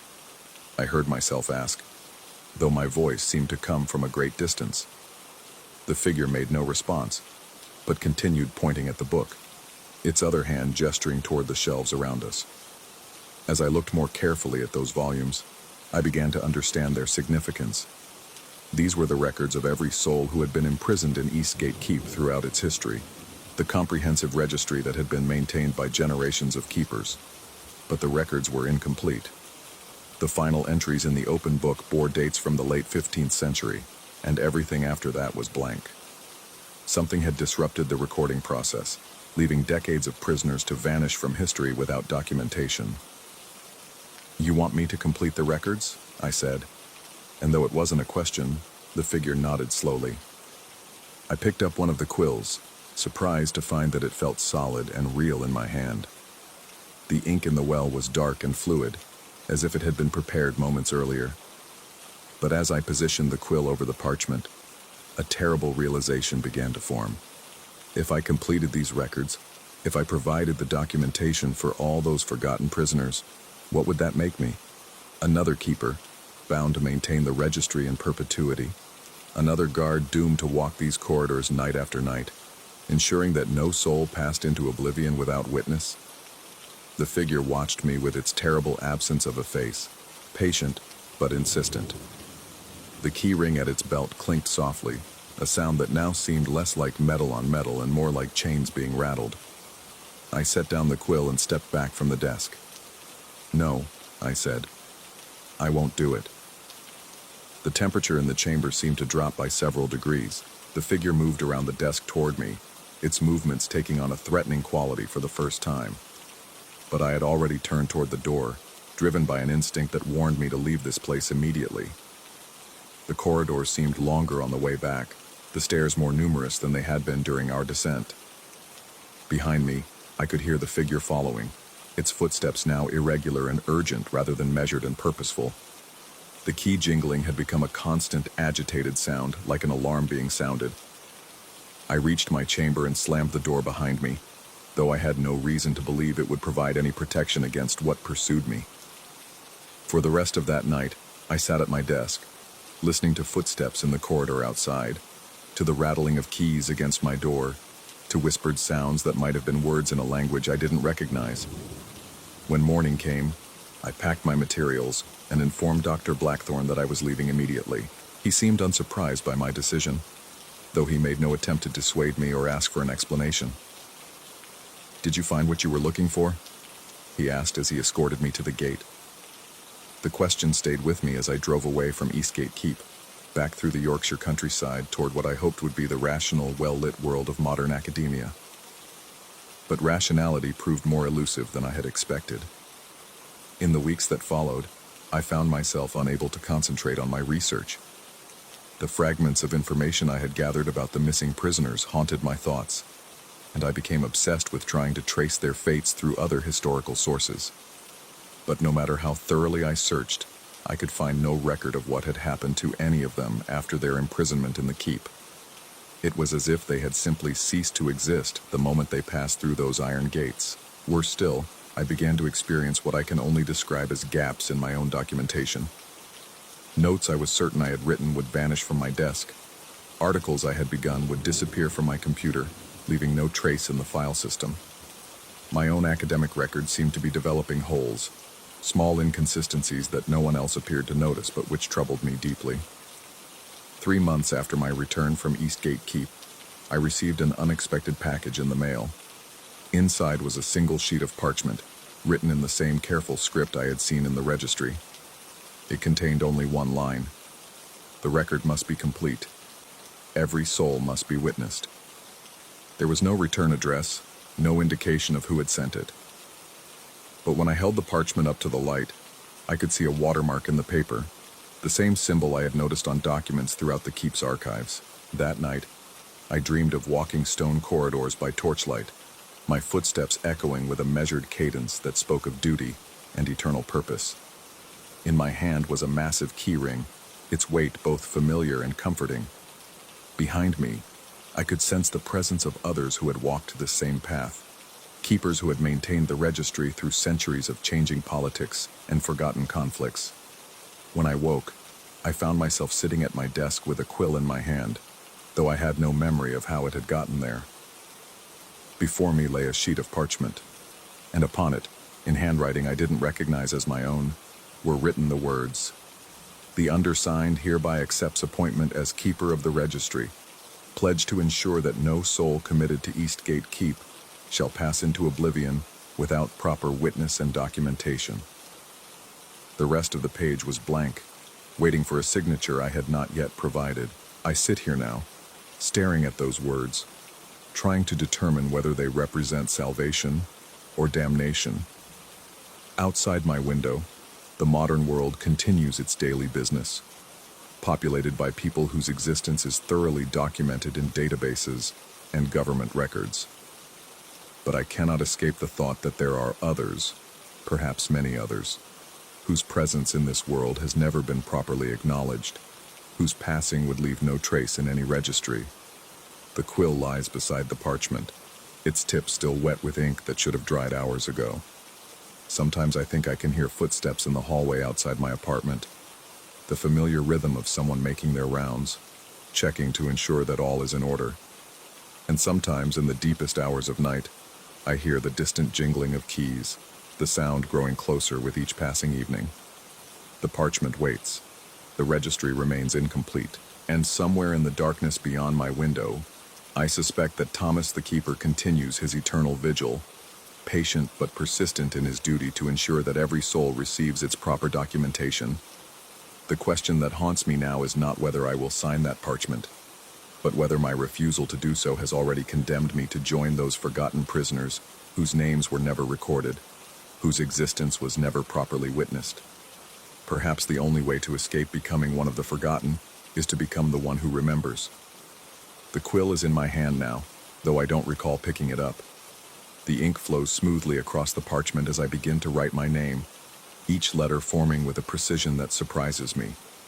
But as I reach the final letters of my signature, I find myself wondering, am I documenting my acceptance of this role, or am I creating the final entry in a registry that already bears my name among the forgotten?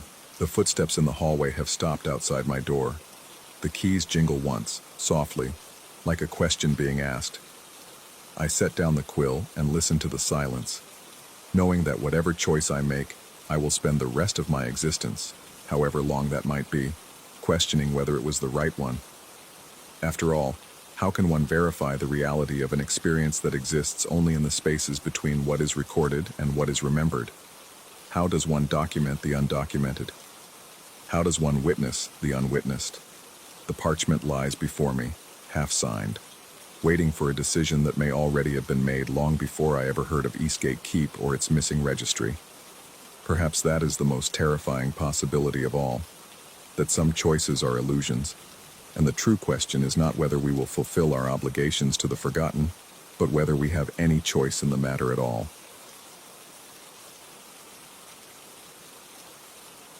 Story 15.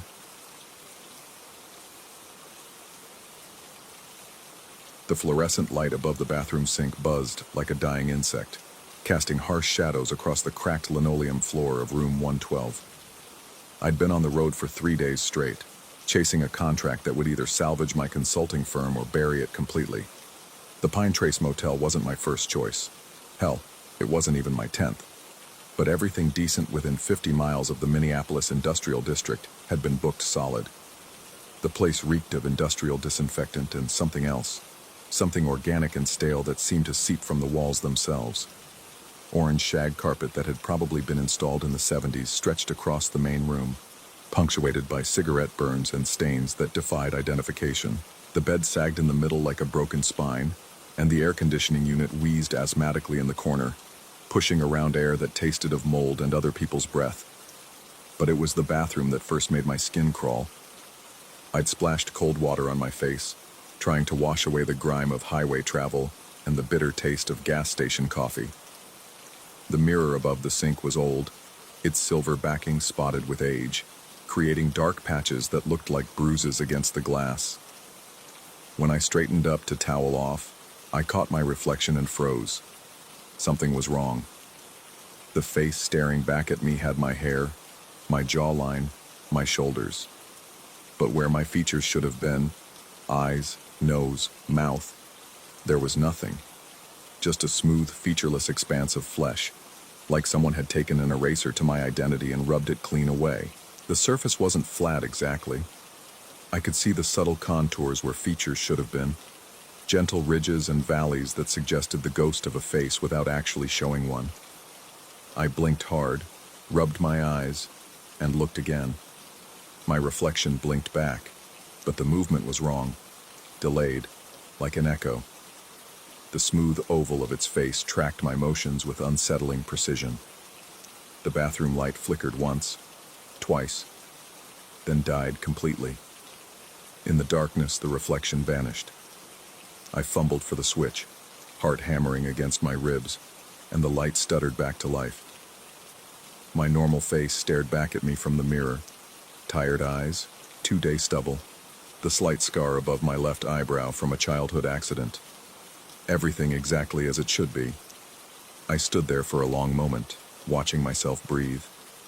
The air conditioning wheezed. Somewhere in the walls, pipes gurgled with an almost digestive sound. I told myself it was exhaustion, stress, the accumulation of too many 18-hour days and too much caffeine. The mind plays tricks when pushed beyond its limits. I'd read about that somewhere. But when I flicked the light off again, just to test, the featureless reflection returned immediately. This time, I watched it more carefully. The smooth expanse where a face should have been seemed to pulse slightly, as if breathing. And while I stood perfectly still, my reflection raised its right hand and pressed its palm against the glass from the inside.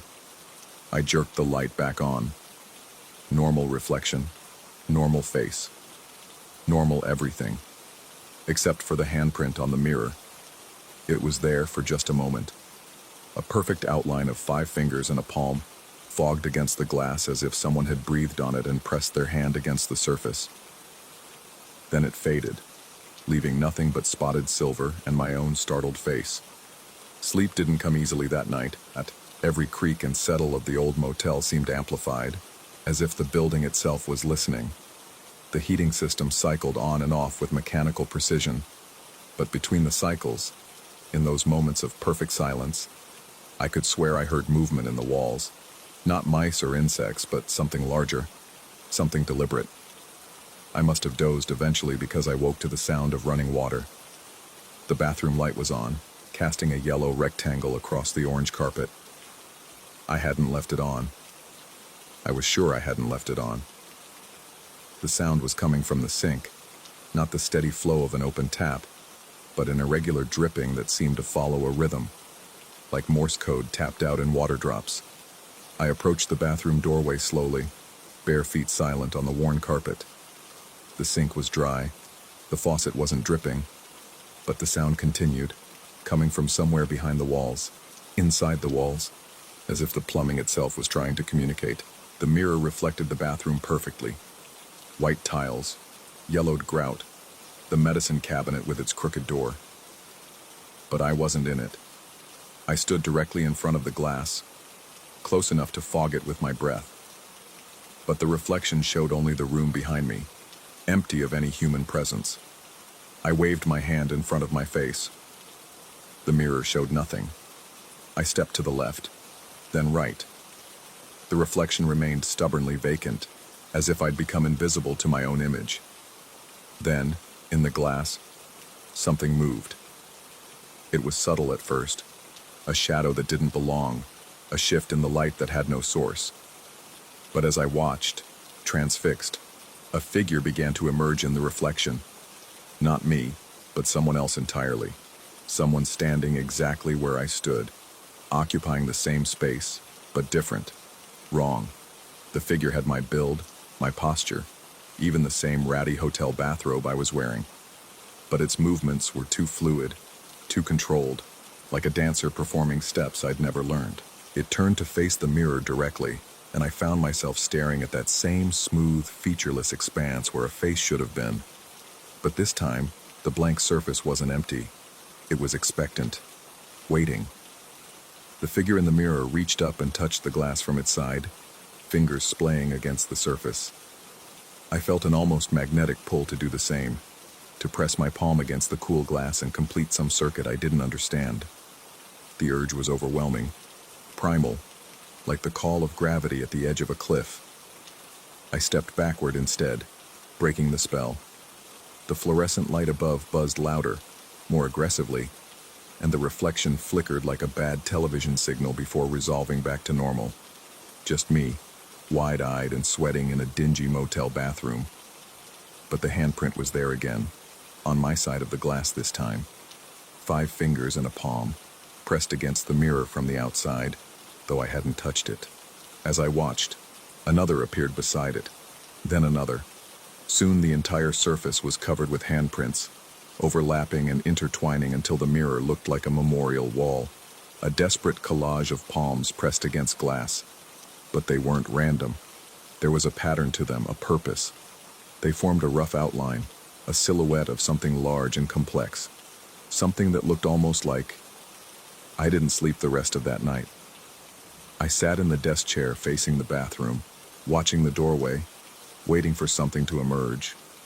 The handprints faded as dawn approached, leaving only the spotted silver of an old mirror and the growing certainty that room 112 had hosted this conversation before. In the morning light, everything seemed different, mundane. The harsh reality of fluorescent bulbs and industrial carpet made the previous night feel like a fever dream. I showered quickly, avoiding eye contact with the mirror, and dressed with mechanical efficiency. The client meeting was in 2 hours. I needed to focus on something real, something quantifiable. But as I packed my overnight bag, I noticed something that made my hands freeze on the zipper. The notepad by the phone, which I'd left blank the night before, now bore a single line of text. Not in my handwriting.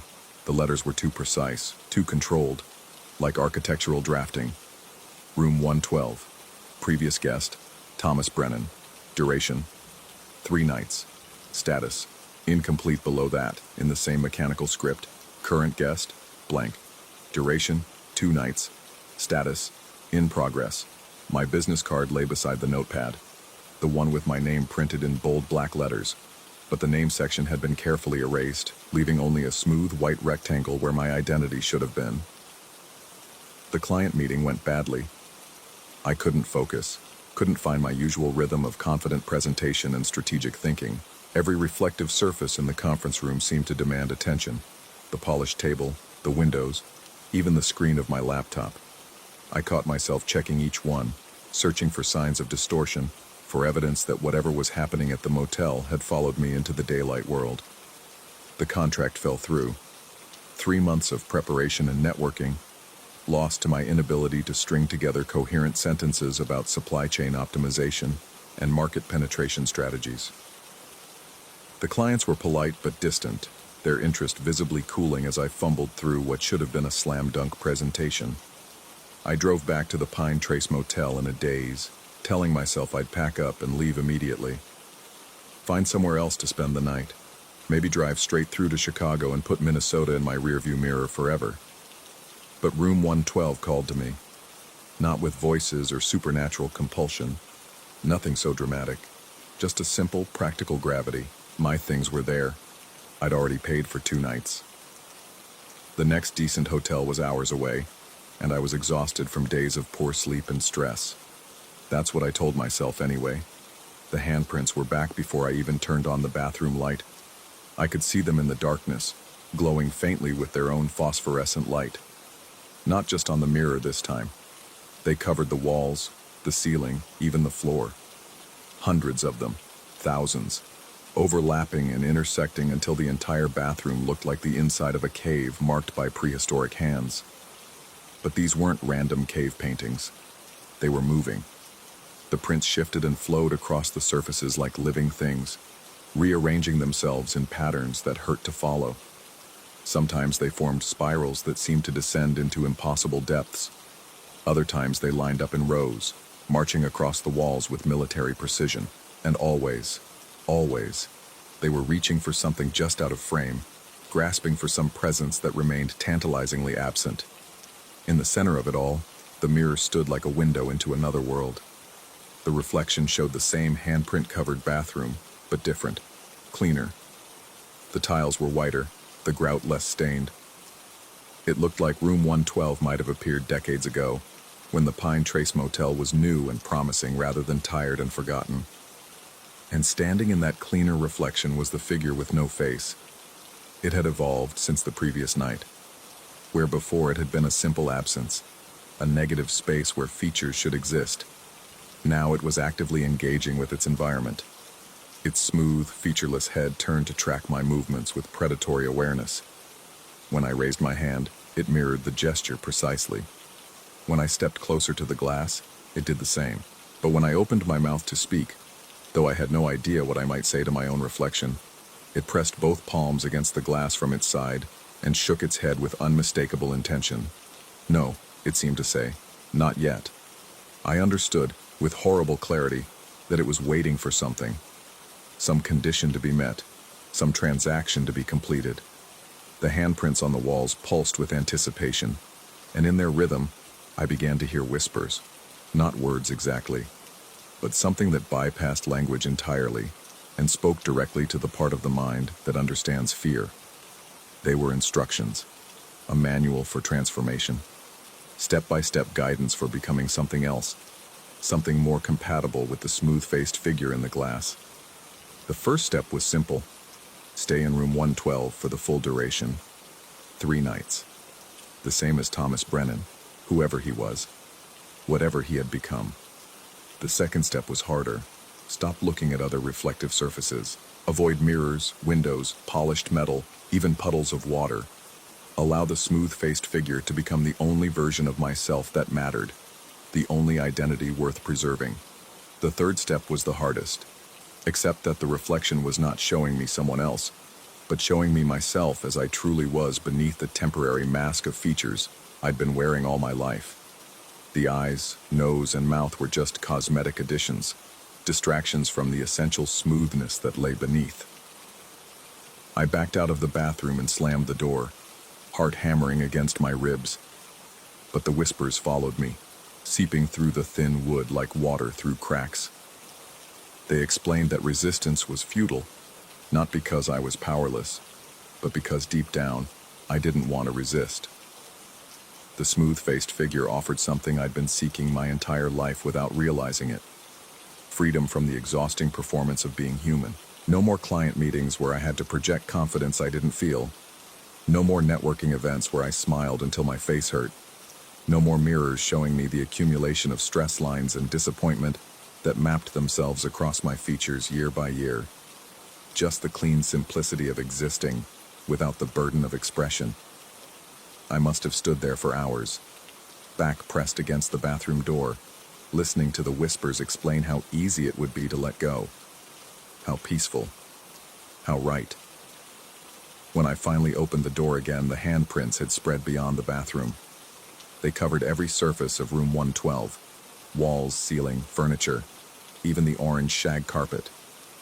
And in each print, I could see a faint reflection of the smooth-faced figure, as if every mark was a tiny window into its world. The mirrors throughout the room showed the same thing now. The figure standing exactly where I stood, moving when I moved, but always one step ahead, always gesturing for me to follow deeper into the transformation it offered. On the nightstand, another note had appeared in that same mechanical handwriting. Final night. Process completion available after midnight. Subject preparation optimal. Previous guest Thomas Brennan successfully integrated, awaiting confirmation of voluntary participation. Below that, a phone number I didn't recognize. My hands shook as I dialed. The phone rang once before a voice answered. My own voice, but speaking with the precise intonation of someone who had never needed to convince anyone of anything. Room 112, the voice said. You have questions. What happened to Thomas Brennan? Thomas Brennan completed the process. Thomas Brennan became what he was always meant to be. Thomas Brennan is happy. Where is he now?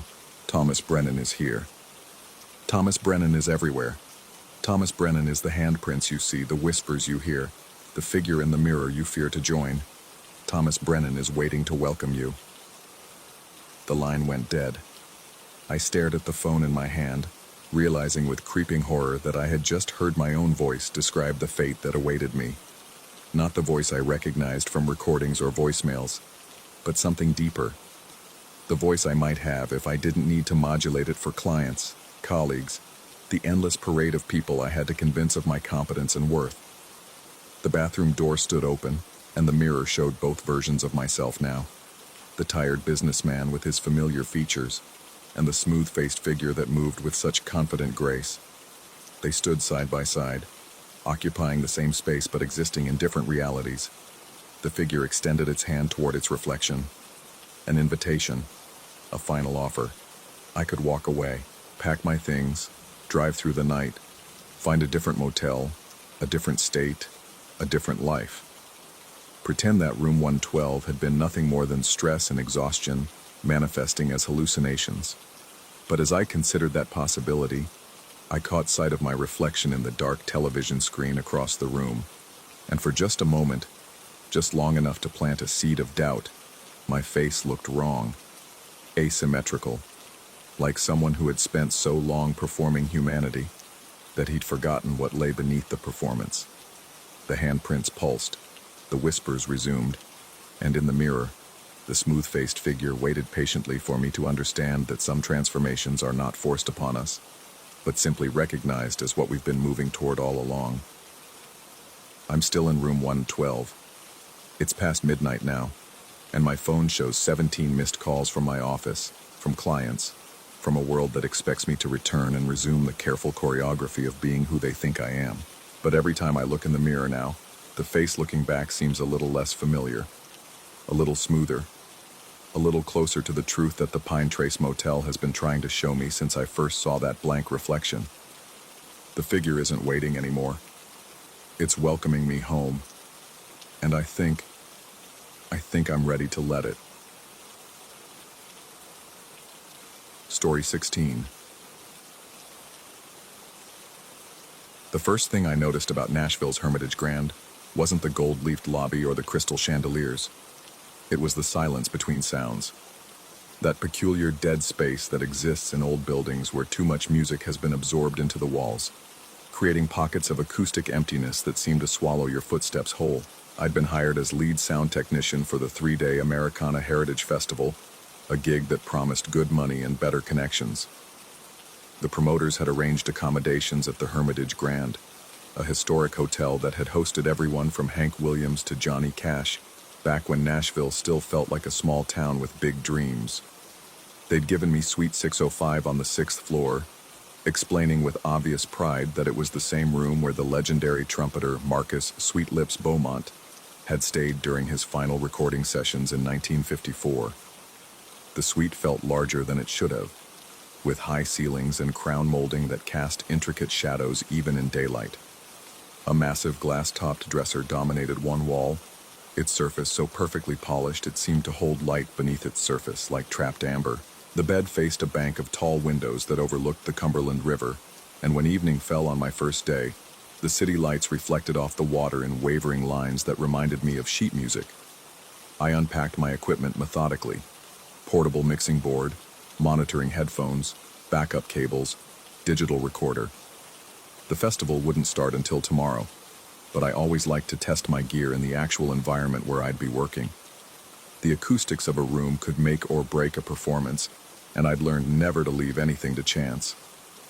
That night, I fell asleep to the distant hum of traffic and the occasional steamboat horn from the river. My dreams were filled with half-remembered melodies, the kind that float just beyond conscious recollection, teasing and familiar but impossible to grasp. I woke at 3:17 a.m. to the sound of a needle finding its groove. The distinctive scratch pop of vinyl beginning to play filled the dark suite, followed immediately by the warm, breathy tone of a trumpet, playing a melody I'd never heard but somehow knew by heart. The sound was impossibly clear, as if the musician were sitting in the chair beside my bed. Yet when I fumbled for the lamp switch, the room remained empty. My first rational thought was that someone in an adjacent room was playing records at an ungodly hour. But as I sat up, orienting myself in the darkness, the sound seemed to emanate from multiple directions at once, not through the walls, but from the very air around me. The trumpet began a complex improvisation, each note floating with the kind of casual perfection that comes only from years of playing the same song until it becomes as natural as breathing. I slipped from bed and moved toward the dresser, guided by some instinct I couldn't name. In the dim light filtering through the curtains, I could see the glass surface clearly, and what I saw made my throat constrict with a fear so immediate and primal that my hands began to shake. The glass showed circular grooves, like those on a record album, slowly rotating clockwise around an invisible center spindle. The grooves caught the ambient light as they turned, creating spirals of silver that pulsed in rhythm with the music. I reached toward the surface with trembling fingers, and the glass felt warm to the touch, vibrating almost imperceptibly with each trumpet note. The moment my palm made contact with the rotating grooves, the music stopped. Silence crashed over the suite like a physical weight, pressing against my eardrums until they ached. The grooves continued to rotate for several more seconds before gradually slowing to a stop, leaving only my own ragged breathing and the hammering of my pulse in my ears. I switched on every light in the suite and spent the remaining hours until dawn examining the dresser from every angle. In the harsh fluorescent glare, it looked perfectly ordinary. Antique glass over a mahogany base, spotless and still. No grooves, no rotation, no sign of anything unusual. Yet when I pressed my ear against the surface, I could swear I heard the faintest echo of that trumpet melody, like a song playing in a room far below. The next morning, I mentioned the incident casually to Marcus, the hotel's day manager, while he helped me load equipment for the festival's opening day. His reaction was subtle but telling, a slight tightening around his eyes, a pause just long enough to suggest he was choosing his words carefully. He said that Suite 605 had always been popular with musicians, that something about its acoustics seemed to inspire creativity. Some guests reported unusually vivid musical dreams. He added with a forced smile, as if this explained everything and nothing at all. The festival's first day passed in a blur of sound checks, last-minute adjustments, and the controlled chaos that comes with any live music event. I threw myself into the work, grateful for the distraction, but found myself constantly listening for that trumpet melody beneath the layers of bluegrass, country, and folk music that filled my headphones throughout the day. That night, I was ready. I set up my portable recorder on the dresser, positioned my most sensitive microphones around the room, and waited. Sleep seemed impossible, but somewhere between 3 and 4 a.m., exhaustion finally claimed me.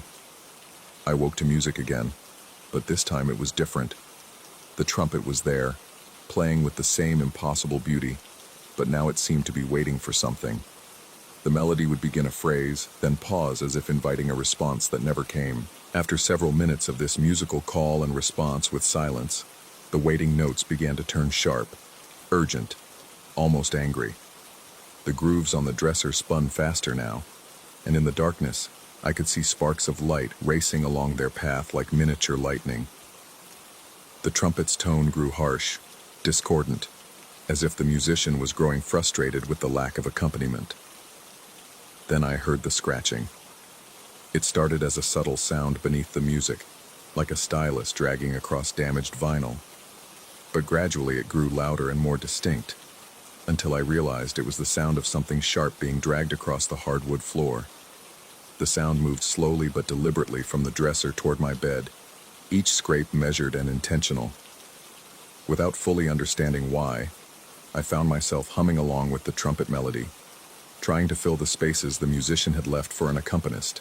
The moment I began to harmonize, the scratching stopped, and the trumpet's tone smoothed back into its original warm beauty. We played together, if you could call my amateur humming playing, for what felt like hours, trading melodic phrases back and forth in a conversation that transcended language. When the music finally faded, I felt drained but oddly satisfied, as if I'd just completed the most important performance of my life. My recording equipment had captured nothing but the sound of my own humming. The pattern continued nightly. Each time the invisible musician would begin his solo, wait for my participation, and grow increasingly agitated if I failed to join in. The scratching sound, which I'd come to think of as the needle's threat, would grow closer to my bed with each passing moment of silence, until self-preservation forced me to participate in the otherworldly duet. During the days, I found myself researching Marcus Sweetlips Beaumont, diving deep into Nashville's jazz history during my breaks between festival sets. What I learned made the nightly encounters both more explicable and more terrifying. Beaumont had been a prodigious talent, a trumpeter who could make his instrument sing with human voices, cry with human tears, rage with human fury. He'd been working on a revolutionary recording in 1954, something he'd called his Eternal Sessions, a series of compositions designed to be perpetually improvised, never played the same way twice. The sessions were to be his masterwork, a musical conversation between performer and listener that would continue indefinitely. He died in Suite 605 on November 15, 1954, found slumped over his trumpet with sheet music scattered around him like fallen leaves. The coroner ruled it a heart attack, brought on by exhaustion and creative obsession. The compositions he'd been working on were never found, but the most disturbing detail emerged from an interview with the session producer, published in a small jazz magazine in 1955. He claimed that Beaumont had become convinced that music could transcend death, that the right combination of melody and intention could create a bridge between the living and the dead. The producer had dismissed this as the rambling of an artist pushed too far by his own perfectionism, but he admitted that Beaumont's final recording sessions had an otherworldly quality that made everyone in the studio uncomfortable. The producer's final quote stuck with me. Marcus said he was going to find a way to keep playing forever, even if he had to teach someone else his songs from beyond the grave. As the festival's final day approached, my nightly sessions with the invisible trumpeter had evolved into something approaching true collaboration. I'd borrowed a small keyboard from the festival's equipment pool, positioning it beside my bed so I could provide more sophisticated accompaniment to the ghostly melodies. Whatever was happening in Suite 605, I'd become an active participant rather than a terrified observer. But participation came with a price.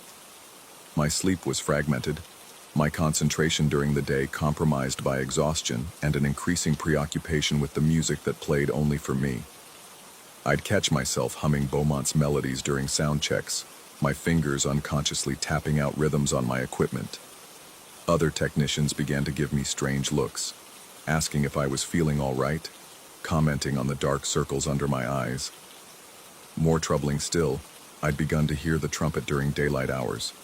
Faint, distant melodies that seemed to drift through air vents and echo in empty corridors. I'd follow the sound like a man possessed, only to have it fade the moment I drew close to its apparent source. The hotel staff started avoiding me. Housekeeping would clean my suite only when I wasn't present, and Marcus the manager no longer met my eyes during our brief encounters in the lobby. I suspected they'd always known about Suite 605, had probably watched a long line of musicians struggle with the same nocturnal visitations, and had learned to simply wait for guests to either adapt or flee. On the final night of the festival, as I prepared for what I somehow knew would be my last session with Beaumont's ghost, I made a discovery that shattered what remained of my certainty about what was real and what was madness. While moving my equipment, I knocked over my cell phone, and as I bent to retrieve it from beneath the dresser, my fingers brushed against something attached to the underside of the glass. It was a small metal plate, engraved with words I could barely make out in the darkness. For the one who learns to play along, MB 1954. The plate was warm to the touch, and the moment my fingers made contact with its surface, the room filled with music more beautiful and complex than anything I'd experienced in the previous nights. But this time, I could hear more than just the trumpet. A full jazz ensemble surrounded me, bass walking steady lines through the harmony, drums brushing subtle rhythms, piano dropping crystalline chords into the spaces between trumpet phrases, and in the center of it all, a voice I somehow knew belonged to Marcus Beaumont himself, speaking directly into my mind. He said I'd been chosen, that I'd proven myself worthy of the gift he'd been waiting 60 years to pass on. The music, he explained, was alive, self-perpetuating, growing stronger with each person who learned to participate in its eternal improvisation. I could choose to accept it fully, to become a permanent part of the composition, or I could walk away and let someone else eventually discover the secret of Suite 605. But he warned me that walking away came with consequences. Once you'd truly heard the music, once you'd felt the connection between performer and listener that transcended death itself, ordinary music would never satisfy again. I'd spend the rest of my life chasing echoes of what I'd experienced in this room, always hearing phantom melodies just beyond the range of conscious perception. As the music swelled around me, I understood that I was standing at a crossroads. I could surrender completely to the supernatural symphony, becoming part of something larger and more beautiful than any earthly composition. Or I could fight to maintain my grip on normal reality, knowing that I'd forever be haunted by the memory of what I was leaving behind. The choice, Marcus Beaumont's ghost whispered through the sound of his eternal trumpet, was mine to make.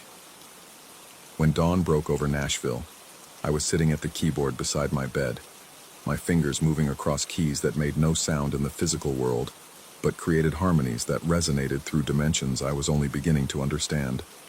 My recording equipment showed nothing but silence.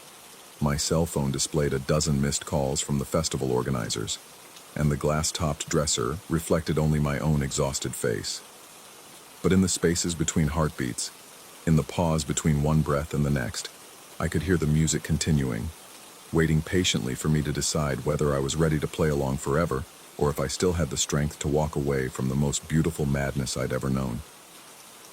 The key card to Suite 605 sits in my wallet still, 3 months later, though I've never returned to Nashville. Sometimes in the dead of night, I wake to the sound of a trumpet calling from somewhere just beyond hearing, and I have to fight the urge to book the next flight south, because I know that if I go back, if I answer that musical invitation one more time, I'll never leave Suite 605 again. And on the nights when ordinary music feels hollow and lifeless, when nothing I hear can compare to those phantom melodies, I'm no longer sure that would be such a terrible fate. The question that haunts me isn't whether Marcus Beaumont's ghost was real, or whether I was slowly losing my mind in that historic hotel suite. The question that keeps me awake, that makes my fingers itch for keys I'm afraid to play, is simple. If madness sounds that beautiful, why should anyone choose sanity?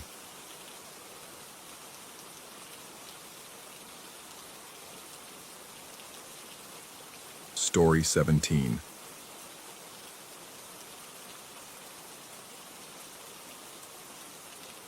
The first time I saw her, I thought it was a trick of the light.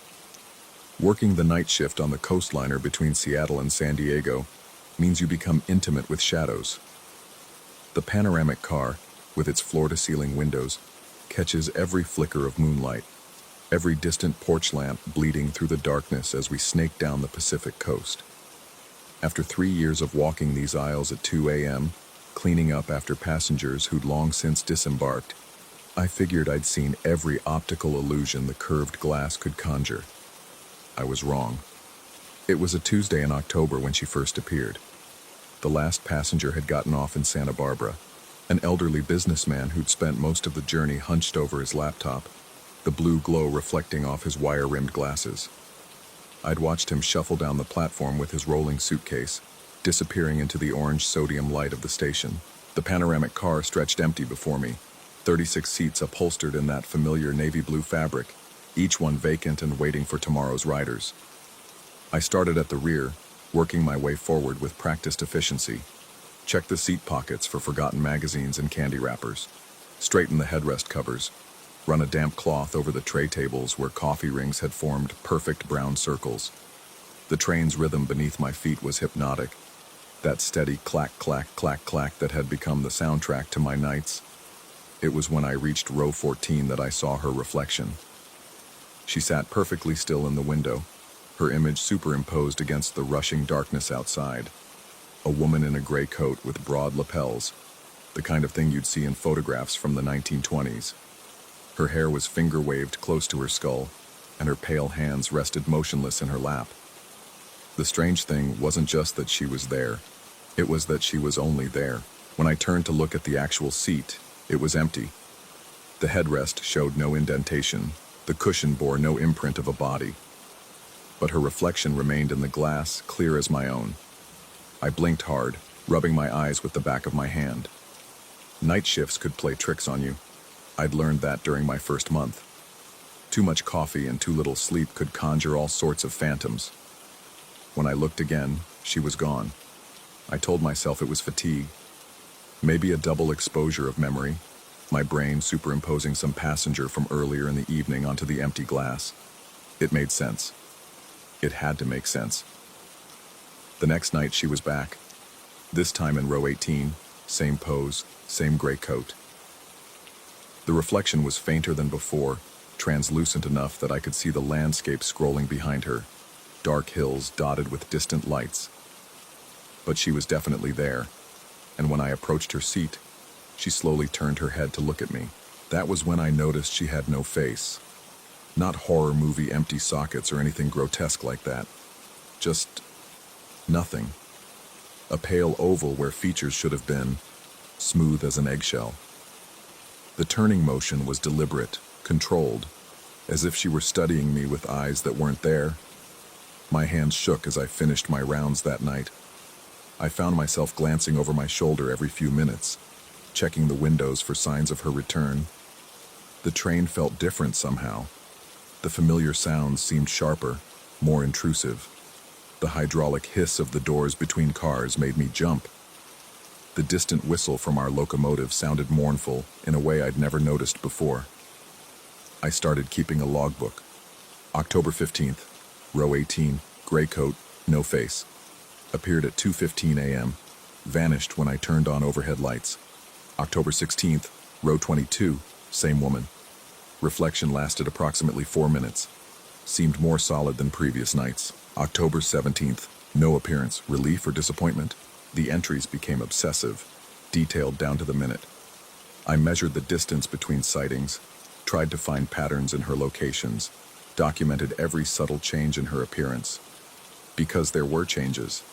Each night she seemed more present, more three-dimensional. The gray coat began showing texture.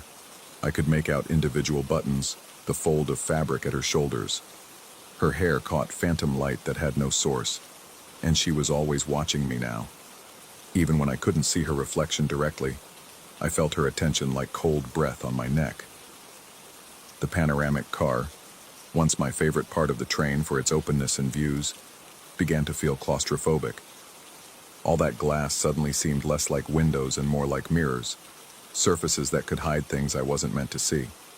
I started avoiding the night shift. Called in sick 3 times in 2 weeks, claiming stomach flu. My supervisor, Janet, cornered me in the break room during a rare day shift. "You look like hell, Marcus," she said, pouring herself coffee from the perpetually brewing pot. "When's the last time you got a decent night's sleep?" I wanted to tell her. The words sat on my tongue like lead weights.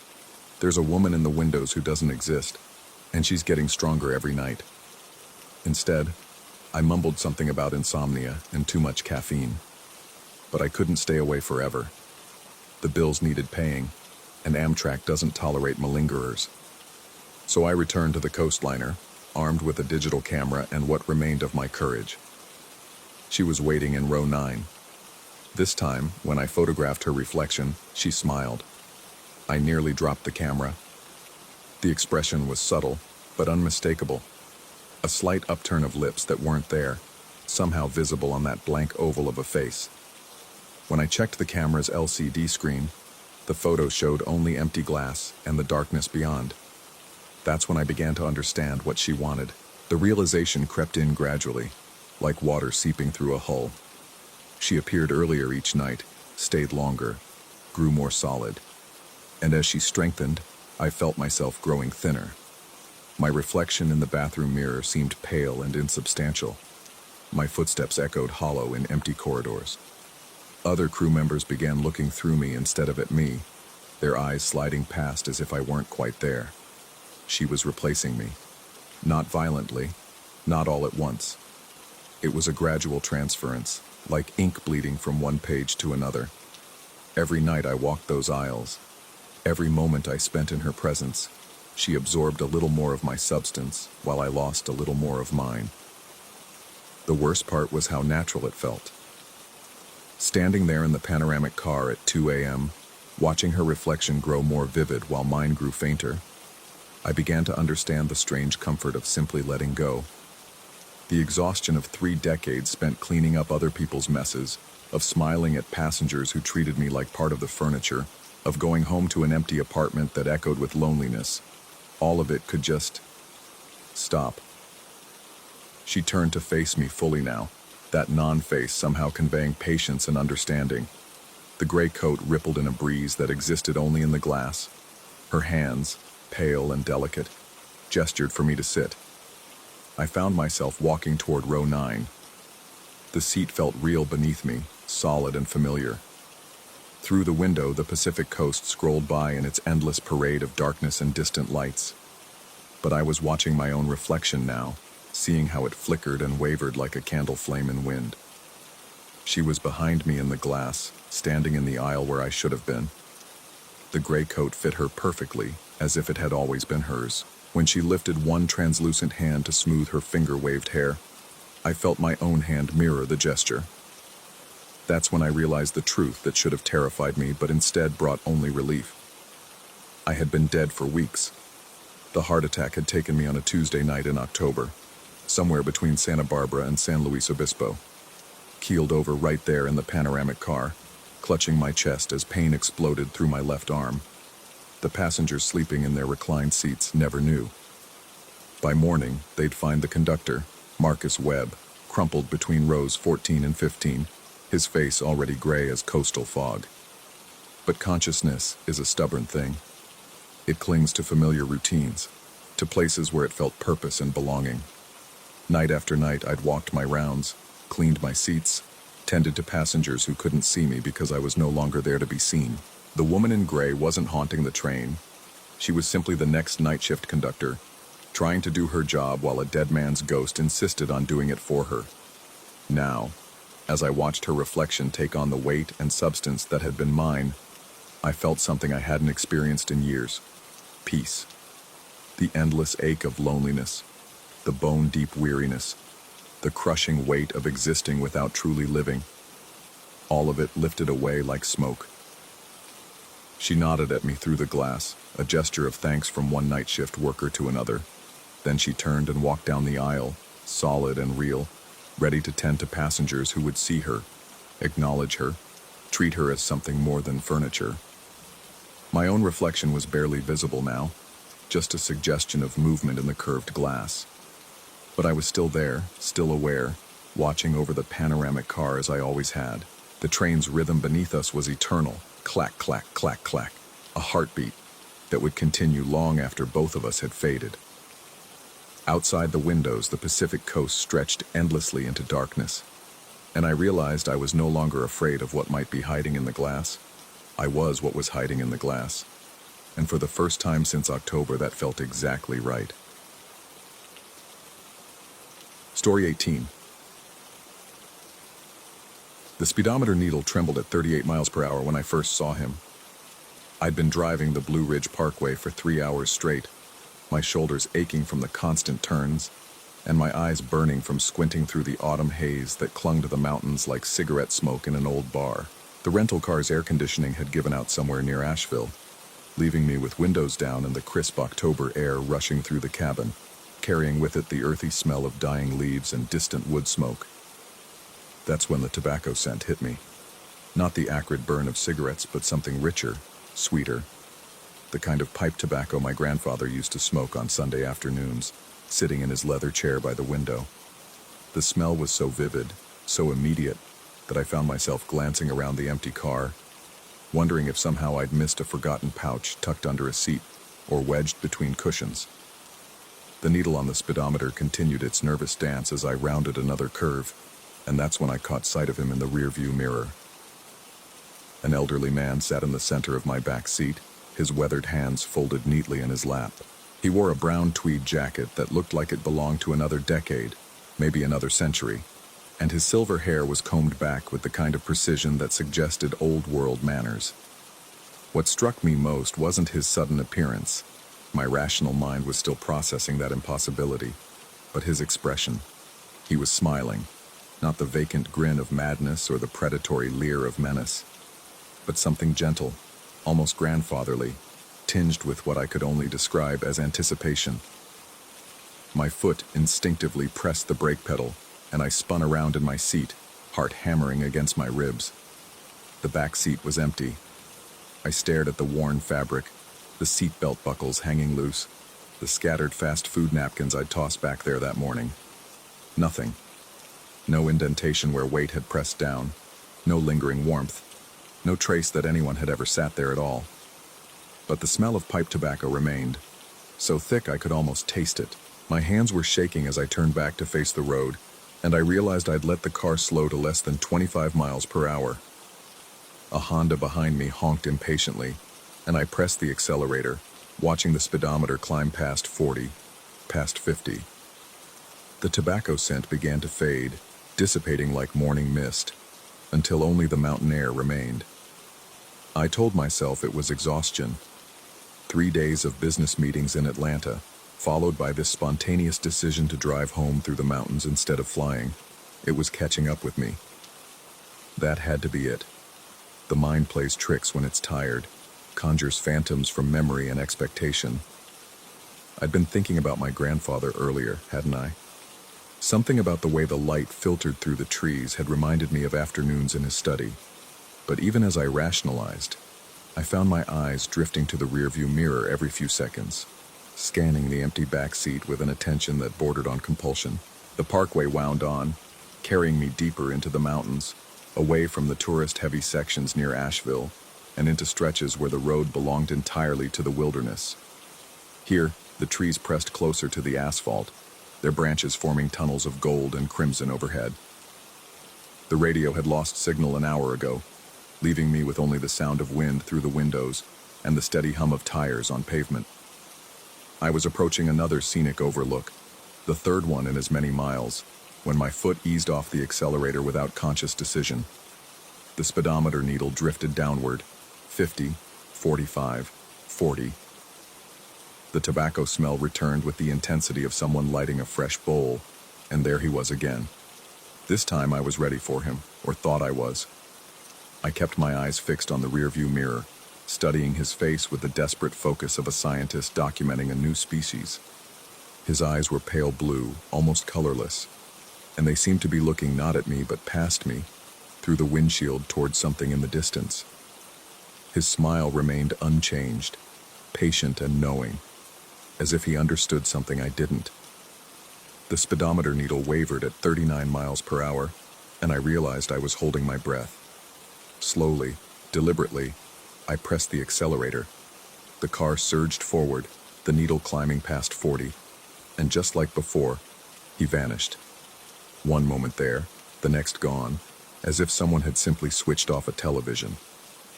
I pulled into the next overlook and sat there for 20 minutes, engine off, windows down, trying to make sense of what I was experiencing. The rational explanations felt increasingly fragile. Fatigue didn't explain the consistency of his appearance at exactly the same speed. Hallucinations didn't typically come with accompanying smells so vivid they seemed to coat the inside of my mouth, and they certainly didn't make the speedometer needle dance like a compass near magnetic ore. That detail had been nagging at me since the first sighting.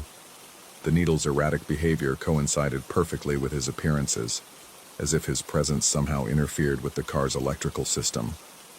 I'd owned enough old cars to know how finicky their instruments could be, but this rental was barely 2 years old. I checked my phone. No signal, which wasn't unusual in these mountains, but it added to my growing sense of isolation. The overlook was empty except for my car, the parking area surrounded by a low stone wall that looked out over a valley painted in autumn fire. It was beautiful in the way that only the Blue Ridge could be, but I found myself unable to appreciate it. My attention kept drifting back to the rearview mirror, searching for signs of movement in the back seat. When I finally worked up the courage to continue driving, I made a conscious decision to keep my speed above 45. Whatever was happening, I wouldn't give it the conditions it seemed to require. I would drive straight through to Virginia, stop only for gas, and try to forget this entire experience once I was safely home. The plan lasted exactly 12 minutes.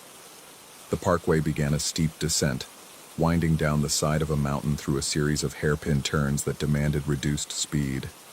Signs warned of the dangers of excessive velocity on the curves, and my responsible driving habits, ingrained through 30 years behind the wheel, wouldn't let me ignore them. 38 miles per hour. The tobacco smell bloomed like a flower opening in sunlight, rich and complex, carrying hints of vanilla and cherry that made me think of holidays and winter evenings. I didn't want to look in the mirror, but my eyes betrayed me, moving to that rectangular frame as inevitably as water flowing downhill. He was there, of course, but something was different this time. His head was turned slightly, as if he'd heard something in the distance that caught his attention. His smile had taken on a quality I could only describe as urgent, though he remained perfectly still in that unsettling way of his. But it was his eyes that made my breath catch in my throat. He was looking directly at me now, meeting my gaze in the mirror with an intensity that seemed to bypass my eyes and connect directly to something deeper. There was no malice in that stare, but there was purpose, a sense of communication that transcended language. The speedometer needle was oscillating wildly now, jumping between 35 and 42 as if it couldn't decide which reading was correct. The engine made a sound I'd never heard before, a subtle harmonizing hum that seemed to resonate in my chest cavity. Even the steering wheel vibrated under my hands with a rhythm that felt almost like breathing. I wanted to accelerate, to break whatever spell was holding us in this strange communion, but the curves were too sharp, too dangerous. I was trapped at this speed, trapped with him, trapped in this moment that stretched like taffy until I wasn't sure if seconds or minutes or hours were passing. And then, as we crested a small rise, I saw it. Another overlook lay ahead, larger than the others I'd passed, with a distinctive stone observation deck that jutted out from the mountainside like a ship's prow. Even from a distance, I could see it commanded a spectacular view of the valley below, the kind of panoramic vista that would make any tourist reach for their camera. The moment I saw it, I knew. This was where he wanted to go. This was his destination, the place he'd been trying to reach through whatever cosmic loophole allowed him to exist in my rearview mirror. The certainty hit me with the force of revelation, and I understood that everything, the precise speed requirement, the tobacco smell, the electrical interference, had been leading to this moment. I could feel him waiting behind me, his presence more palpable than ever, as if anticipation had given him substance. The car seemed to steer itself toward the overlook entrance, my hands merely following the wheel's subtle guidance. The speedometer held steady at 37 miles per hour, no longer oscillating, and the engine's strange harmony had resolved into a single, sustained note. The parking area was empty, just like all the others, but it felt different. The air was still in a way that suggested holding breath, and the usual mountain sounds, wind through leaves, distant bird calls, had faded to whispers. Even the sunlight seemed muted, as if filtered through layers of gauze. I parked at the far end of the lot, as close to the observation deck as I could manage, and turned off the engine. The silence that followed was absolute, the kind of quiet that makes you aware of your own heartbeat, your own breathing, the sound of blood moving through your veins. I didn't want to look in the mirror, but I had to. I had come this far, followed this impossible passenger to his chosen destination, and now I needed to see what would happen next. He was still there, but his smile had changed. The anticipation was gone, replaced by something that looked almost like gratitude. He seemed more solid now, more present, as if proximity to this place had strengthened whatever force allowed him to exist in my perception. Slowly, he raised one weathered hand and pointed toward the observation deck. The gesture was unmistakable in its meaning. He wanted me to go out there to stand at that stone railing and look out over the valley. But why? What was I supposed to see? What was so important about this particular view that it had drawn him across whatever boundary separated his existence from mine? I sat in the car for what felt like an eternity, weighing options, trying to understand. Part of me wanted to start the engine and drive away, to leave this place and its impossible passenger behind. But a larger part, the part that had been growing stronger with each sighting, knew I couldn't leave. Not now. Not when I was so close to understanding. The moment I opened the car door, the tobacco smell intensified, becoming so rich and complex that it seemed to have physical weight. I could taste it on my tongue, feel it coating the inside of my throat, and for a brief, disorienting moment, I experienced the sensation of actually smoking a pipe. The draw of breath through the stem, the warmth of the bowl in my palm, the satisfaction of exhaling aromatic smoke into crisp autumn air. The feeling passed as quickly as it had come, but it left me shaken. I was no longer simply observing these phenomena. I was participating in them, experiencing them from the inside. The boundary between his existence and mine was becoming increasingly permeable. I walked to the observation deck on unsteady legs, my hands gripping the stone railing for support. The view was everything I'd expected. Breathtaking, panoramic, the kind of vista that would normally inspire awe and peace. But as I stood there, looking out over the valley painted in autumn colors, I began to notice details that didn't belong. There, winding through the trees far below, was a road, not the modern parkway with its careful engineering and tourist-friendly amenities, but something older, narrower, following the natural contours of the land, with the organic curves of a path worn by countless feet over countless years. And on that road, barely visible through the canopy, I could make out movement. A car. No, that wasn't right. The shape was wrong, too tall and narrow for any modern vehicle. As I squinted, trying to bring it into focus, details began to emerge. A dark sedan from the 1940s or 50s, moving slowly along the mountain road, its chrome bumper catching occasional flashes of sunlight through the leaves.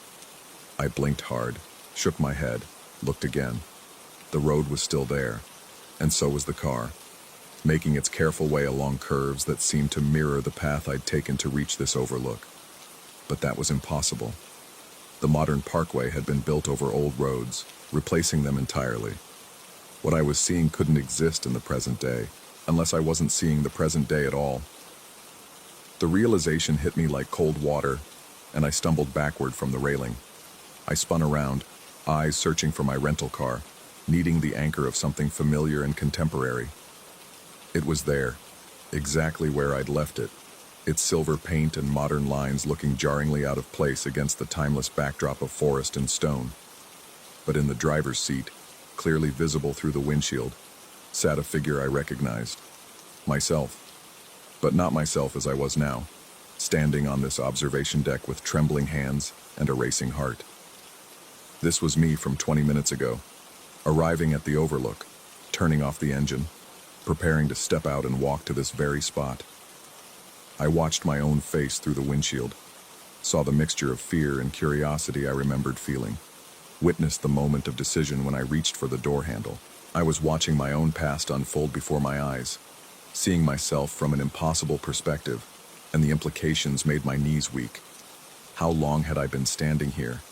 How many times had I made this walk from car to railing, played out this scene while something observed from a temporal distance? The questions multiplied in my mind, each one opening new corridors of impossibility, until I felt like a man standing in a hall of mirrors, seeing infinite reflections stretching in all directions. I turned back to the valley, desperate to ground myself in something solid, something real.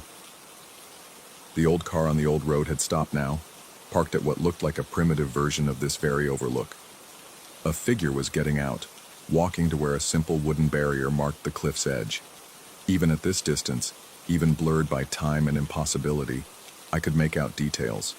A brown tweed jacket, silver hair combed with old-fashioned precision, a man raising his hand to point upward, toward where I stood in a future he would never see. The tobacco smell was overwhelming now, so thick it seemed to displace oxygen, and I understood with crystalline clarity what I was witnessing. This was his moment, his last moment. The instant when he'd stood on his own observation deck 60 or 70 years ago and looked up at a mountain he'd never climb, at a view he'd never see from this angle. But somehow, impossibly, he had seen it.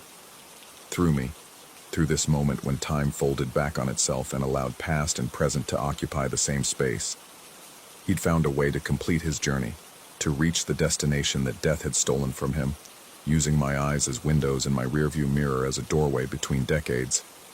The figure below raised his other hand now, and I found myself involuntarily mimicking the gesture, my own arms lifting as if pulled by invisible strings. For just an instant, we were synchronized across the years, two versions of the same desire. His to see this view, mine to understand what I was seeing. Then the moment shattered like glass. The old road vanished first, dissolving into the modern forest as if it had never existed.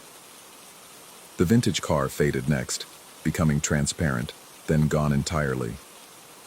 The figure at the primitive overlook lingered for a heartbeat longer, his upraised hand still visible even as the rest of him grew insubstantial. Then he too disappeared, leaving only the contemporary landscape of the Blue Ridge Parkway, beautiful and normal and completely impossible to trust. I ran back to my car, no longer caring about understanding or revelation, wanting only the familiar comfort of leather seats and electronic displays, and a speedometer that stayed where it belonged. I fumbled with the keys, my hands shaking so badly I could barely start the engine, and when I finally got it running, I pressed the accelerator to the floor. 50 miles per hour, 60, 70. The needle climbed past the safe speeds for mountain driving, but I didn't care. I needed distance, needed velocity, needed to put as much space as possible between myself and that overlook, where time apparently negotiated with death. I didn't look in the rearview mirror again until I reached the Virginia state line, and by then, he was gone. No tobacco smell, no electrical interference, no gentle smile watching from the back seat. Just my own eyes staring back at me, wild and wide with the kind of exhaustion that comes from witnessing the impossible. The rational explanations are still there, waiting for me when I need them. Altitude sickness can cause hallucinations. Carbon monoxide leaks can produce vivid visions. Stress and fatigue can make the mind conjure elaborate fictions from fragments of memory and sensation. But none of those explanations account for the photograph. I found it the next morning, tucked under the driver's seat of the rental car where it couldn't possibly have been before. I'd checked every inch of that vehicle when I picked it up. It's a black and white snapshot, the kind they used to sell at roadside gift shops, showing the Blue Ridge Parkway from an aerial perspective. Someone has circled a small dark speck in red ink and written in careful cursive along the margin. "Thank you for the ride." The speck, when I examined it with a magnifying glass, is unmistakably a car. An old dark sedan parked at an overlook that doesn't exist anymore, captured by a camera that probably stopped working decades ago. I keep the photograph in my wallet now, next to my driver's license and credit cards. And sometimes, late at night when sleep won't come, I take it out and study that circled speck until my eyes water. I tell myself it's just an old postcard, probably left by a previous renter, meaningless and coincidental. But I haven't driven below 40 miles per hour since that day in October. and I've never been able to smoke a pipe without tasting autumn air and feeling the weight of grateful eyes watching from somewhere just beyond the edge of sight.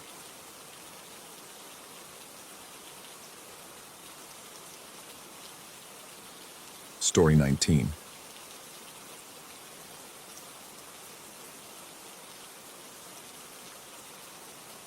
The fire alarm has been blinking for 3 weeks now, casting its red pulse across the brick walls like a dying heartbeat. Every humid night, when the air thickens to the consistency of molasses, I descend into the basement of what used to be the Firestone Asylum for the mentally disturbed.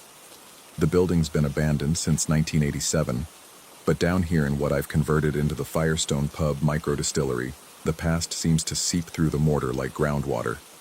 Tonight, the sweet cherry smoke perfume is particularly strong.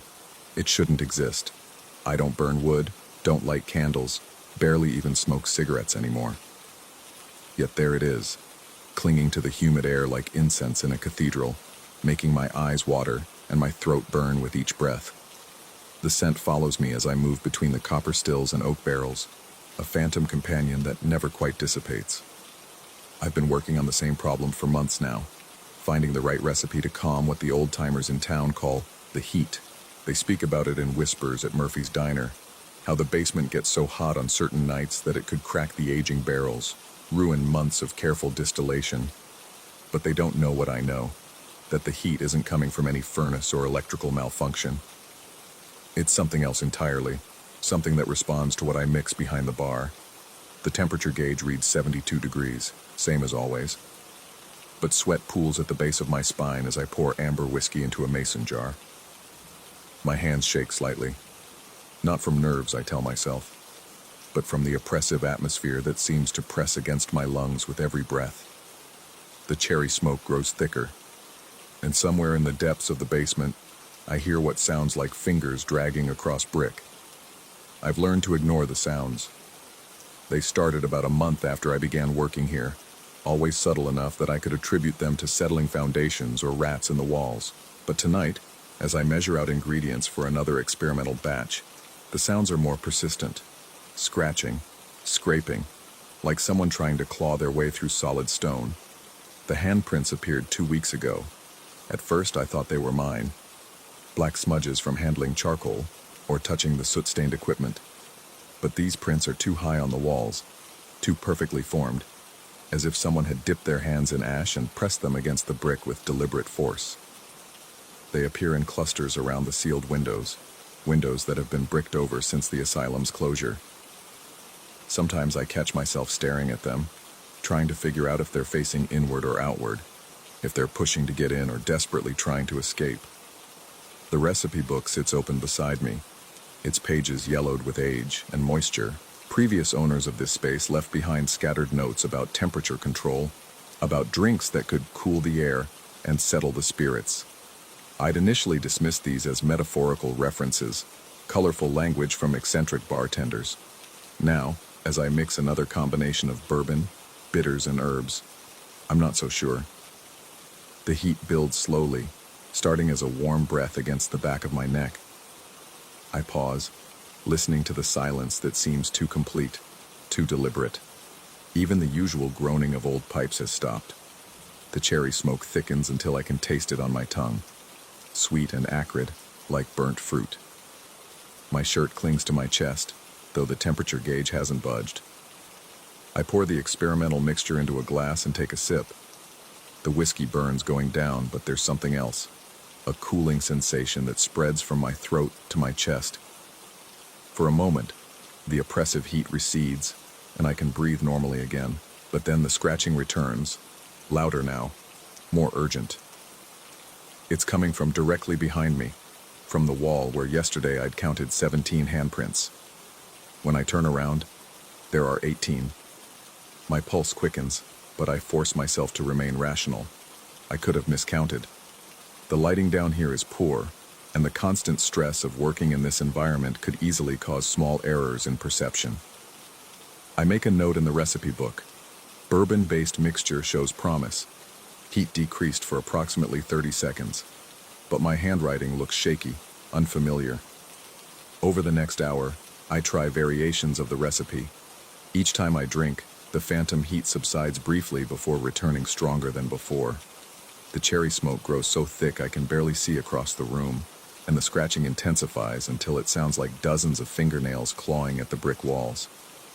I tell myself it's just the building settling, just the old heating system adjusting to temperature changes, but the logical explanations feel increasingly hollow. By midnight, the handprints have multiplied. They cover entire sections of the wall now, overlapping and layered like desperate prayers pressed into stone. Some are small, delicate, others large enough to belong to someone much bigger than me. They all face the same direction, toward the sealed windows, as if whatever made them was trying to push through barriers that no longer exist. I check my notes again, but the writing seems to shift when I'm not looking directly at it. Recipes I thought I'd written appear in handwriting I don't recognize. Measurements change between glances. A recipe for something called Asylum's Rest appears on a page I could have sworn was blank moments before, written in what looks like ash mixed with water. The heat becomes unbearable. I strip off my shirt, but it doesn't help. The temperature gauge still reads 72 degrees, mocking me with its steady consistency. Sweat pours down my face, stinging my eyes and making it hard to focus on the recipe book. The cherry smoke is so dense now that breathing feels like drowning in perfumed syrup. I mix the Asylum's Rest recipe with trembling hands. Rye whiskey, blackberry liqueur, a dash of something labeled only as bitter herbs, and what appears to be a few drops of liquid smoke. The combination should taste terrible, but when I sip it, the relief is immediate and overwhelming. The heat vanishes completely, replaced by a coolness so profound it makes my teeth chatter. The scratching stops. The silence that follows is absolute and terrifying. Even the blinking fire alarm seems muted, its red pulse dim to barely a glimmer. I stand perfectly still, afraid to breathe too loudly, afraid to disturb whatever balance I've accidentally achieved. The cherry smoke begins to dissipate, revealing details of the basement I hadn't noticed before. More handprints cover the walls. Hundreds of them, maybe thousands. They're everywhere. On the ceiling, around the base of the support pillars, even on the backs of the barrels. How had I missed so many? The prints vary in size and clarity, some sharp and defined, others smudged and incomplete. They tell a story I don't want to understand, a narrative written in ash and desperation. But as the cooling effect of the drink begins to fade, I notice something that makes my blood run cold. Among all the dark handprints on the walls, there's one that's different, one that looks fresh. One that's positioned exactly at the height where my own hand would rest if I pressed it against the brick. And it's still wet. I back away from the wall, but the handprint seems to follow me, appearing in my peripheral vision no matter which direction I face.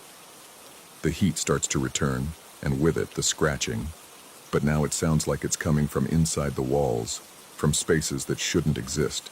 The cherry smoke begins to thicken again, and I realize with growing horror that drinking the Asylum's Rest wasn't a solution. It was an invitation. The recipe book lies open to a new page, one that definitely wasn't there before. In handwriting that looks disturbingly similar to my own, someone has written, "The heat never goes away. It just finds new places to hide. The drinks don't cool the air, they cool the drinker. And when you're cold enough, when you're still enough, you can finally see who's been making all those handprints." I look up from the book to find the basement has changed. The walls stretch higher than they should, disappearing into shadows that seem to move independently of the blinking fire alarm. The handprints are moving too, shifting and sliding across the brick like living things. Some appear to be waving. Others look like they're pointing toward the sealed windows, toward escape routes that no longer exist. The cherry smoke forms shapes now, human silhouettes that drift between the barrels and stills, sometimes pausing to examine my work, sometimes reaching toward me with fingers I can't quite see. I understand now why the previous owners left behind so many notes about cooling drinks and settling spirits. They weren't just mixing cocktails. They were negotiating with whatever lingers in this space, trying to find the right combination of ingredients to maintain an uneasy peace. I pour another glass of Asylum's Rest with hands that no longer feel entirely under my control. The cooling sensation spreads through my body again. But this time it doesn't stop at comfortable. It keeps going, making my fingers numb, my thoughts sluggish. The heat in the room continues to build around me while I grow colder inside, as if I'm becoming something that exists separately from the oppressive atmosphere. In the growing cold, I begin to understand what the handprints are really telling me. They're not marks left by spirits trying to escape. They're warnings left by people like me, mixologists and bartenders who thought they could find the perfect recipe to solve the basement's problems. Each print represents someone who got too cold, who found the balance between the phantom heat and the cooling drinks, but couldn't find their way back to warmth. The fire alarm blinks more rapidly now, or maybe my perception of time is slowing down. The cherry smoke swirls around me like fog, and I can see faces in it. Not threatening exactly, but sad, expectant. They're waiting for something, watching to see if I'll make the same choice they did. My hand moves almost automatically as I reach toward the brick wall. The surface feels warm against my palm, a pleasant contrast to the coldness spreading through my body. When I pull my hand away, there's a perfect print left behind, dark and wet, joining the countless others that cover every surface. I want to leave, to climb the stairs and escape into the humidity of the Rhode Island night, but my legs won't cooperate. The asylum's rest has done its job too well, cooling me past the point of movement, past the point of easy return. The notebook lies open beside me, and I watch as new words appear on the page in handwriting that grows more familiar with each letter. Recipe perfected. Heat controlled indefinitely. Side effects manageable with proper preparation. Next mixologist should start with bourbon-based combinations. They provide gentler transition. The cherry smoke means they're welcoming you. Don't fight the cold when it comes. Just remember to leave clear instructions for whoever comes after. Outside, I know the building's owner is already placing another advertisement, looking for someone with experience in craft distillation and a tolerance for unusual working conditions. Someone who won't ask too many questions about the blinking fire alarm or the sweet smell of cherry smoke that clings to the basement air. Someone who might be better at finding the balance between hot and cold. The handprints on the walls seem to pulse with their own rhythm now, and I realize they're not random at all.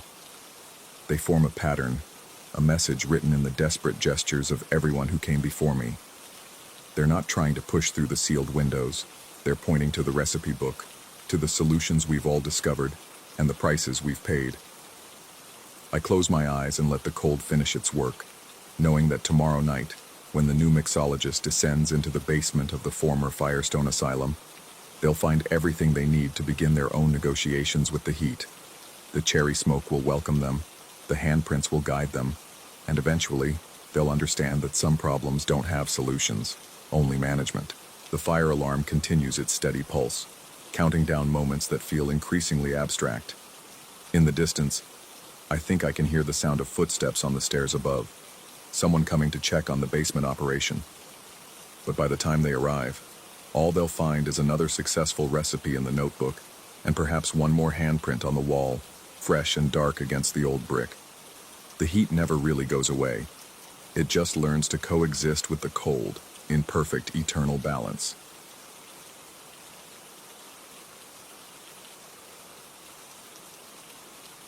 Story 20.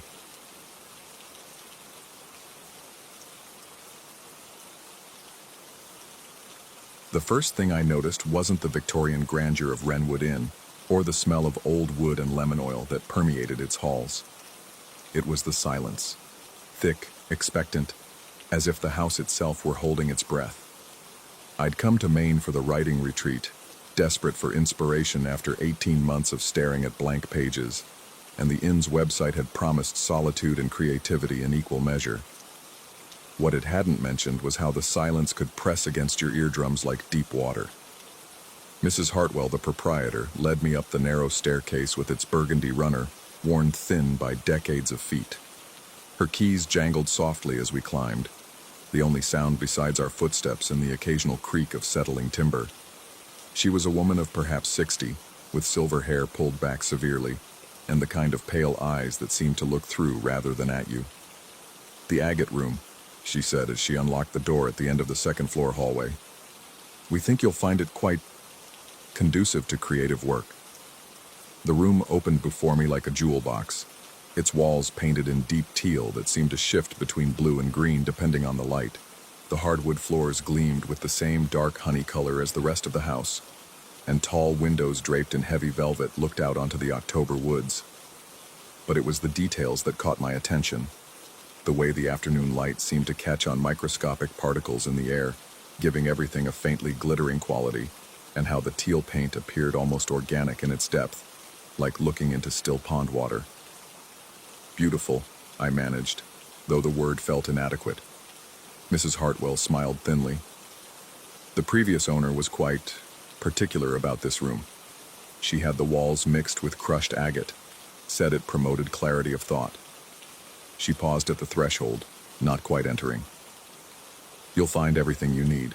Dinner is at 7, breakfast at 8. The house is yours to explore, though. She gestured vaguely upward. The attic remains off limits. Structural concerns, you understand. After she left, I spent the first hour settling in, arranging my laptop and notes on the mahogany writing desk positioned beneath the window. The afternoon light was perfect, soft and golden, slanting through the glass to illuminate the teal walls in a way that made them seem almost liquid. I should have felt inspired immediately. Instead, a strange restlessness settled over me, as if I were waiting for something to begin. That first night I noticed the trembling. I'd been lying in the four-poster bed for perhaps 20 minutes, listening to the house settle around me, when I became aware of the faintest vibration beneath me. At first I attributed it to old plumbing, or perhaps the heating system cycling on, but the sensation persisted. A subtle tremor that seemed to emanate from deep within the mattress itself, growing more pronounced whenever I closed my eyes. I sat up, switching on the bedside lamp, and the trembling ceased immediately. The sudden stillness was almost worse than the motion had been. In the golden pool of lamplight, I could see that the Victorian-era switchplate was covered in what looked like very fine sand or powder, glittering faintly in the warm glow. I ran my finger across it and felt the gritty texture of ground stone. Crushed agate, I realized. Mrs. Hartwell had mentioned the walls, but apparently, the attention to detail extended even to this. I wiped my finger clean and settled back into the pillows, leaving the light on. The second night, the sound began. It started as I was drifting off, a low, almost subsonic hum that seemed to resonate in my right ear. The frequency was just at the edge of perception, like the distant rumble of machinery, or the bass note of a pipe organ played several rooms away. When I turned my head, trying to locate its source, it would fade, only to return when I resumed my original position. I rose and checked the windows, thinking perhaps it was wind moving through some gap in the old glass. But the night was still. The heating system was silent. Even the usual sounds of an old house, the creaks and sighs of wood expanding and contracting, seemed muted, as if the very air had grown thick. The hum continued until dawn, always just barely audible, always seeming to come from inside my head rather than from any external source. By morning, I was exhausted, my right ear aching as if I'd been listening to loud music for hours. Over breakfast in the dining room, a grand space with mahogany panels and tall windows overlooking the grounds, I found myself alone with Mrs. Hartwell. She moved efficiently between the kitchen and table, serving coffee and toast with an economy of motion that spoke of long practice. "How did you sleep?" she asked, though something in her tone suggested she already knew the answer. "The room is quite atmospheric," I said carefully. "Do other guests ever mention sounds at night?" Her pale eyes fixed on me with renewed interest. "The house is old, Mr. Davidson. Old houses speak in their own language." She refilled my coffee cup with practiced ease. "Some guests find it soothing, others—" She let the sentence trail off meaningfully. Others find it difficult to adjust. The previous guest in the agate room, a poet from Boston, lasted only 3 nights. Said the room was too active for his taste." She smiled, but it didn't reach her eyes. "We found that writers of a more sensitive disposition often have stronger reactions to the atmosphere." That afternoon, I tried to write, but concentration proved elusive. The teal walls seemed to shimmer at the periphery of my vision, and I found myself glancing up from my laptop screen repeatedly, certain I'd seen movement in the paint's depths. The fine powder that Mrs. Hartwell had identified as crushed agate appeared to be everywhere, not just on the light switch, but dusting the windowsills, collecting in the corners of the floorboards, even settling on my keyboard if I left it uncovered for more than a few hours. I began to notice patterns in its distribution. While the powder appeared randomly scattered during the day, by evening it seemed to form subtle trails across the floor, faint lines of glittering grit that caught the lamplight and led inevitably toward the door. The door that drew my attention was small and painted the same teal as the walls, nearly invisible except for its brass handle, aged black with time. It stood at the far end of the room, partially hidden behind the heavy velvet drapes. During my initial inspection of the space, I'd assumed it led to a closet or perhaps a bathroom, but when I tried the handle, I found it locked. Mrs. Hartwell's words about the attic being off-limits returned to me, and I realized this must be the access she'd mentioned. But why a door in my room? The architecture seemed deliberately confusing, as if the house had been designed to obscure rather than reveal its true layout. By the fourth night, the trembling and humming had become constant companions. The moment I settled into bed and closed my eyes, the mattress would begin its subtle vibration, accompanied by that maddening low-frequency drone in my right ear. Sleep became a series of brief, fitful episodes, punctuated by long periods of lying rigid in the darkness, every sense hyper-alert. It was during one of these wakeful periods that I first noticed the light. Just after midnight, with the bedside lamp extinguished and moonlight filtering weakly through the velvet drapes, I became aware of a faint luminescence emanating from the direction of the locked door. At first I thought it might be light from outside finding its way through some crack or keyhole, but as my eyes adjusted, I could see that the glow was coming from beneath the door itself, a pale greenish radiance that pulsed almost imperceptibly, in rhythm with the trembling of my mattress. I slipped from bed and approached the door on bare feet, the hardwood cold against my soles. The agate powder was clearly visible now, forming a distinct trail that led from my bed to the threshold, where it had accumulated in a small drift against the base of the door. The greenish light emanated from within this drift, as if the crushed stone were phosphorescent. I knelt and touched the powder with one finger. It was warm. The revelation sent me reeling back to bed, where I lay with the covers pulled to my chin, staring at that impossible glow until dawn gradually began to lighten the windows. Only then did the light fade, the humming cease, and the trembling still. During breakfast, Mrs. Hartwell's scrutiny felt more intense than before. She moved around the table with her usual efficiency, but I caught her watching me with those pale, calculating eyes. "You look tired, Mr. Davidson," she observed, setting down a plate of eggs that I had no appetite for. "I've been having some trouble sleeping," I admitted. "The room is quite stimulating." "Ah." She nodded as if this confirmed something she'd already suspected. "You're sensitive to the resonance." "The resonance?" She paused in her serving, considering her words carefully. The previous owner, Mrs. Blackwood, was a woman of particular interests. She believed that certain stones, particularly agate, could amplify psychic energy. The room was her experiment, you might say. "And you've left it that way?" "We've found it inadvisable to disturb Mrs. Blackwood's arrangements." Her tone carried a weight of meaning I couldn't quite decipher. "The room has its own character now. It responds to those who are receptive." That night, I made a decision. Instead of trying to sleep, I would wait and watch. I positioned myself in the velvet armchair facing the locked door, my laptop open and glowing on my knees, and settled in to observe whatever was happening in the agate room. The trembling began at precisely 11:47 p.m., though without my body in contact with the mattress.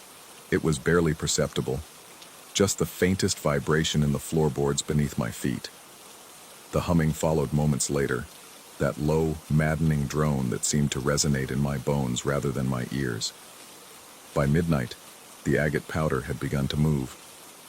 It was subtle at first, individual grains shifting and sliding across the hardwood, glinting in the laptop's glow as they formed tentative lines and curves. But as the minutes passed, the movement became more pronounced, more purposeful, The trails of powder converged and separated, creating complex geometric patterns that reminded me of circuit boards or neural networks, all leading toward the locked door. The greenish light began seeping from beneath the door at 12:33 a.m., and with it came something new, the unmistakable sound of footsteps from above. Slow, measured paces that moved back and forth across what must be the attic floor, always stopping directly overhead before resuming their deliberate patrol. I tried to type, to document what I was witnessing, but my fingers trembled so violently that I could barely hit the keys. The rational part of my mind insisted this was some kind of breakdown, stress-induced hallucinations brought on by sleep deprivation and isolation. But the patterns in the powder were undeniably real. The light beneath the door cast actual shadows, and the footsteps above were accompanied by the occasional creak of old floorboards under weight. At 3:17 a.m. the footsteps stopped. The silence that followed was complete and absolute, as if the entire house were holding its breath. Even the humming ceased, leaving me in a vacuum of sound that made my ears ring. The agate powder lay motionless in its intricate patterns, and the green light beneath the door flickered once before stabilizing. Then the door handle began to turn. I watched in fascination and terror as the aged brass slowly rotated, the mechanism inside clicking softly as tumblers that should have been locked somehow disengaged. The door swung inward on hinges that made no sound, revealing not the expected staircase to the attic, but something far more disturbing. Beyond the threshold lay what appeared to be another room, or perhaps the same room, reflected and distorted like an image in dark water. The walls were the same teal, but deeper, more saturated, as if the color had been allowed to pool and concentrate. The furniture was identical to my own, but arranged differently, more organically, as if it had grown rather than been placed. And in the bed that mirrored my own lay a figure. I couldn't make out details in the greenish gloom, but I could see the outline of a person beneath covers that rose and fell with the rhythm of deep sleep. The trembling that had plagued my nights was emanating from this other bed, and as I watched, the sleeping figure turned, and I glimpsed a face that was unmistakably my own. The realization hit me like a physical blow. I was looking at myself, or some version of myself, sleeping peacefully in a room that was identical to mine, but somehow fundamentally different. The other version of me, the one who could rest undisturbed by trembling mattresses and phantom sounds, existed just beyond a door that should have led to an attic that supposedly had never been opened. As I stared, the other me stirred, and for a moment I was certain he would wake and see me watching. Instead, he settled deeper into sleep, and the door began to swing slowly closed. I lunged forward, desperate to keep that portal open, to understand what I was seeing, but my hand passed through the closing door, as if it were made of light rather than wood. The handle completed its rotation with a soft click, and I was left alone in the agate room, surrounded by patterns of glittering powder and the fading afterimage of that impossible glimpse. Dawn came gray and cold, and with it, Mrs. Hartwell's knock on my door. "Breakfast, Mr. Davidson," she called. But when I opened the door, her pale eyes studied my face with an expression that might have been satisfaction. "I think," I said carefully, "that I'll be checking out today." She nodded slowly. "Many guests find the agate room overwhelming. Perhaps you'd prefer different accommodations. We have other rooms, less resonant ones." "No," I said, though part of me was already reconsidering. "I think I need to leave entirely. Of course." She paused, then added almost casually, "Though I should mention, the room does tend to follow its guests in a way." Mrs. Blackwood was quite thorough in her preparations. I packed quickly, my hands still trembling from the night's revelations. But as I folded my clothes and gathered my notes, I noticed the fine coating of agate powder on everything I touched. It clung to my laptop, dusted my manuscripts, and glittered in the seams of my suitcase no matter how carefully I cleaned. The drive back to Boston should have been liberating, but I found myself checking the rearview mirror obsessively, half expecting to see that teal room materializing in my back seat. By the time I reached my apartment, exhaustion had settled over me like a weight. That night, in my own bed, in my own room, The trembling began again at 11:47 p.m. I sit here now, 3 weeks later, writing this account as the agate powder forms its nightly patterns on my hardwood floors. The humming has returned, that maddening drone in my right ear that no doctor can explain. And sometimes, just sometimes, when I close my eyes in the darkness, I can hear footsteps pacing back and forth in the empty apartment above mine. The door in my bedroom wall appeared last Tuesday, a small, teal-painted door that matches no architectural feature of my building. It remains locked, but the green light seeps beneath it every night, and I know that eventually, inevitably, the handle will begin to turn. Mrs. Hartwell was right about one thing. The room does follow its guests, and I'm beginning to understand that what I experienced at Wrenwood Inn wasn't an escape from writer's block. It was an invitation to join whatever Mrs. Blackwood had created in that space between spaces, that reflection of reality where other versions of ourselves rest peacefully, undisturbed by the trembling, the humming, and the endless patient footsteps overhead. The powder glows brighter each night, and the patterns grow more complex. Soon, I think, the door will open again, and I'll have to decide whether to step through into that other room, that other life where sleep comes easily, and the agate walls hold only beauty instead of secrets. Or perhaps the choice has already been made, and I'm simply waiting for my other self to wake up and realize that the guest in the agate room was never really a guest at all, but a reflection, trapped on the wrong side of a door that was always meant to remain locked. The handle is turning now, as I write these final words, and the green light is spilling across my floor like water, warm and welcoming and utterly inescapable. I think I understand finally why they call it a writer's retreat.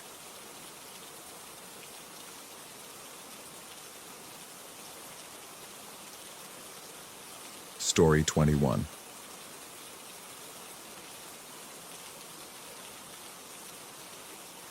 The first thing I noticed about apartment 3E wasn't the original hardwood floors or the Art Deco moldings that had sold me on the place.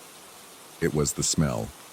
Sweet, chemical, lingering, like someone had been doing their hair in here just moments before I walked in with my boxes. Though the previous tenant had moved out 3 weeks ago, I'd been looking for a place in Milwaukee's historic Third Ward for months, something with character that wouldn't eat my entire savings. The Meridian building, built in 1929, fit both criteria perfectly.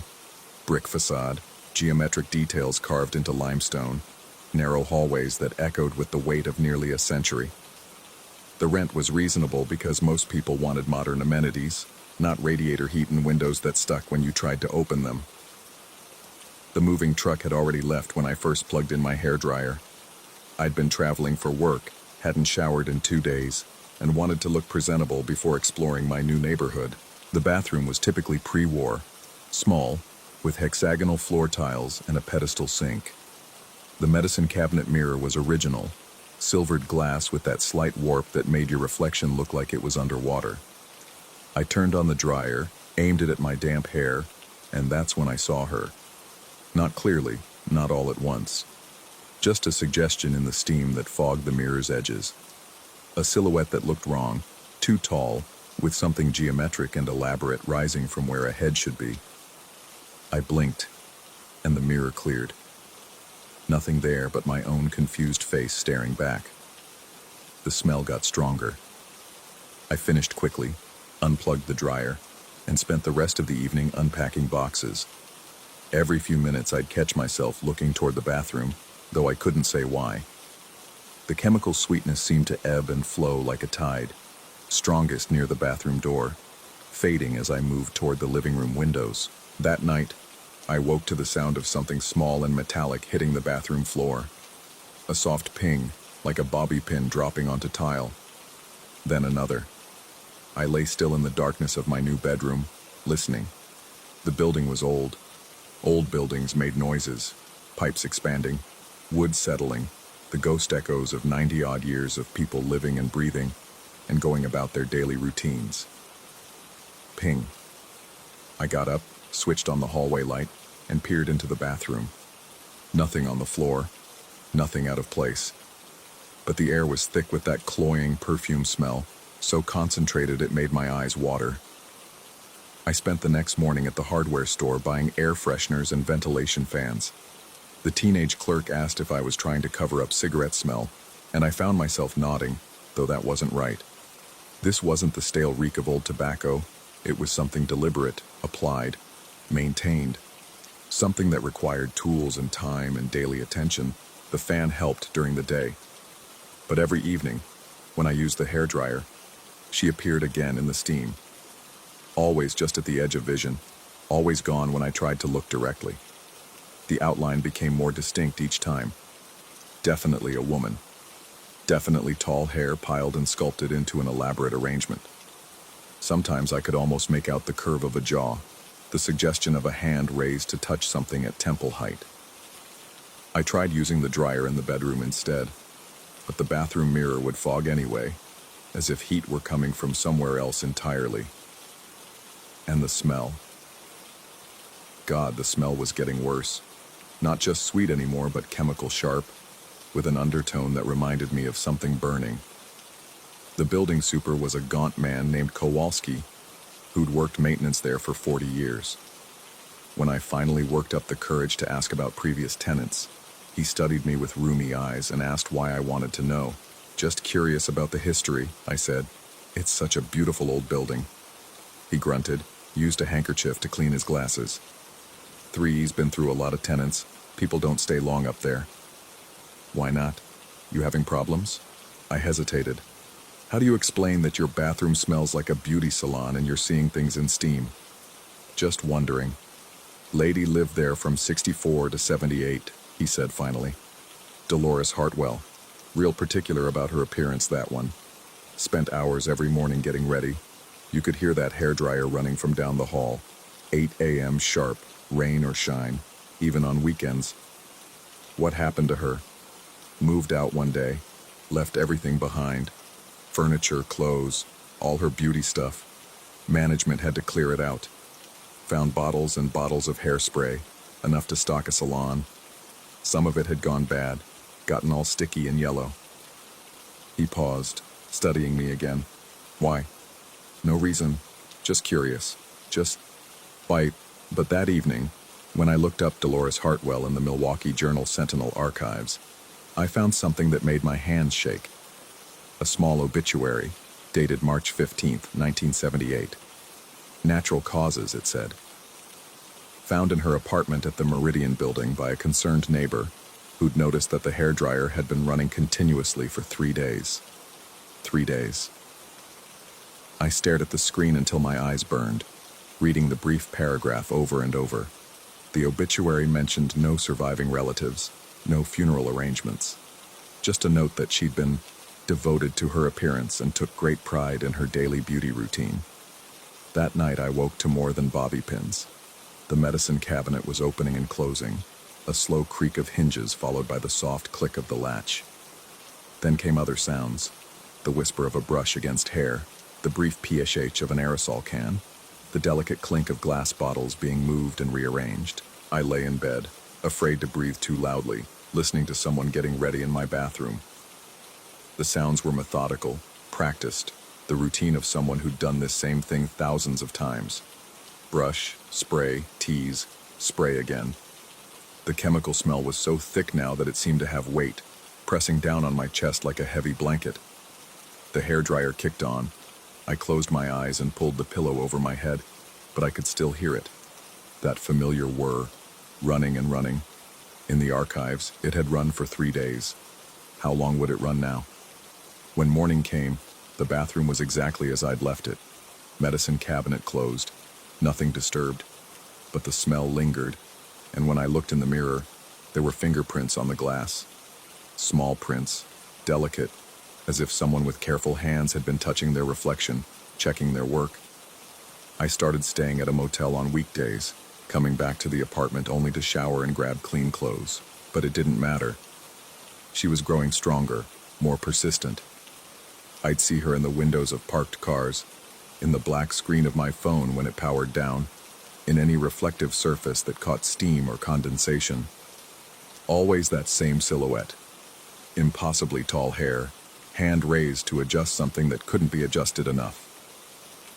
The super found me sitting in the lobby one evening, too afraid to go upstairs. "You look like hell," he said. I probably did. I'd been sleeping poorly for weeks, jumping at every small sound, checking and rechecking mirrors for signs of someone else's presence. "The apartment," I managed. "There's something wrong with it." He sat down beside me on the worn velvet couch. 3E? I nodded. "She's still up there, isn't she?" The question hit me like a physical blow. You know, 40 years I've worked here. 40 years of tenants moving into that apartment and moving right back out. They all say the same things. Sounds at night, smells that won't go away, feeling like they're being watched. He folded his hands. "Management keeps trying to rent it. Good location, reasonable price. But nobody stays. Why didn't you tell me? Would you have believed me?" I thought about that. Probably not. I'd been rational then, skeptical of ghost stories and supernatural explanations. I'd needed to experience it myself, to have my certainty slowly eroded by weeks of small impossibilities. "What does she want?" Kowalski shrugged. "Same thing she wanted when she was alive, I guess. To look perfect, to get her hair just right. She was obsessed with it, spent every morning for 14 years working on that same elaborate style. Beehive, they called it then, all teased and sprayed until it was solid as a helmet." He paused. "Found photos in her apartment after she died. Hundreds of them, all of herself, all from the shoulders up. Same hairstyle in every single one. She died there?" "Heart attack," they said, but I always wondered. 3 days that dryer ran. 3 days of neighbors calling to complain about the noise, but nobody checking on her until it was too late. He met my eyes. Maybe she couldn't stop. Maybe she was trying to get it perfect just one more time, and her heart gave out from the strain. I went back upstairs that night because I had nowhere else to go. My lease wasn't up for another 10 months, and I couldn't afford to pay rent on 2 places. Besides, running felt cowardly now.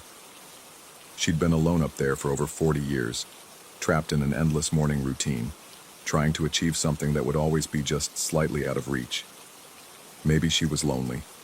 Maybe she just needed someone to see her, to acknowledge that she was still there, still trying. I plugged in the hairdryer and turned it on, but instead of aiming it at my own hair, I held it toward the mirror and waited.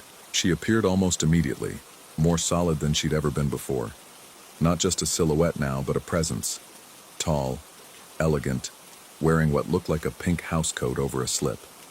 Her hair was a masterpiece of 1960s engineering, a towering construction of curls and loops held in place by what must have been an entire can of hairspray.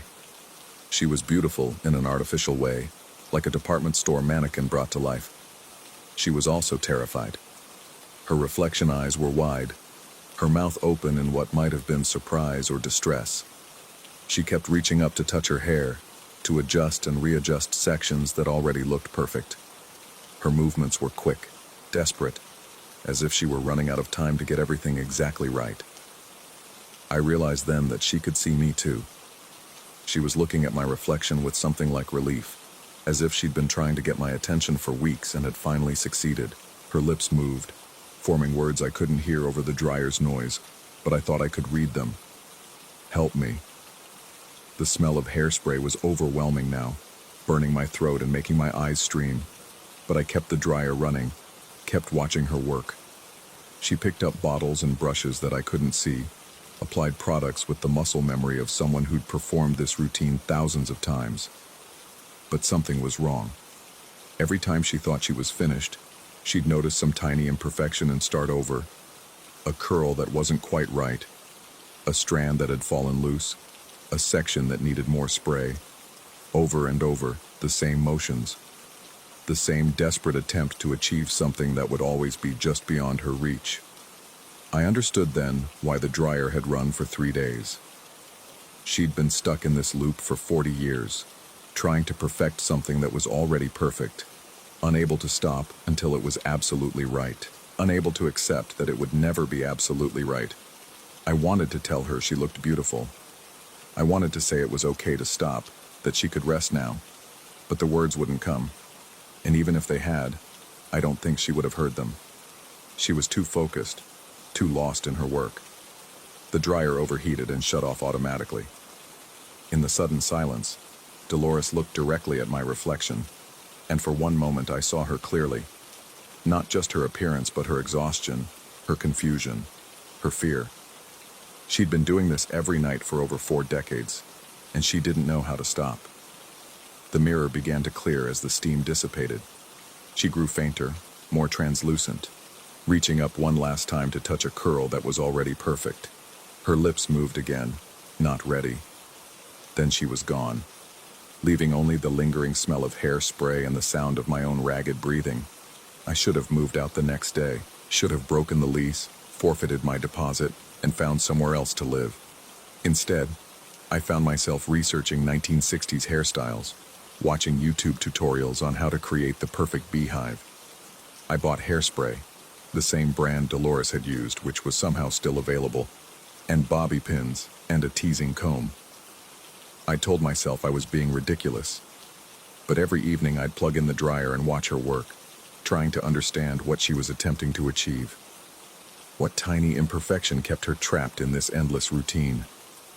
Maybe if I could see what she saw, I could help her stop.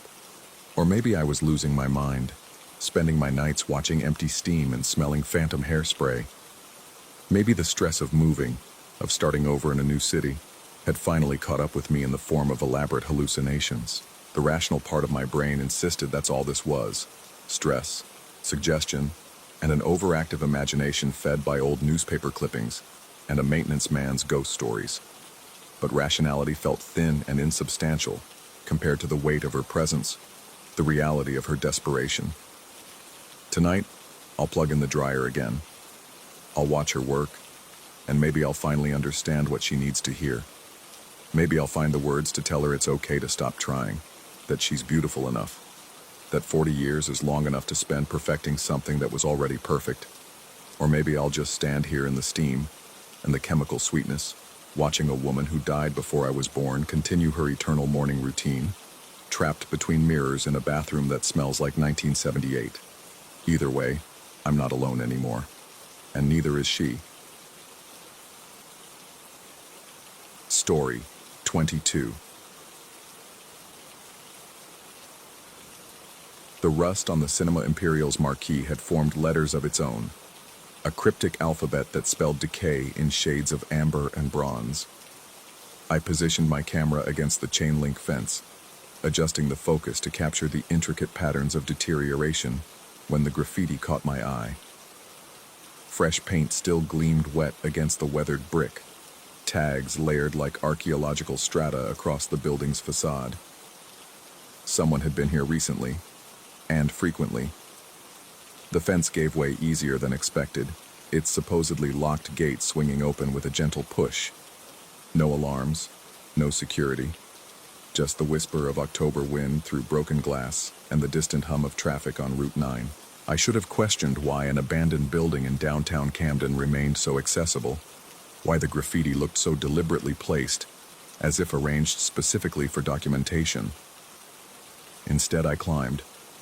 The fire escape groaned under my weight, each step producing a metallic protest that echoed off the surrounding buildings.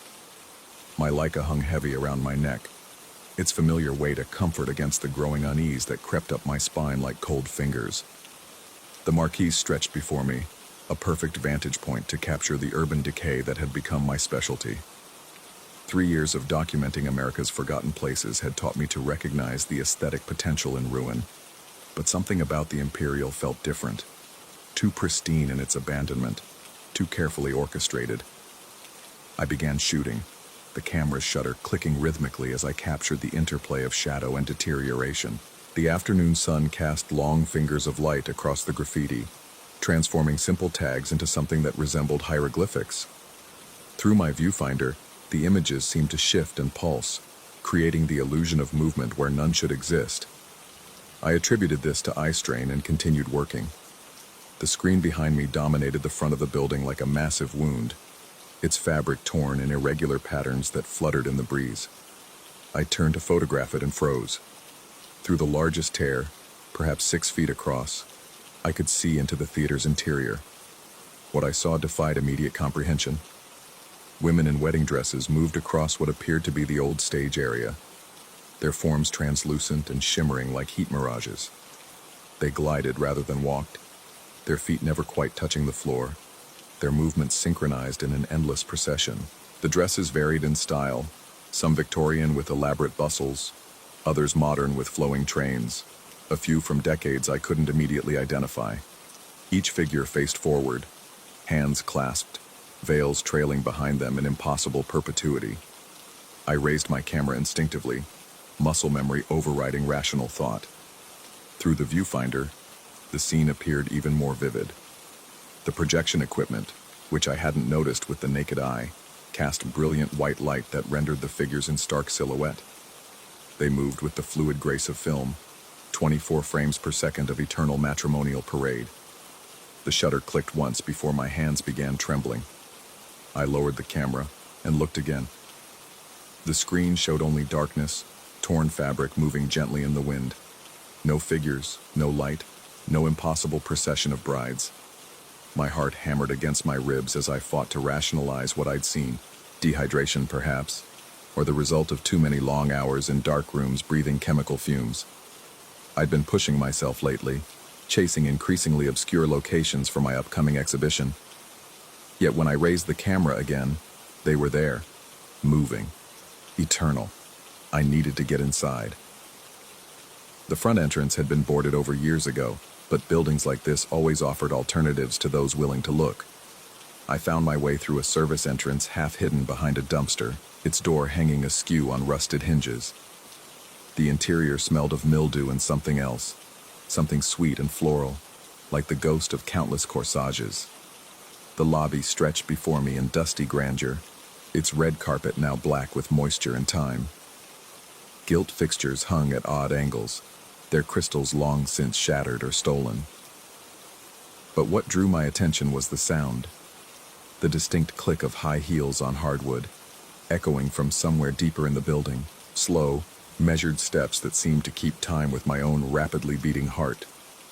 I followed the sound down a corridor that should have led to the main theater, but the distance felt wrong. What had appeared from outside to be perhaps 50 feet now stretched endlessly before me, the walls seeming to breathe with each step I took. The heel clicks continued ahead, always just out of sight around the next corner, always maintaining the same measured pace regardless of how quickly I moved. My rational mind cataloged explanations, acoustic tricks of the empty space, settling of the old structure, even rats moving through the walls. But rationality felt increasingly fragile in this place, like tissue paper in a storm. The corridor finally opened into the main theater, and I understood immediately why the distance had felt distorted. The space was vast, far larger than the building's exterior dimensions could accommodate. Rows of seats descended toward a stage that seemed impossibly distant, and above, the domed ceiling disappeared into shadows that no amount of ambient light could penetrate. The projection booth's window glowed with that same brilliant white light I'd seen from outside, casting everything in harsh relief. Yet when I looked directly at it, the light seemed to dim, becoming visible only in my peripheral vision. The heel clicks had stopped, replaced by a different sound, the mechanical whir of film threading through a projector. Someone was operating the equipment. I called out, my voice swallowed by the theater's acoustics before it could travel more than a few feet. The whirring continued, joined now by the rhythmic clicking of film advancing through the gate. The screen, invisible in the darkness, began to show signs of illumination, not images, but the dancing rectangles of light that appear when film runs without a projector lens. I began moving toward the projection booth, using the seatbacks to guide me through the maze of the theater. Each row seemed longer than the last, the aisle stretching and contracting like something alive.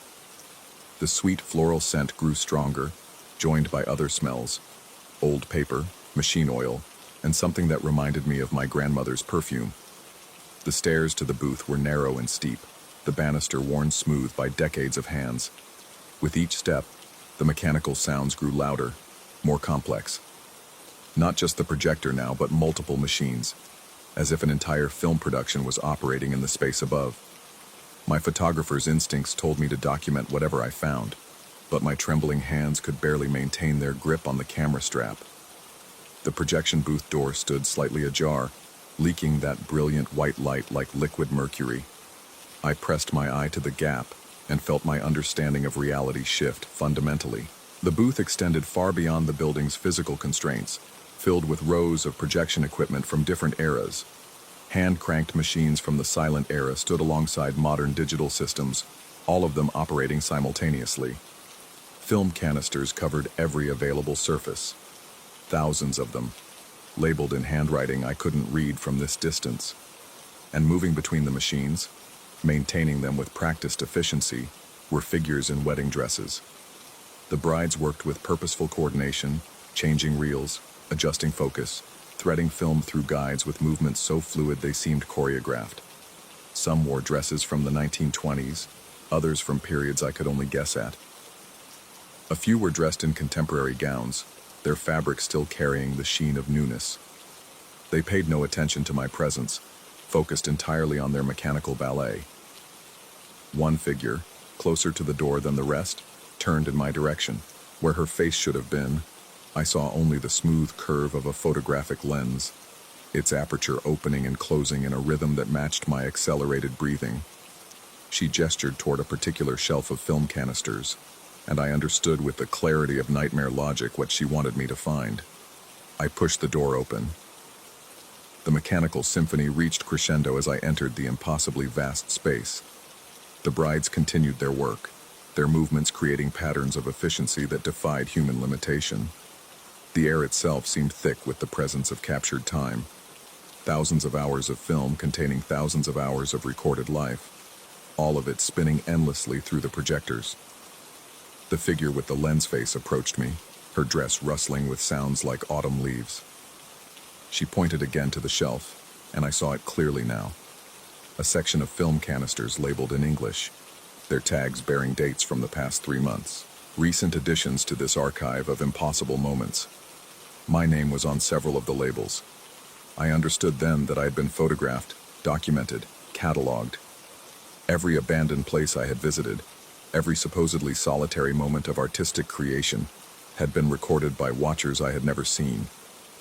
The lonely gas stations and forgotten theaters, the crumbling factories and empty shopping malls, all of them had hidden eyes, hidden cameras, hidden brides in hidden booths, making hidden films of the hidden moments between daylight and understanding. The lens-faced figure reached for a canister bearing yesterday's date, her movements deliberate and careful. As she lifted it, I could see through the clear plastic the coils of 35mm film inside, the emulsion catching the booth's brilliant light. She began to thread it through the nearest projector with movements so practiced they seemed like muscle memory. On the wall behind her, a screen I hadn't noticed before began to glow. I watched myself climb the fire escape to the Cinema Imperial's marquise, watched myself photograph the graffiti, watched myself discover the tear in the screen. But in this version, I wasn't alone. In this version, figures in wedding dresses filled every frame, watching from windows, following in shadows, documenting my documentation with cameras I couldn't see. The film reached the gate, and my recorded image began to move. On screen, I saw myself enter the theater, walk down the impossible corridor, climb the stairs to this very booth. But the other me, the recorded me, stopped at the door. He pressed his eye to the gap and then turned away, walking back through the theater, leaving through the service entrance, climbing down the fire escape, departing through the gate. He never entered the booth. He never found the films. He never met the lens-faced bride. The projection stopped, the film running out of the feed reel. In the sudden quiet, I became aware of my own breathing, rapid and shallow. The lens-faced figure had vanished along with all the others. The projection equipment sat silent and dark. The booth had returned to dimensions that matched the building's exterior. I was alone with thousands of film canisters, and the growing certainty that I needed to choose which version of myself was real. On the shelf beside me, a canister bore tomorrow's date with my name written in unfamiliar handwriting. The film inside caught the fading light like a serpent's eye, patient and waiting. I reached for it, knowing that once I threaded it through the projector, I would see what happened next. I would see whether I left this place or whether I stayed to join the endless parade of documentation. The mechanical clicking resumed as the film began to run, and I watched tomorrow unfold in brilliant white light. In the projection, I saw myself exit the Imperial, drive home, develop the photographs I had taken, normal activities rendered in perfect technical clarity. But at the edges of every frame, wedding dresses moved through shadows, and cameras captured angles that no human eye should see. I turned away from the screen and walked toward the booth's door, my footsteps echoing in the impossible space. The corridor beyond stretched before me like the nave of a cathedral, and I could hear high heels clicking somewhere in the distance, keeping time with my movement. Behind me, the projector continued running, casting tomorrow's images on a screen I couldn't see, documenting a future I might or might not live. The question wasn't whether I could leave the Cinema Imperial. The question was whether leaving would change anything at all. The corridor stretched ahead, and I began to walk, each step echoing like a countdown in a space that existed between frames, in the pause between exposure and development, in the moment when the shutter opens and the world becomes permanent. The heel clicks kept time with my passage, and somewhere behind me, film continued to run through a projector that cast shadows of tomorrows I might never see. Story 23. The St. Edmund Library had been watching me long before I realized I was watching it back. 3 months into my night custodian job, I thought I understood every creak in its Gothic spine, every shadow cast by the wrought iron fixtures, every echo that bounced through the vaulted ceilings. The building dated back to 1847, all stone arches and stained glass windows that leaked colored moonlight across the hardwood floors.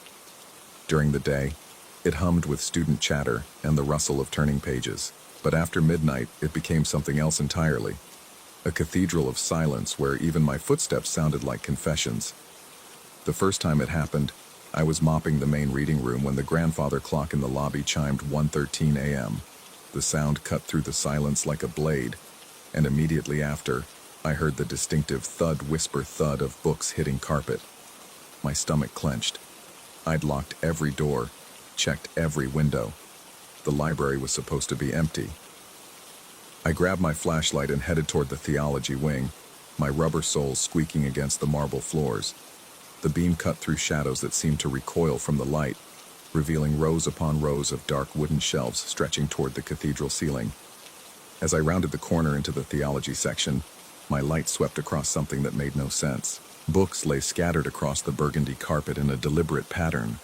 Thick volumes of Augustine and Aquinas, leather-bound dissertations on medieval mysticism, entire sets of concordances spread like stepping stones. They formed a clear path through the stacks, leading directly to the heavy oak door of the internal chapel that hadn't been used for services in decades. I followed the trail, my flashlight beam dancing across spine after spine. The chapel door stood slightly ajar, and from within came a warm, honey-colored glow. Candles flickered inside the electric sconces, their flames dancing despite the absence of any draft. The overhead lights were off. I'd switched them off myself during my evening rounds. Yet the room pulsed with that impossible candlelight. My hands shook as I began gathering the books. Each volume felt heavier than it should, as if gravity itself had intensified in this corner of the library. I could smell old leather and vanilla wax, could hear my own breathing amplified in the silence. The chapel light continued to flicker at the edge of my vision, but I didn't look directly at it. Some instinct warned me not to. I worked methodically, checking each book's spine and returning it to its designated spot on the shelves. The Dewey Decimal System became my anchor to rationality. 200s for religion, 230s for Christianity, 270s for church history. Order, logic, reason. By the time I replaced the last volume, sweat had soaked through my uniform shirt despite the library's chill. When I finally glanced back at the chapel, the candles had gone out. The door stood firmly closed. That first night, I convinced myself I'd imagined it. Stress from the new job, maybe. The mind playing tricks in an unfamiliar environment. But the next evening, at exactly 1:13 a.m., I heard the books fall again. This time I was ready. I timed myself, racing through the theology wing with practiced efficiency. The pattern was identical. Volumes scattered in a pathway leading to the chapel, candles burning impossibly in the electric fixtures. I gathered and shelved each book before the grandfather clock could chime twice, noting with growing unease how perfectly the trail was arranged. Random falling didn't create patterns. Random falling created chaos. But there was nothing random about this. The third night, I tried to stay in the theology wing, positioning myself where I could watch the shelves directly. At 1:12, I felt the air change, a pressure shift that made my ears pop. The temperature dropped several degrees, and I could see my breath misting in the flashlight beam. Then, at 1:13 exactly, the books began to move. Not falling, moving. They slid from their shelves with deliberate precision, floating briefly in the air before settling onto the carpet in their ordained positions. Some opened as they fell, their pages fluttering like wings before going still. The sound wasn't the harsh thud of impact, but a softer whisper, thump, as if invisible hands were placing each volume with care. I stood frozen, watching the impossible unfold in the cone of my flashlight. The beam trembled as my hands shook, sending shadows dancing across the walls like writhing forms. When the last book settled into place, the chapel door swung open with a rusty creak, revealing that warm golden glow. This time, I didn't hesitate. I began gathering books immediately, my movements frantic but systematic. Each volume I touched felt warm, as if recently held by human hands. Some fell open to specific pages, illustrations of medieval demons, descriptions of mystical experiences, passages about the thin places where reality wore through. I didn't read them. I couldn't afford to read them. The clock had already chimed once by the time I shelved the last book. As I slid a commentary on Revelations back into its slot, the second chime echoed through the library. The chapel light went out instantly, leaving me in absolute darkness. But I'd made it. Barely, but I'd made it. The fourth night brought consequences. At 1:13, the books didn't just fall, they erupted from the shelves like a paper volcano. Volumes I'd carefully organized the night before joined the cascade, along with texts from neighboring sections.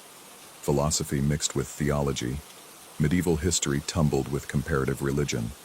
The pathway doubled in width, branching into tributaries that led toward different corners of the wing. And there were more books than should have been physically possible. Stacks rose knee-high, then waist-high, creating narrow corridors between towering walls of leather and cloth. The familiar burgundy carpet disappeared entirely beneath the literary flood. When I tried to count the volumes, my eyes refused to focus. The numbers kept shifting, multiplying, becoming meaningless. The chapel door didn't just open. It yawned wide, revealing an interior that seemed far larger than the modest space I remembered from my daytime tours. The candlelight reached further now, casting long fingers of yellow radiance that seemed to pull at me, urging me forward. I worked through the night, gathering and shelving with mechanical determination. My back ached, my knees protested, sweat stung my eyes. Several times I had to stop and lean against a bookshelf, fighting waves of vertigo that made the room spin. The books seemed to resist being moved, clinging to the carpet with an almost magnetic force. When I finally managed to lift them, they felt simultaneously heavier and lighter than they should, dense as stone but hollow as eggshells. The grandfather clock chimed twice before I was halfway finished. The next evening, I seriously considered not coming to work. I sat in my car in the empty parking lot, engine running, hands gripping the steering wheel until my knuckles went white. Through the tall windows, I could see the library's interior lights creating rectangles of yellow against the darkness. It looked normal, peaceful even. But I knew what waited inside, what would begin at 1:13 whether I was there or not. If I didn't show up, would the books simply pile higher? Would they block the exits entirely, trapping anyone who entered during the day? The thought of students arriving to find walls of fallen volumes, of being questioned by police and administrators who would never believe the truth, drove me from the car. Inside, I prepared like a soldier heading to battle. I gathered additional book carts, mapped out the most efficient routes through the theology wing, even did stretching exercises to prepare my back for the labor ahead. At 1:10, I positioned myself directly in front of the theology section, flashlight in one hand, stopwatch in the other. The transformation, when it came, was beyond anything I'd experienced. Books didn't just fall or move, they multiplied. Shelves that held perhaps 50 volumes suddenly disgorged hundreds. The air filled with fluttering pages like a blizzard of paper snow. Books I'd never seen before joined the cascade, handwritten manuscripts that looked centuries old, volumes bound in materials I couldn't identify, texts written in scripts that hurt to look at directly. The stacks rose higher than my head, creating a labyrinth of narrow passages that seemed to shift and change when I wasn't looking directly at them. The chapel door opened onto a space that defied geometry, its interior stretching away into candlelit distances that couldn't possibly fit within the library's floor plan. I could hear something in there now. Not voices exactly, but a sound like pages turning, endless pages turning in perfect rhythm. I worked with desperate efficiency, but it was hopeless. For every book I shelved, 2 more seemed to take its place. The pathways reformed as I cleared them, the stacks growing higher and more complex. By the time the first chime echoed through the library, I'd barely made a dent in the literary chaos. The second chime tolled like a funeral bell. That night I didn't sleep. I sat at my kitchen table with a cup of coffee that grew cold between my shaking hands, trying to make sense of what I'd experienced. Had I suffered some kind of breakdown? Was the stress of night work finally taking its toll on my mental health? The rational part of my mind insisted on a logical explanation. Hallucinations maybe, or some kind of elaborate prank by students with access to the building, but I could still smell the warm wax of those impossible candles, still feel the weight of books that shouldn't exist. The next evening, I almost called in sick. My hand hovered over the phone, finger poised to dial my supervisor's number, but something stopped me. A certainty, bone deep and undeniable, that if I didn't show up tonight, something fundamental would break. The pattern would shatter, and whatever force I'd been unwittingly containing would spill beyond the library's walls. So I went. The books began falling at 1:12 this time. Not moving, not sliding, falling in a true cascade that filled the air with dust and the thunder of impact. They didn't form pathways anymore, but built walls, creating a maze that blocked entire sections of the library. The stacks rose to the ceiling, swaying slightly as if alive. Between them, narrow corridors led deeper into the wing, toward the chapel that now blazed with light visible through the gaps in the book walls. I couldn't see the floor anymore. I waded through volumes that reached my thighs, then my waist, then my chest. Books pressed against me from all sides, their covers sliding against my skin like scales. The air grew thick and hard to breathe, heavy with the scent of old paper and something else, something organic and warm that reminded me uncomfortably of flesh. The chapel had become a cathedral, its ceiling lost in golden shadows, its walls lined with shelves that stretched up and up into darkness. The candles burned in hundreds now, thousands, their flames reflecting in the leather spines of books I'd never seen in the daytime library. And in the center of that impossible space, I saw a reading desk. Someone sat there, bent over an open book, turning pages with careful reverence. The figure's features remained hidden in shadow, but I could see enough to know it wasn't quite human. The proportions were wrong. Arms too long, fingers too thin, movements too fluid. It read with an intensity that seemed to pull meaning from the pages through pure will. I backed away, stumbling over volumes that shifted beneath my feet like living things. The book walls pressed closer, narrowing the corridor until I had to turn sideways to squeeze through. Behind me, I could hear pages turning in that steady, hypnotic rhythm. The sound seemed to sync with my heartbeat, then overtake it, until I couldn't tell if the pages were turning, or if my heart was beating, or if there was any difference between the two. The grandfather clock chimed once, then twice. The books vanished. Not gradually, not with the careful precision I'd grown accustomed to. They simply weren't there anymore. I stood alone in the theology wing, surrounded by properly organized shelves, breathing air that smelled of nothing but dust and old wood. The chapel door was closed, its interior dark. But something had changed. On the floor where the deepest stack of books had been, I found a single volume I didn't recognize. Bound in dark leather, with no title on its cover or spine, it felt warm to the touch and seemed to pulse slightly, like a sleeping animal. When I opened it, the pages were blank, except for a single line written in spidery script. The pattern is learned. The guardian is chosen.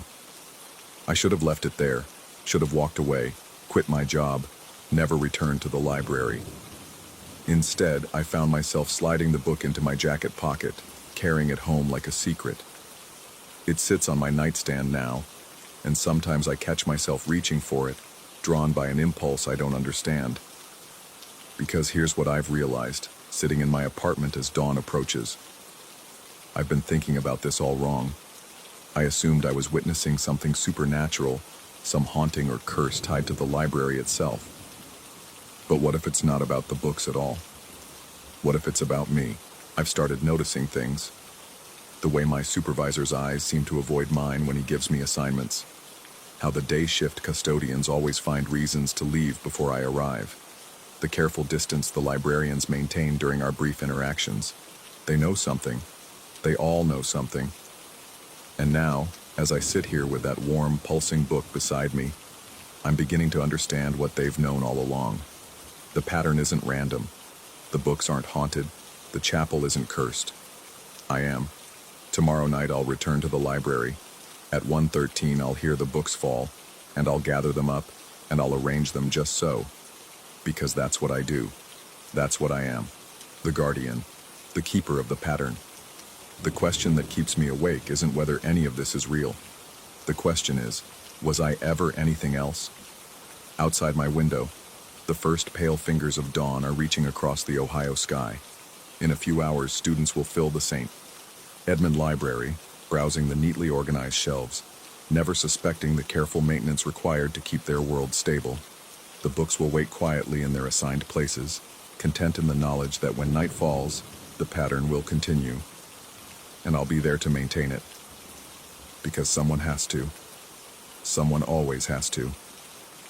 The book on my nightstand pulses once, gently, like a heartbeat, like recognition, like coming home. Story 24. The bare bulbs flicker to life as I step into the service corridor, their harsh illumination casting skeletal shadows along the faded wallpaper. Every Thursday night, the same ritual. Trash to the incinerator. 43 steps through this narrow hallway that smells of dust and something else. Something metallic and stale that settles in the back of my throat like old pennies. The Argonne residences still maintain their Art Nouveau grandeur in the main halls, with their sweeping curves and stained glass windows that catch the morning light like jewels. But here, in the service corridor between my apartment and the building's ancient incinerator, the luxury ends abruptly. Here, the walls are painted an institutional green that's faded to the color of old bruises, and the floor creaks with every step, each board settling under weight with a groan that echoes longer than it should in such a narrow space. I've lived in 8B for 3 months now, and I've learned the rhythm of this building. The elevator's mechanical wheeze at 6 a.m. when Mrs. Chen from the 4th floor leaves for work, the muffled arguments from 7C that drift through the walls around midnight, the way the heating pipes clank and hiss like some great beast breathing in the walls. But this hallway operates on its own schedule, its own rules. The cold hits me first, always, even in August, when the Louisiana heat makes the city shimmer like a mirage. This corridor exhales frigid air that raises goosebumps along my arms. The building's ancient radiator system, the landlord explained when I mentioned it. Old buildings have their quirks, he said with the practiced dismissal of someone who's fielded 100 similar complaints. But I've lived in old buildings before, and I know the difference between quirks and something else entirely. Tonight, like every other night I've made this journey, the lights respond to my presence with mechanical precision. Step 1. The first bulb flickers and steadies. Step 15. The second bulb joins it. Step 29. The third. By step 40, all 3 naked bulbs hang like interrogation lights, casting my shadow in multiple directions so that I'm surrounded by dark versions of myself. The bag of trash crinkles in my grip as I approach the spot where the floorboard never fails to announce my presence with a sharp crack that seems to penetrate every corner of the building. It's here, at step 36, that something brushes my shoulder. Not brushes, pushes. A firm, insistent pressure against my left shoulder blade, like someone passing me in a hurry, too preoccupied to excuse themselves. The first time it happened, I spun around, expecting to see a neighbor, perhaps Mrs. Chen running late for something. But the hallway stretched empty behind me, the bulbs casting their harsh light on nothing but peeling paint, and the faint outline of what looked like water damage along the baseboard. The second time, I convinced myself it was the building settling, some structural quirk that created a pressure differential. By the fourth time, I'd stopped spinning around, but I hadn't stopped feeling that insistent pressure, that sense of someone just behind me, just out of sight. Tonight, as my foot finds that familiar squeaky board, I notice something new. To my right, partially hidden by a piece of wallpaper that's curling away from the wall, there's a rectangular outline in the paint. About 2 feet wide, maybe 18 inches tall. A door, or what used to be a door, painted over so many times that only the faintest depression in the surface betrays its existence. I pause, my trash bag hanging forgotten in my grip. In 3 months of weekly trips down this corridor, I've never noticed this before. But then again, I've made it a point not to linger here, not to examine too closely the details of a space that already makes my skin crawl with inexplicable unease. Setting the bag down, I trace the outline with my fingers. The paint is thick here, layered like sediment, but underneath I can feel the raised edges of what's definitely a frame. There's something else too, a small round depression about where a handle would be. My fingers find it automatically, and when I press, I hear a click so faint it might have been my imagination. The rectangular section shifts inward, just slightly, revealing a narrow gap filled with darkness. A dumbwaiter. Of course. These old hotels, because that's what the Argonne was, originally, before the conversion to residences.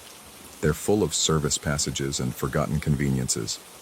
This must have connected to the kitchen on the floor below, or perhaps to the main dining room. A way for staff to move food and supplies without disturbing the guests. I work my fingers into the gap and pull. The door resists at first, paint crackling, then gives way with a sound like tearing paper. The smell that emerges stops me cold. Not the expected mustiness of a long-closed space, but something fresher. Something like coffee and bacon, with an underlying sweetness that reminds me of hotel breakfast buffets.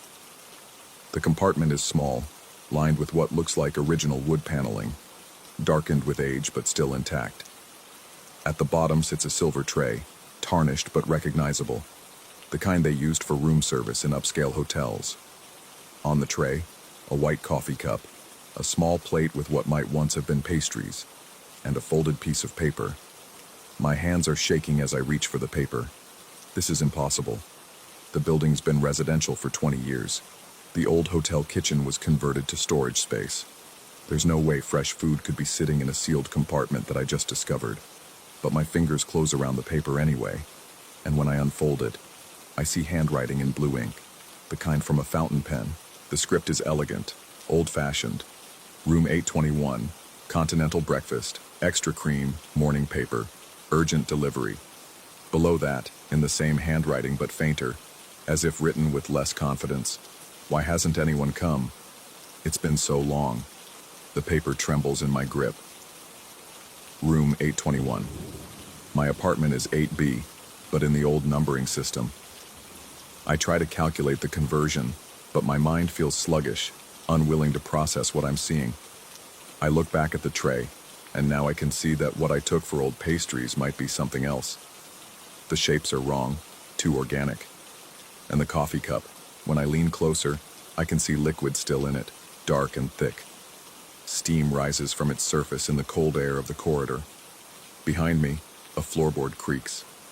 I spin around, the paper crumpling in my grip. The hallway is empty, all 3 bulbs burning steadily, casting the same harsh light on the same peeling walls. But I can swear I hear something else now.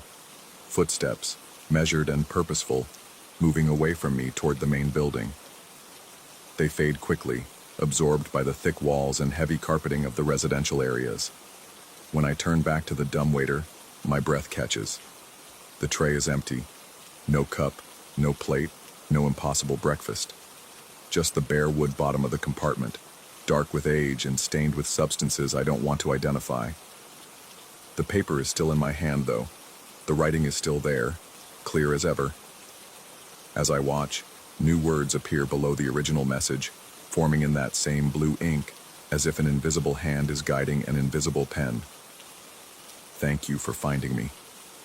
I've been waiting so long for someone to complete the delivery. I slam the dumbwaiter door shut and step back, my heart hammering against my ribs. This isn't possible. None of this is possible. Old buildings don't preserve food for decades. Invisible hands don't write messages on demand.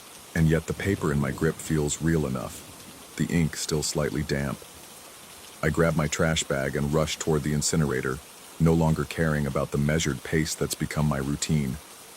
Behind me, I hear the lights clicking off in sequence as I pass beyond their sensors, leaving the corridor in darkness. But just before the last bulb dies, I swear I see the dumbwaiter door hanging open again, a rectangle of deeper darkness against the green walls. The next morning, I call the building management company. After 20 minutes on hold, I reach a bored-sounding woman who confirms what I already suspected. There are no records of room 821 in the current numbering system. The building's 8th floor was renovated in 1987, and the old room numbers were retired. She can't tell me what 821 might have been in the original hotel layout without digging through archives that aren't digitized. She'll get back to me, she promises, with the tone of someone who's already forgotten the conversation. I spend the day trying to research the Argonne's history online. Built in 1924, operated as the Grand Hotel Argonne until 1983, when it closed due to operational difficulties.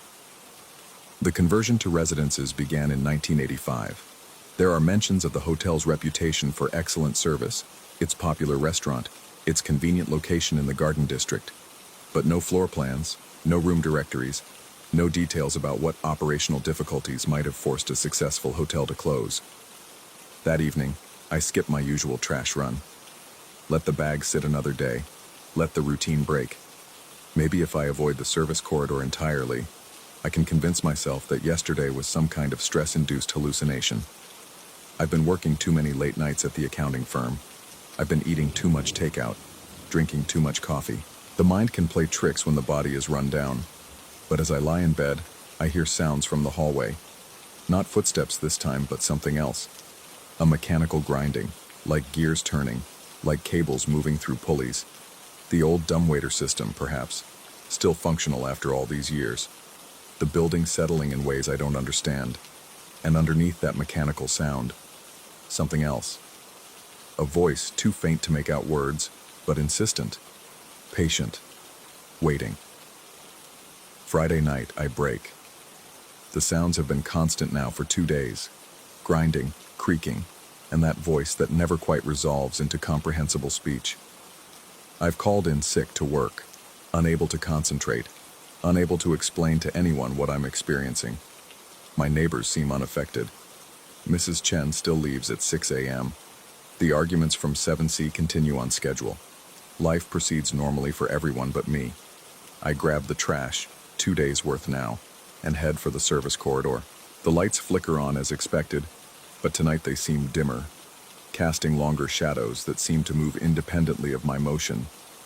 The cold is more intense too, raising not just goosebumps, but actual pain along my arms and neck, like stepping into a freezer. The dumbwaiter door stands open when I reach it. This time there's no tray, no impossible breakfast. Instead, the compartment holds a small leather journal, bound with string. The leather is cracked with age, but still supple, as if it's been well maintained. On the cover, embossed in fading gold letters, Guest Services, Grand Hotel Argonne. I don't hesitate this time. I take the journal and open it. The pages are filled with handwriting in the same blue ink I saw on yesterday's note. Different handwriting, though. Multiple people have contributed to this record. The entries are dated, starting in 1924 and continuing through the decades. Room service orders, maintenance requests, guest complaints, and responses. A complete log of the hotel's operation. But as I read, the content becomes increasingly strange. The early entries are normal enough. Room 408 requests extra towels. Room 623 reports malfunctioning radiator. Room 309 orders champagne service. Standard hotel business. But by the 1940s, the entries take on a different tone. Room 515 hasn't opened their door in 3 weeks. Housekeeping reports no sounds from within, but meal trays continue to disappear from the dumbwaiter. Room 738 requests that we stop delivering meals. Guest claims they haven't ordered anything in months, but our records show daily breakfast service for the past year. Multiple guests report seeing hotel staff in the corridors who don't appear on duty rosters. Staff uniforms appear authentic, but no matching personnel files exist. The dates continue into the 1950s, 60s, 70s, but the handwriting becomes increasingly erratic, desperate. The kitchen closed 2 years ago, but room service continues. Food appears in the dumbwaiters without explanation. Management insists we continue deliveries. I've been making the same delivery to room 821 for 15 years. The guest never answers, but the tray is always empty when I return. Today I tried to enter the room with my master key. The door is locked from the inside, but when I peered through the keyhole I saw myself looking back. The hotel is empty now, has been for months, but I still make my rounds. The dumbwaiters still send up meal requests. The guests are gone, but their needs remain. The final entry dated December 31st, 1983. New owners arrive tomorrow. They plan to seal the service areas, convert everything to residential. But you can't seal away responsibility. Someone has to complete the deliveries. Someone has to finish what we started. The guests are still waiting, will always be waiting. The new residents will have to learn, just as we did. Below that, in fresh blue ink that gleams wet in the harsh light. Thank you for taking the journal. Now you understand. Room 821 is still waiting. The breakfast order from 1952 was never completed. The guest is patient, but patience has limits. I slam the journal shut, my hands shaking so violently I nearly drop it. This is madness. Hotel guests don't wait 70 years for room service. Buildings don't maintain impossible breakfast service to empty rooms. And yet the evidence sits in my hands, the leather warm against my palms as if someone else has been holding it recently. Above me, I hear a sound like cables moving, like the dumbwaiter system activating. But that's impossible.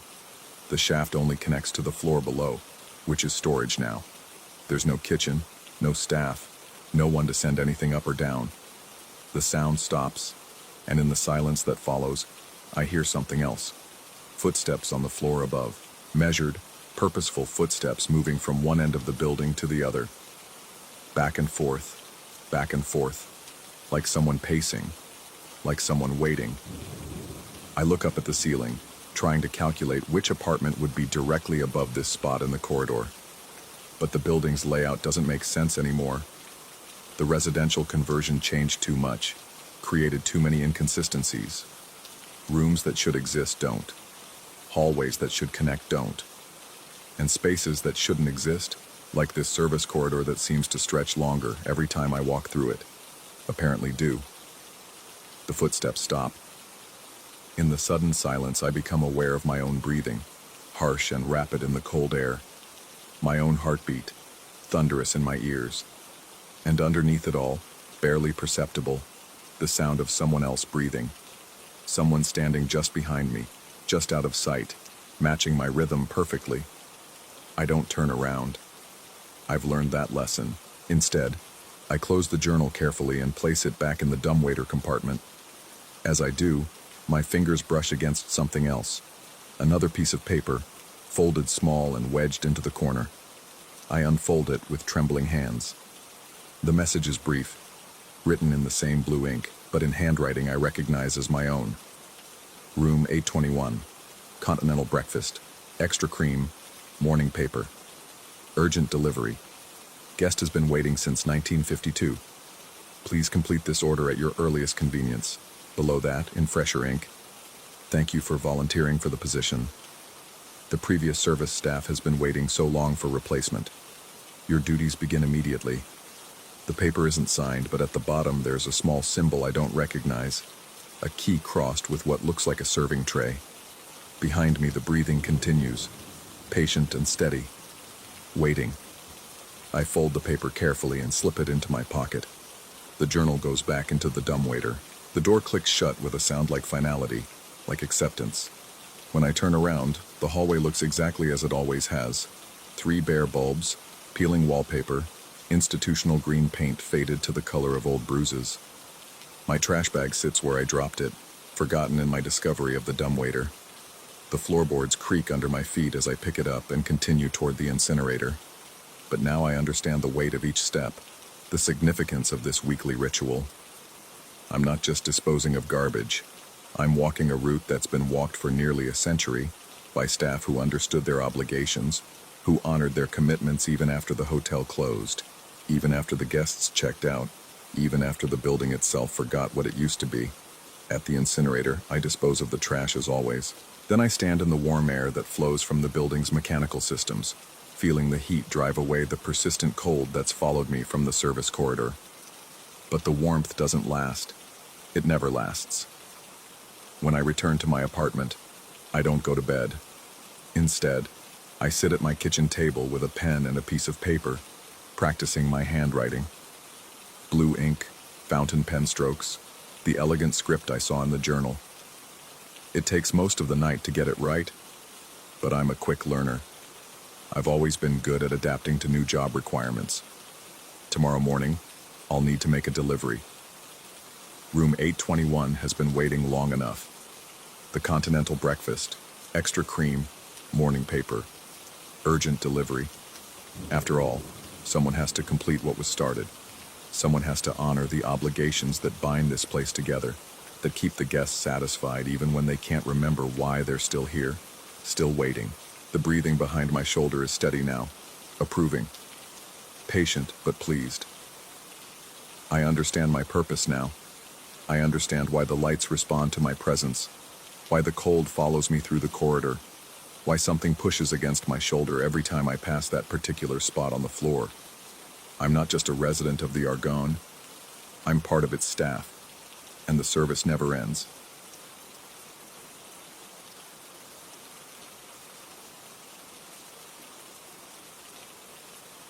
Story 25.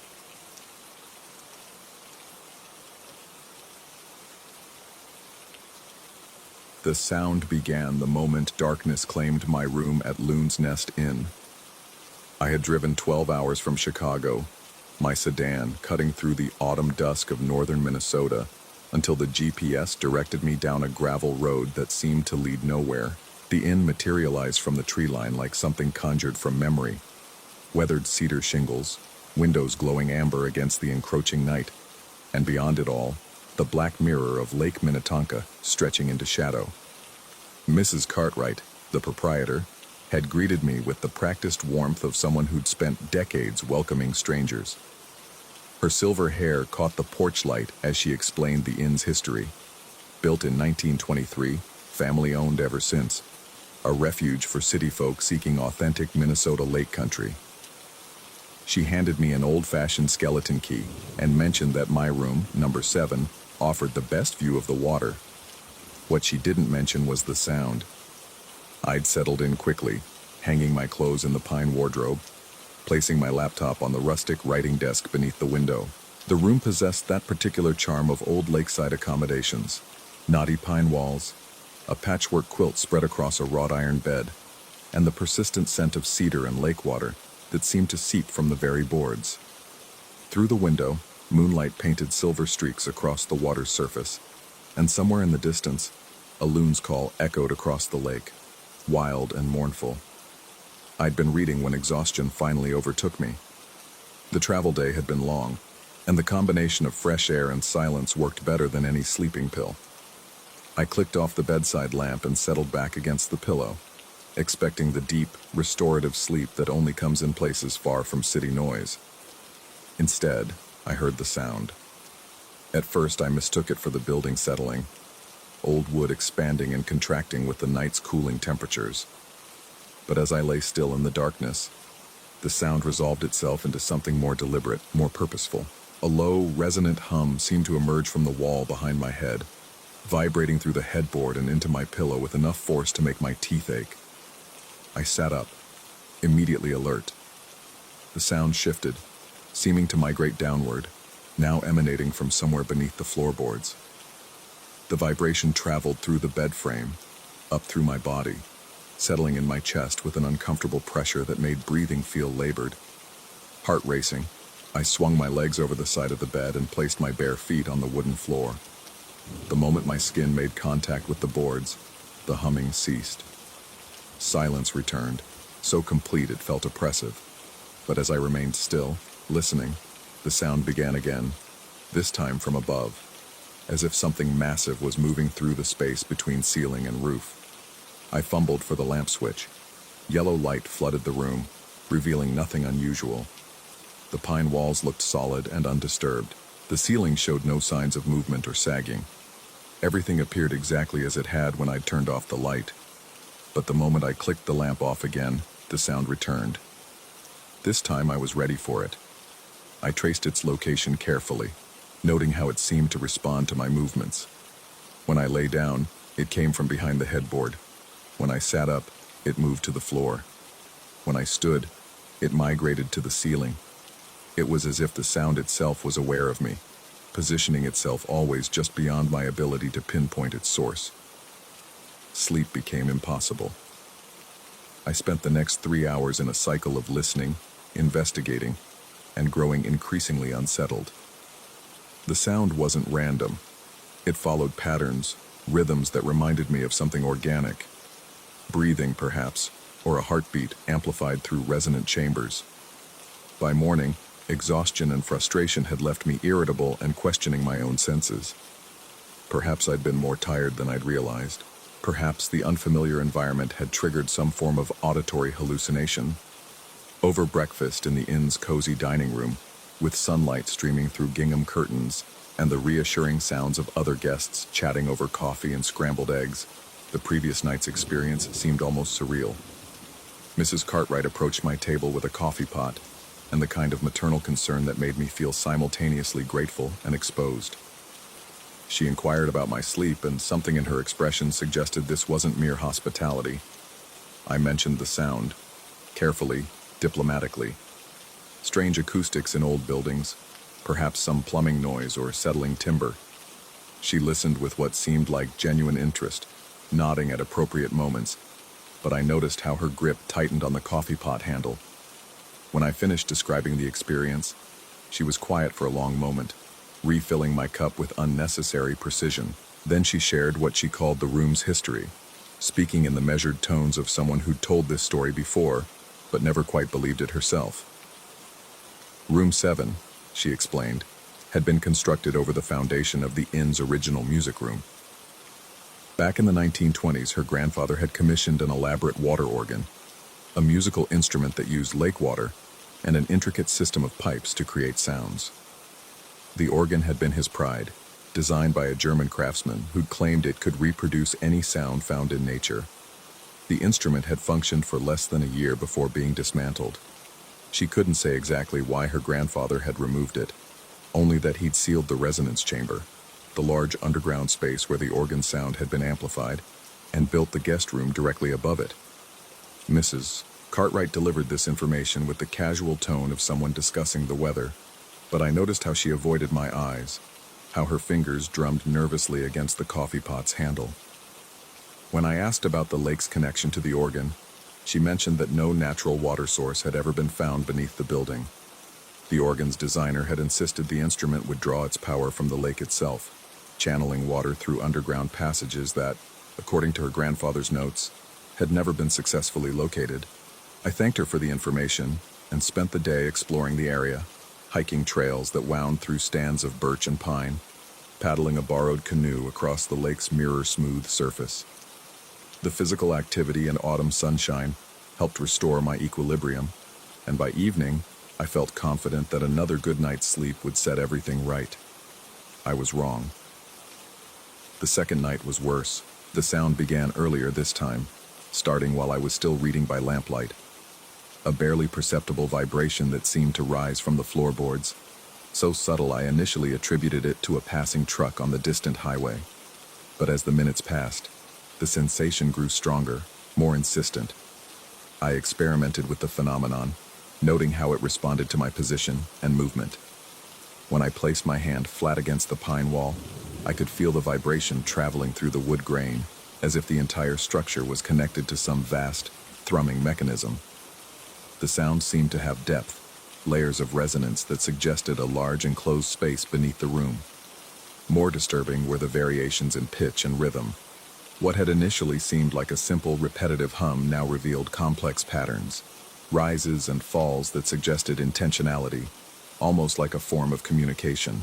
I found myself listening for meaning in the variations, searching for some kind of message in the acoustic patterns. As the night progressed, I began to notice other sensations. The air in the room seemed to thicken, taking on a quality that made each breath feel substantial, almost chewy. The temperature fluctuated in ways that had nothing to do with the autumn night outside. Sometimes I felt cold enough to consider turning on the baseboard heater. Other times, perspiration beaded on my forehead, despite the cool air seeping through the window frames. Most unsettling were the moments of absolute silence, periods when the humming would cease entirely, leaving behind a quiet so complete it seemed to press against my eardrums. During these intervals, I found myself straining to hear something, anything, as if the absence of the sound had become more disturbing than its presence. By the third night, I had developed theories. Perhaps the inn was situated over some kind of natural cave system, and changing air pressure was creating acoustic phenomena. Perhaps underground water movement was causing vibrations that the building's structure amplified. Perhaps I was experiencing some form of stress-related auditory sensitivity, triggered by being alone in an unfamiliar environment. But theories couldn't explain why the sound seemed to respond to my movements, why it followed me around the room like something aware of my presence. Theories couldn't account for the way the patterns seemed increasingly complex each night, as if whatever was producing the sound was learning, adapting, becoming more sophisticated in its attempts to communicate. I began to suspect that Mrs. Cartwright knew more than she was sharing. During our conversations, she displayed a careful casualness that felt rehearsed, as if she'd had similar discussions with previous guests. When I mentioned that the sound seemed to be growing stronger each night, she suggested I might be more sensitive to it now that I was aware of it, the way people notice house noises after someone mentions a building settling. Her explanation was reasonable, but it didn't account for the physical sensations, the vibrations I could feel through the mattress, the way my coffee cup trembled on the nightstand during particularly intense episodes, the subtle movements of the curtains when no breeze stirred outside. On the fourth night, I decided to investigate. I waited until the humming reached its typical intensity, then carefully made my way to the window. Outside, the lake stretched black and still beneath a moonless sky. No boats moved on the water, no lights showed from the distant shore.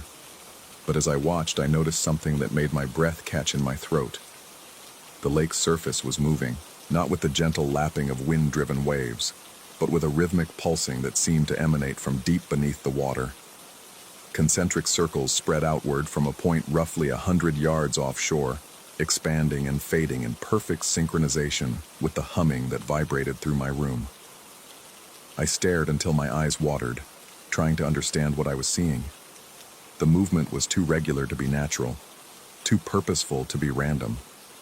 Something beneath the lake was creating those ripples, something large and active that pulsed with the same rhythm as the sound filling my room. As I watched, the pattern changed. The circles began emanating from different points, as if multiple sources had activated beneath the water. The humming in my room grew correspondingly complex, developing harmonies and counter-rhythms that transformed it from simple vibration into something that approached music. That was when I saw the lights. Pale phosphorescent glows began appearing beneath the lake's surface, moving in slow, deliberate patterns that reminded me of deep-sea creatures. The lights pulsed in time with the surface disturbances and the acoustic patterns in my room, creating a synchronized display that could only be intentional. I stood frozen at the window, watching this impossible performance while the sound behind me grew so intense I could feel it in my bones. The lights moved closer to shore, and as they approached I could make out shapes, long, undulating forms that seemed to glide through the water with serpentine grace. The rational part of my mind insisted I was hallucinating.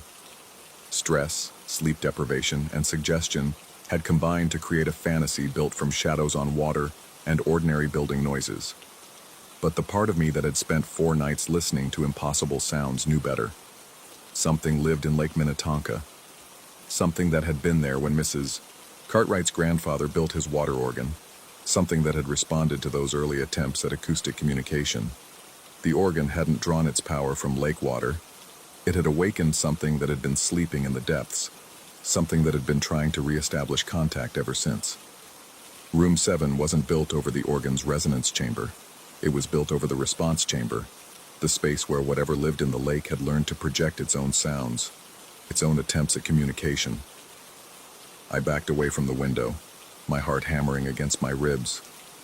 The humming reached a crescendo that seemed to shake the entire building, and through it, I thought I could hear something else. Voices, perhaps, or something that approximated voices. Not human sounds, but communications nonetheless. Complex acoustic patterns that suggested intelligence, intention, need. The lights in the lake grew brighter, more numerous. The surface disturbances spread until the entire visible water was alive with rippling motion. And through the walls of room 7, the sound grew so intense I felt it might tear the building apart. Then, as suddenly as it had begun, everything stopped. The lake returned to mirror stillness. The lights vanished. The humming ceased, leaving behind a silence so profound it seemed to echo in my ears. I stood in the darkness, trembling, wondering if I had just witnessed something extraordinary, or if I was losing my mind. I never found out which was true. The next morning, I checked out early.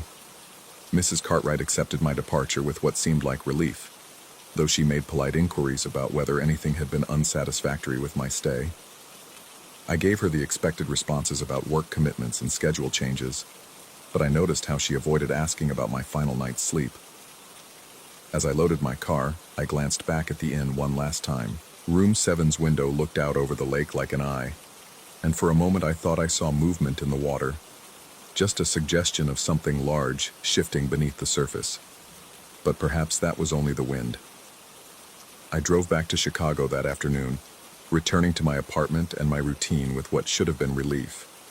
But the city's noise now seemed thin and artificial compared to the profound sounds I'd heard at Loon's Nest. Traffic horns and construction equipment couldn't match the depth and resonance of whatever had been calling to me from beneath the lake. Sometimes, late at night when my apartment is quiet, I think I can still hear it. A faint humming that seems to come from beneath the floorboards, as if something vast and patient is trying to reestablish the connection we made during those 4 nights in Minnesota. I've never returned to Loon's Nest Inn. I'm not sure I could trust myself to leave again if I did, but sometimes when the city noise fades and I'm alone with my thoughts, I find myself wondering what might have happened if I'd stayed another night. What deeper communication might have been possible if I'd overcome my fear and listened more carefully to what was trying to reach me from the depths of Lake Minnetonka. The rational part of my mind insists it was all stress and suggestion, a psychological response to an unfamiliar environment and suggestive stories. But in the quiet hours before dawn, when sleep eludes me and I listen to the building settling around me, I'm less certain. Because sometimes, in the deepest part of the night, I hear something that sounds almost like music. Complex acoustic patterns that remind me of voices calling across vast distances, trying to bridge the gap between different kinds of consciousness, different ways of being in the world. And sometimes, I almost want to answer. Story 26. The smell hit me first. Metallic, sharp as old coins left too long in a pocket. It always started the same way, creeping down from the attic like some invisible fog whenever I sat at my writing desk in those pre-dawn hours when the world felt thinnest. I'd moved into the Claiborne mansion 3 months ago, drawn by the reasonable rent and the romantic notion of living in an Edwardian relic tucked away in Chicago's forgotten suburbs. Mrs. Claiborne, the elderly owner, had been apologetic about the occasional aromatic quirks of the old house, explaining that her grandfather had been something of a spice merchant back in the day. What she hadn't mentioned was how the smell would make my teeth ache, or how it seemed to pulse with a rhythm all its own, growing stronger whenever I put pen to paper. I'm a freelance writer, Nothing glamorous, mostly technical manuals and the occasional ghost-written blog post. The work kept me up late, and I'd grown accustomed to the solitude of those small hours when the house settled around me like old bones. But as October deepened into November, the metallic tang became impossible to ignore. It would start subtle, almost medicinal, then build to something that reminded me of blood and brass and things better left buried. The first time I heard the chains, I convinced myself it was the old radiator pipes. The Claiborne place was a maze of Victorian engineering, all hidden passages and servant staircases that hadn't been used in decades. Thin metallic sounds weren't unusual in a house that old. But these weren't the random clanks and groans of thermal expansion. These were deliberate, a soft dragging, like jewelry being pulled slowly across a wooden floor. Always from above. Always when I wrote. Mrs. Claiborne had given me free run of the house except for the attic storage room. "Just old family things," she'd said with a wave of her arthritic hand. "Grandfather's business materials. Nothing that would interest a young man like yourself. But curiosity has always been my weakness, and by the third week of November, the metallic smell had become so overpowering during my writing sessions that I felt dizzy, nauseated. I needed to know what was up there. The narrow servant's staircase to the attic was hidden behind a panel in the second-floor hallway. I discovered it by accident during my first week, running my hands along the wainscoting like some amateur detective. The wood was different there, softer, and when pressed, it gave way with the whispered complaint of hinges that hadn't moved in years. The stairs were steep and narrow, built for people smaller than modern Americans. Each step groaned under my weight, and the air grew thicker as I climbed. The metallic smell wasn't stronger here. It was present in a way that made my skin crawl, as if it were coming from inside my own body rather than from some external source. The door at the top was oak, heavy and dark with age. No lock, but a simple latch that seemed to have been designed to keep things in, rather than people out. When I lifted it, the click echoed down the stairwell like a gunshot. Inside, the attic stretched the full length of the house. Weak moonlight filtered through small circular windows at either end, casting everything in silver and shadow. But it was the smell that hit me first. That same metallic tang, now so concentrated it made my eyes water. And underneath it, something else. Something organic and warm that reminded me of cardamom and cinnamon and funeral flowers. The boxes were everywhere. They lined the walls in neat rows, stacked from floor to ceiling like some obsessive library catalog. Each one was wooden, aged to the color of dark chocolate, and sealed with wax stamps that caught the moonlight like small eyes. Even in the dim light, I could see that the seals were elaborate, foreign-looking. Scripts I didn't recognize swirled around symbols that seemed to shift and dance when I wasn't looking directly at them. Ottoman. The word came to me unbidden, though I couldn't say why. These were Ottoman seals, the kind used by merchants trading across the old empire. But that was impossible. Mrs. Claiborne's grandfather had been Irish, had run a small spice importing business out of the Chicago docks.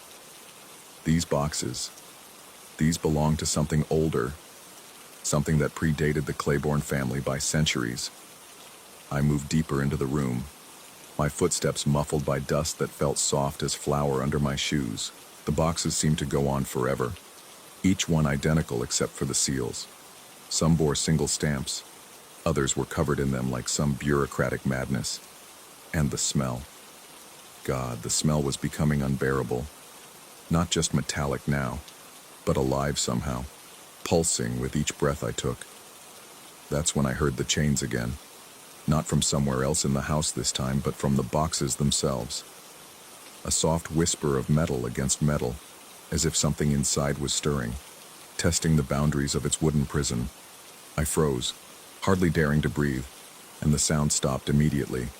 But in the silence that followed, I could swear I heard something else. A rustling, like papers being shuffled, or silk being drawn across rough wood. I should have left then. Every rational part of my mind was screaming at me to back away, to flee down those narrow stairs and never speak of what I'd seen. But there was something else, something that felt almost like recognition, as if I'd been here before, as if these boxes were somehow familiar. Near the center of the room, I found the desk. It was small, barely large enough for a single person, and covered with a dust cloth that might once have been white. When I pulled it away, brass fittings gleamed in the moonlight. An old-fashioned writing set, complete with inkwells and blotting paper. The wood was the same dark oak as the boxes, but polished to a mirror shine that reflected the seals around the room like a constellation of watching eyes. On the desk's surface, someone had left a ledger. The leather binding was cracked with age, but when I opened it, the pages were pristine.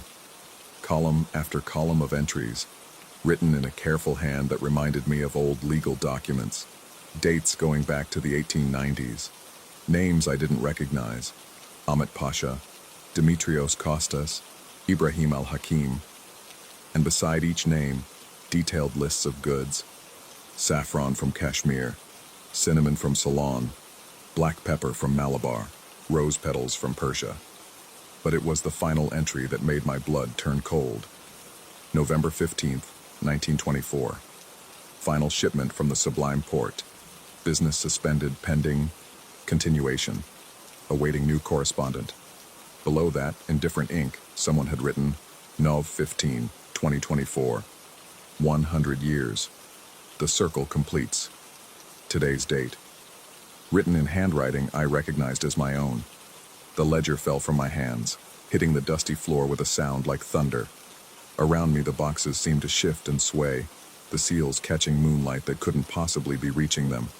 The chains were back, no longer subtle, dragging and clanking with a rhythm that matched my racing heartbeat.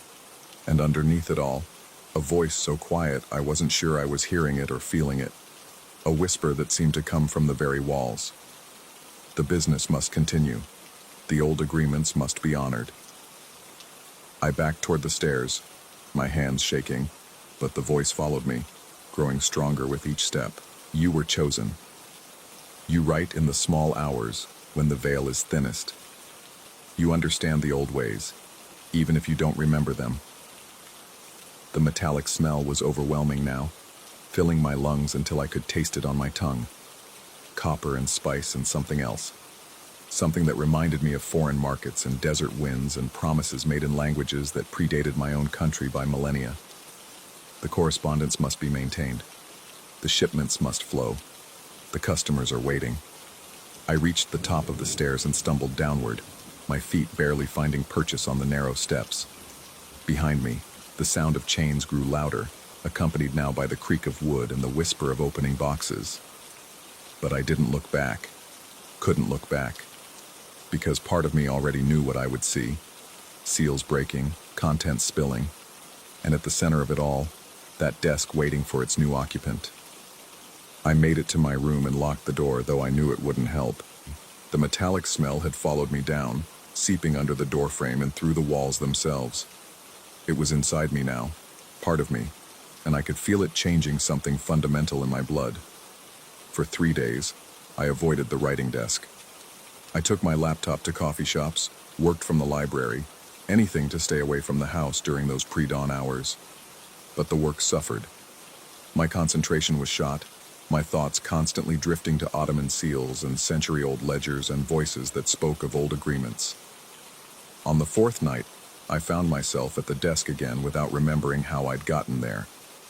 The pen was in my hand, not my usual ballpoint, but something heavier, older.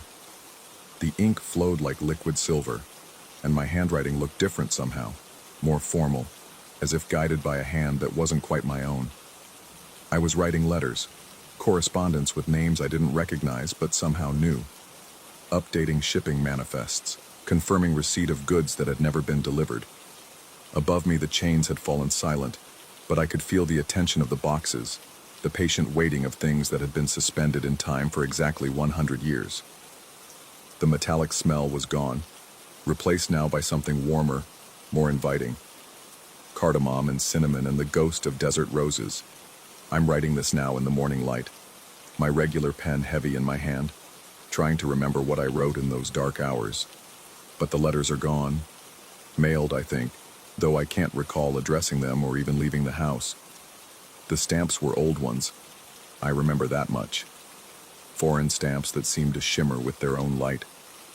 Mrs. Claiborne brought me tea this morning, as she sometimes does. She looked older somehow, frailer, as if some great weight had finally been lifted from her shoulders. When she handed me the cup, her fingers brushed mine, and I felt something pass between us. Not words exactly, but understanding.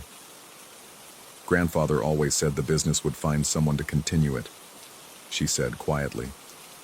He said it was too old to die, too important to let fade. I'm glad it found you.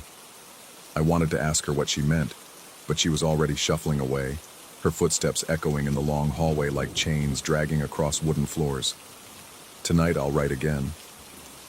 I know this with the same certainty I know my own name, though I'm beginning to wonder if that name is really mine anymore.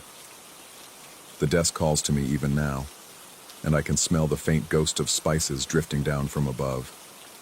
There are customers waiting after all, agreements that span centuries, a trade that was suspended but never truly ended.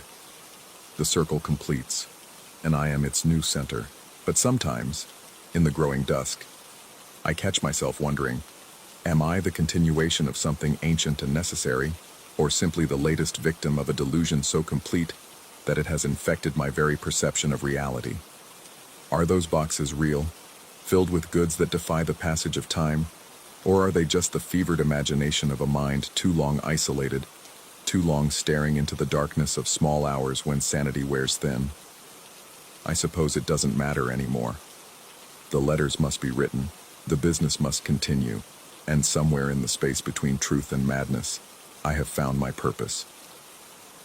The pen grows heavy in my hand as night falls, and from above, I hear the patient rustling of 100 sealed boxes, each one waiting for its contents to find their way into the world again. Story 27. The night security job at Mariner Physical Therapy Center wasn't supposed to be complicated. Watch the monitors, do the rounds, make sure nobody breaks into a building full of medical equipment and wheelchairs. Simple enough for someone like me, someone who preferred the quiet hours when the world slept and left me alone with my thoughts. But thoughts, I've learned, can be dangerous companions in the small hours of the morning. The renovation had been going on for 3 weeks when I started the position. Half the building gutted, plastic sheeting hanging like funeral shrouds over doorways, the sharp scent of fresh paint mixing with the lingering smell of antiseptic that never quite leaves medical facilities. During the day, contractors hammered and drilled, their voices echoing through the skeleton of what would soon be expanded treatment rooms. At night, the silence pressed against my eardrums like cotton. The first time I heard it, I almost convinced myself it was the building settling. Old pipes, thermal expansion, the kind of sounds every night watchman learns to ignore. But the rhythm was too deliberate, too consistent. Click squeak, click squeak, click squeak. The unmistakable percussion of walker wheels against linoleum, moving with the careful, measured pace of someone uncertain on their feet. 2:22 a.m. The time was burned into my retinas from staring at the security monitor display. Every night, same time, same corridor, the one they'd closed off for renovation, the one where nobody was supposed to be walking at all. I grabbed my flashlight and radio that first night, my boots echoing as I made my way through the maze of plastic sheeting and exposed drywall. The renovation had transformed the familiar layout into something alien, shadows cutting strange angles where walls should have been. My beam swept across empty spaces, illuminating nothing but dust motes dancing in the light. The sound had stopped. In the morning, I mentioned it to Ted, the day shift supervisor. He laughed it off with the kind of condescending chuckle that suggested he'd heard similar stories from every night guard they'd ever hired. Old buildings make noise, he said, especially ones being torn apart and put back together. I nodded and said nothing more about it. But I started paying closer attention to the monitors. The security system was state-of-the-art, motion sensors and infrared cameras covering every inch of the building. Yet the cameras never showed anything walking through that corridor. Instead, I began to notice something else, a pattern in the way the lights behaved. The motion-activated LED strips would flicker on in sequence, one after another, as if something was moving beneath them. But the camera showed only empty hallway, the lights creating a slow-moving constellation of illumination that traveled the length of the corridor and then winked out. Click, squeak, click, squeak, click, squeak. I started timing it, 90 seconds from the beginning of the corridor to the end. The pace of someone elderly, someone cautious, someone who needed help walking. The second week, I decided to position myself at the far end of the corridor before 2:22 a.m. I stood in the darkness, my flashlight off, listening to my own heartbeat and the whisper of the ventilation system. The plastic sheeting rustled softly in the artificial breeze. At exactly 2:22, the lights began their sequence at the opposite end of the hall. Click, squeak, click, squeak, click, squeak. I strained my eyes, looking for any shape, any shadow that might explain the sound. The lights passed by me one by one, but I saw nothing, felt nothing, except for the cold. The temperature dropped by at least 10 degrees as the lights moved past my position. My breath misted in the air, and goosebumps raised along my arms. The sound continued for another 20 feet before stopping abruptly, and the lights returned to their dormant state. I stood there for another 10 minutes, my flashlight beam revealing only empty corridor. But when I finally knelt to examine the floor, I found them. Rubber scuff marks on the linoleum. Fresh ones. The parallel lines that walker feet leave when they catch slightly on smooth flooring. And the smell hit me then. Talcum powder, the kind they use in nursing homes and rehabilitation centers. Sweet and cloying and unmistakable. It hung in the air like a presence, making my throat tight. I reported the scuff marks to Ted the next morning. He frowned at the photos on my phone, muttering something about contractors tracking in debris. But I could see the uncertainty in his eyes. These weren't contractor boot prints or wheel marks from equipment dollies. These were the precise, measured impressions of medical walker feet. The third week was when things escalated. I started leaving one of the automatic doors unlocked, the one that led from the main corridor to the renovation area. It seemed to help. The walking sounds continued, but they felt less agitated somehow, less urgent. The temperature drops became milder, and the scent of talcum powder faded to barely noticeable levels. But one night, I forgot. A simple oversight. I'd been distracted by a phone call from my ex-wife, one of those late-night conversations that left me rattled and unfocused. I locked down the building according to protocol, every door secured, every access point sealed. At 2:22 a.m., the fall alarms began screaming, not just one or two. Every single patient room in the building, including the ones that had been gutted for renovation, the monitoring system showed critical alerts cascading across the screen like a digital avalanche. Patient fall detected, immediate assistance required. Over and over, room after room, a cacophony of electronic panic. I ran through the corridors, my radio crackling with automated emergency broadcasts, my heart hammering against my ribs. Room by room, I checked every single alert. Empty beds in empty rooms, fall mats undisturbed, everything exactly as it should be.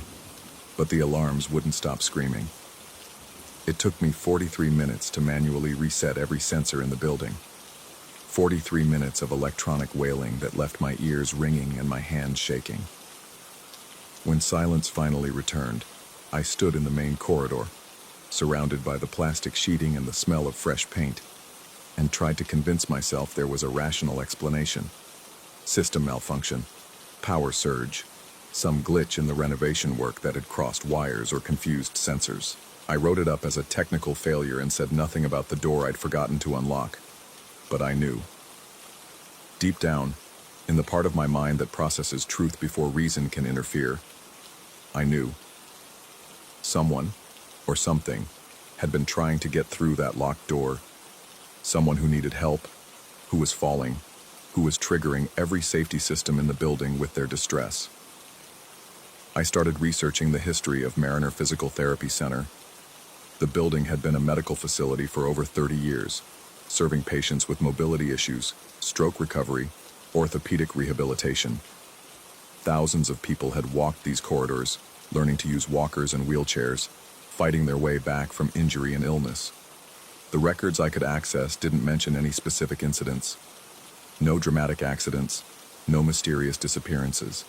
Just the quiet, steady work of helping people learn to walk again. But there was something in the language of the old patient testimonials, a recurring theme that made the hair on the back of my neck stand up.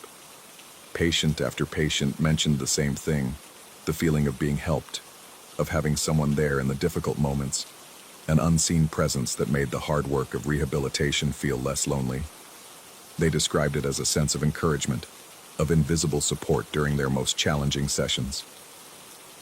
"I never felt alone," one testimonial read. "Even when I was struggling with the walker in the early morning sessions, it felt like someone was walking with me, making sure I was safe." Another, "There was something comforting about that place, especially in the quiet hours, like guardian angels watching over everyone who needed to learn to walk again." I began to wonder if the renovation had disturbed something more than just walls and flooring, something that had been walking these corridors for years, helping patients, offering the kind of quiet support that never makes it into official medical records. But that would be crazy, wouldn't it?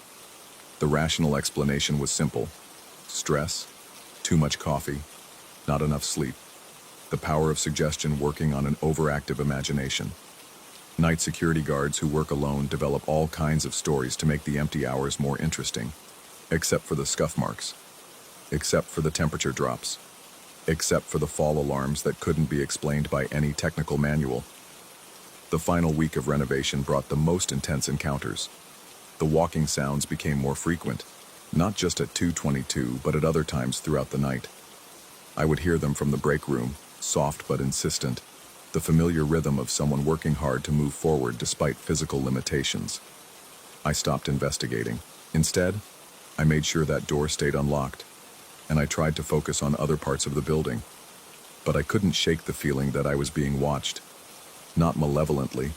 There was nothing threatening about the presence, but with a kind of patient concern, as if someone was evaluating whether I was doing my job properly. One night, I left a cup of coffee on the break room table and went to check the perimeter. When I returned 20 minutes later, the coffee was still warm, but it had been moved 3 inches to the right, positioned exactly where someone in a wheelchair might comfortably reach it. Another night, I found my dropped pen in the middle of the corridor, placed carefully on the floor as if someone had retrieved it and set it down where I couldn't miss it. Small kindnesses. The same kind of helpful gestures the patients had written about in their testimonials. On my final night at Mariner, the renovation complete, the day shift taking back full coverage, I decided to wait in the corridor at 2:22 a.m., not to investigate or document, but simply to bear witness, to acknowledge whatever presence had been sharing these quiet hours with me. The lights began their sequence exactly on time. Click squeak, click squeak, click squeak. I stood in the darkness, my flashlight off, and watched the illumination move past me. The cold touched my skin like a gentle hand, and the scent of talcum powder filled my nostrils. For just a moment, so brief I might have imagined it, I thought I saw the outline of a figure in the moving lights. Elderly, bent over a chrome walker, moving with careful determination down the corridor. A face that might have been male or female, young or old, real or constructed from shadows and wishful thinking. I whispered "thank you" into the darkness. The lights completed their sequence and winked out. The temperature returned to normal. The silence settled back over the building like a blanket. But in that silence, I could have sworn I heard something else. A sound so soft it might have been my imagination. So faint it could have been the building's ventilation system. It sounded like, "You're welcome." The renovation crews finished their work the next week. The new Mariner Physical Therapy Center reopened with expanded facilities, state-of-the-art equipment, and fresh hope for patients learning to walk again. The night security position was eliminated. The new automated systems could monitor the building more efficiently than any human guard. I moved on to another job, another building, another set of empty corridors to patrol in the small hours of the morning. But sometimes, when I'm walking through quiet spaces where people have struggled and healed, I find myself listening for the sound of walker wheels on linoleum. And sometimes, not always, but sometimes, I think I hear them. Whether that makes me crazy or blessed, I'm no longer certain. But I've learned to leave the doors unlocked, just in case someone needs to get through. someone who still has work to do, helping others learn to walk again, even in the dark, even when no one else is watching, especially then. Story 28. The desert heat had been pressing down on Rancho Sun Mesa for 3 days straight when I arrived with my equipment, sweat already beading on my forehead despite the morning hour. The resort stretched across the rust-colored landscape like a modernist fever dream, all sharp angles and floor-to-ceiling windows that reflected the endless New Mexico sky. My client had been specific about the timeline. The property needed to be photographed and listed within the week, before the estate lawyers got too involved in whatever legal mess surrounded the late actor's holdings. Marcus Holloway had owned this place for nearly 2 decades before his heart gave out in some Beverly Hills restaurant. Now his heirs wanted it gone, converted to cash as quickly as possible. The resort manager, a weathered man named Cortez, who spoke in clipped sentences and avoided eye contact, had handed me the keys with obvious relief. The main building sprawled across the property's heart, a testament to mid-century excess wrapped in adobe and steel. Holloway had spared no expense when he'd built his desert retreat, importing materials from around the world and hiring architects whose names I recognized from coffee table books. Every surface seemed designed to catch light in interesting ways, creating the kind of dramatic shadows and highlights that would photograph beautifully. I spent the morning working through the common areas, the lobby with its soaring ceiling and massive fireplace, the dining room that could seat 30, the bar area with its collection of vintage spirits still arranged on glass shelves like museum pieces. My camera clicked steadily, documenting each space with the methodical precision that had built my reputation in architectural photography. The afternoon heat had driven me indoors when I discovered the corridor. It wasn't marked on any of the floor plans Cortez had provided, just a narrow hallway branching off from the main wing's eastern side. The door had been painted the same warm terracotta as the surrounding walls, nearly invisible except for the slightly different texture where it met the frame. When I turned the handle, expecting resistance, it opened smoothly on well-oiled hinges. The corridor stretched ahead of me, perhaps 40 feet long and barely wide enough for 2 people to pass comfortably.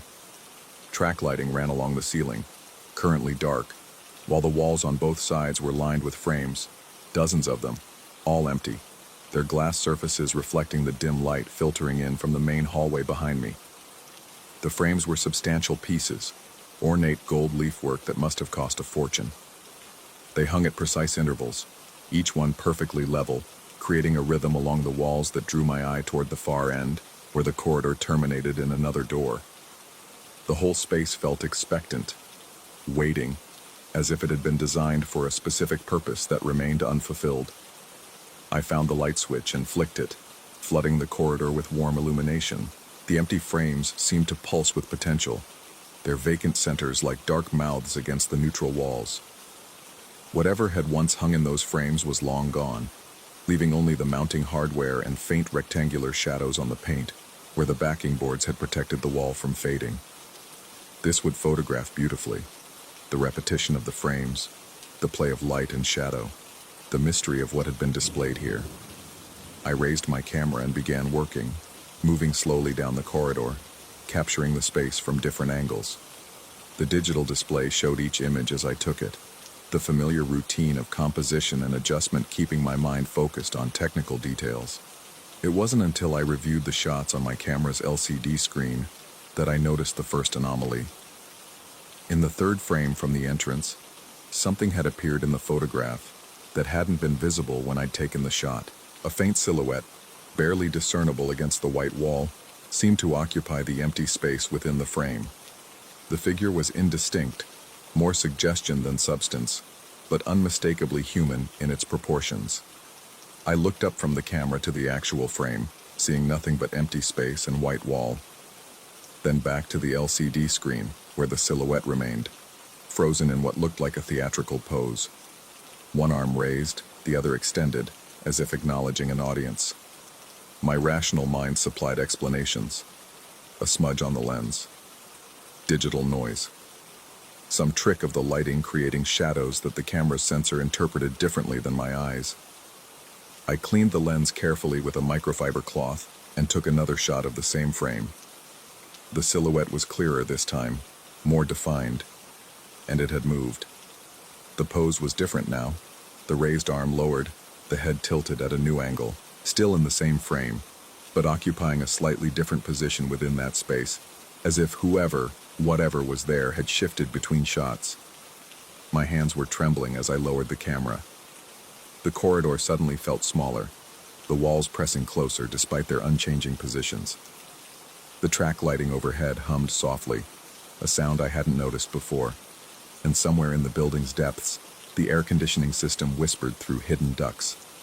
I forced myself to continue down the corridor, checking each frame methodically. To my naked eye, they remained uniformly empty, their glass surfaces reflecting nothing but the opposite wall and my own moving figure. But through the camera's lens, captured in the strange alchemy of digital sensors and processing chips, other things began to appear. By the 10th frame, 3 figures were visible in my photographs. By the 20th, the number had grown to 8. All of them were rendered in what my photographer's eye recognized as Technicolor saturation, that distinctive, slightly unreal color palette that had defined Hollywood's golden age. Their clothes were period pieces from different eras. A woman in a beaded flapper dress from the 20s, a man in the kind of fitted tuxedo that belonged to the 40s, another figure in the flowing fabrics and bold patterns of the 70s. Each photograph showed them in classic red carpet poses, arms extended in gracious waves, hands placed elegantly on hips, faces turned toward some invisible camera. They looked like celebrities acknowledging their public, frozen in moments of orchestrated charm and manufactured intimacy. The rational part of my mind kept insisting that this was some kind of technical malfunction, but rational thought was becoming harder to maintain. The figures were too detailed, too specific, too perfectly composed to be random digital artifacts, and there was something in their positioning, their poses, that suggested awareness, as if they knew they were being photographed. I reached the end of the corridor and found the door unlocked.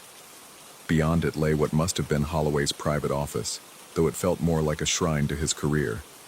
The walls were covered with posters, photographs, and memorabilia from his films. Awards sat on shelves, their golden surfaces reflecting the afternoon light that streamed through a large window overlooking the desert. But it was the wall behind the desk that made my breath catch.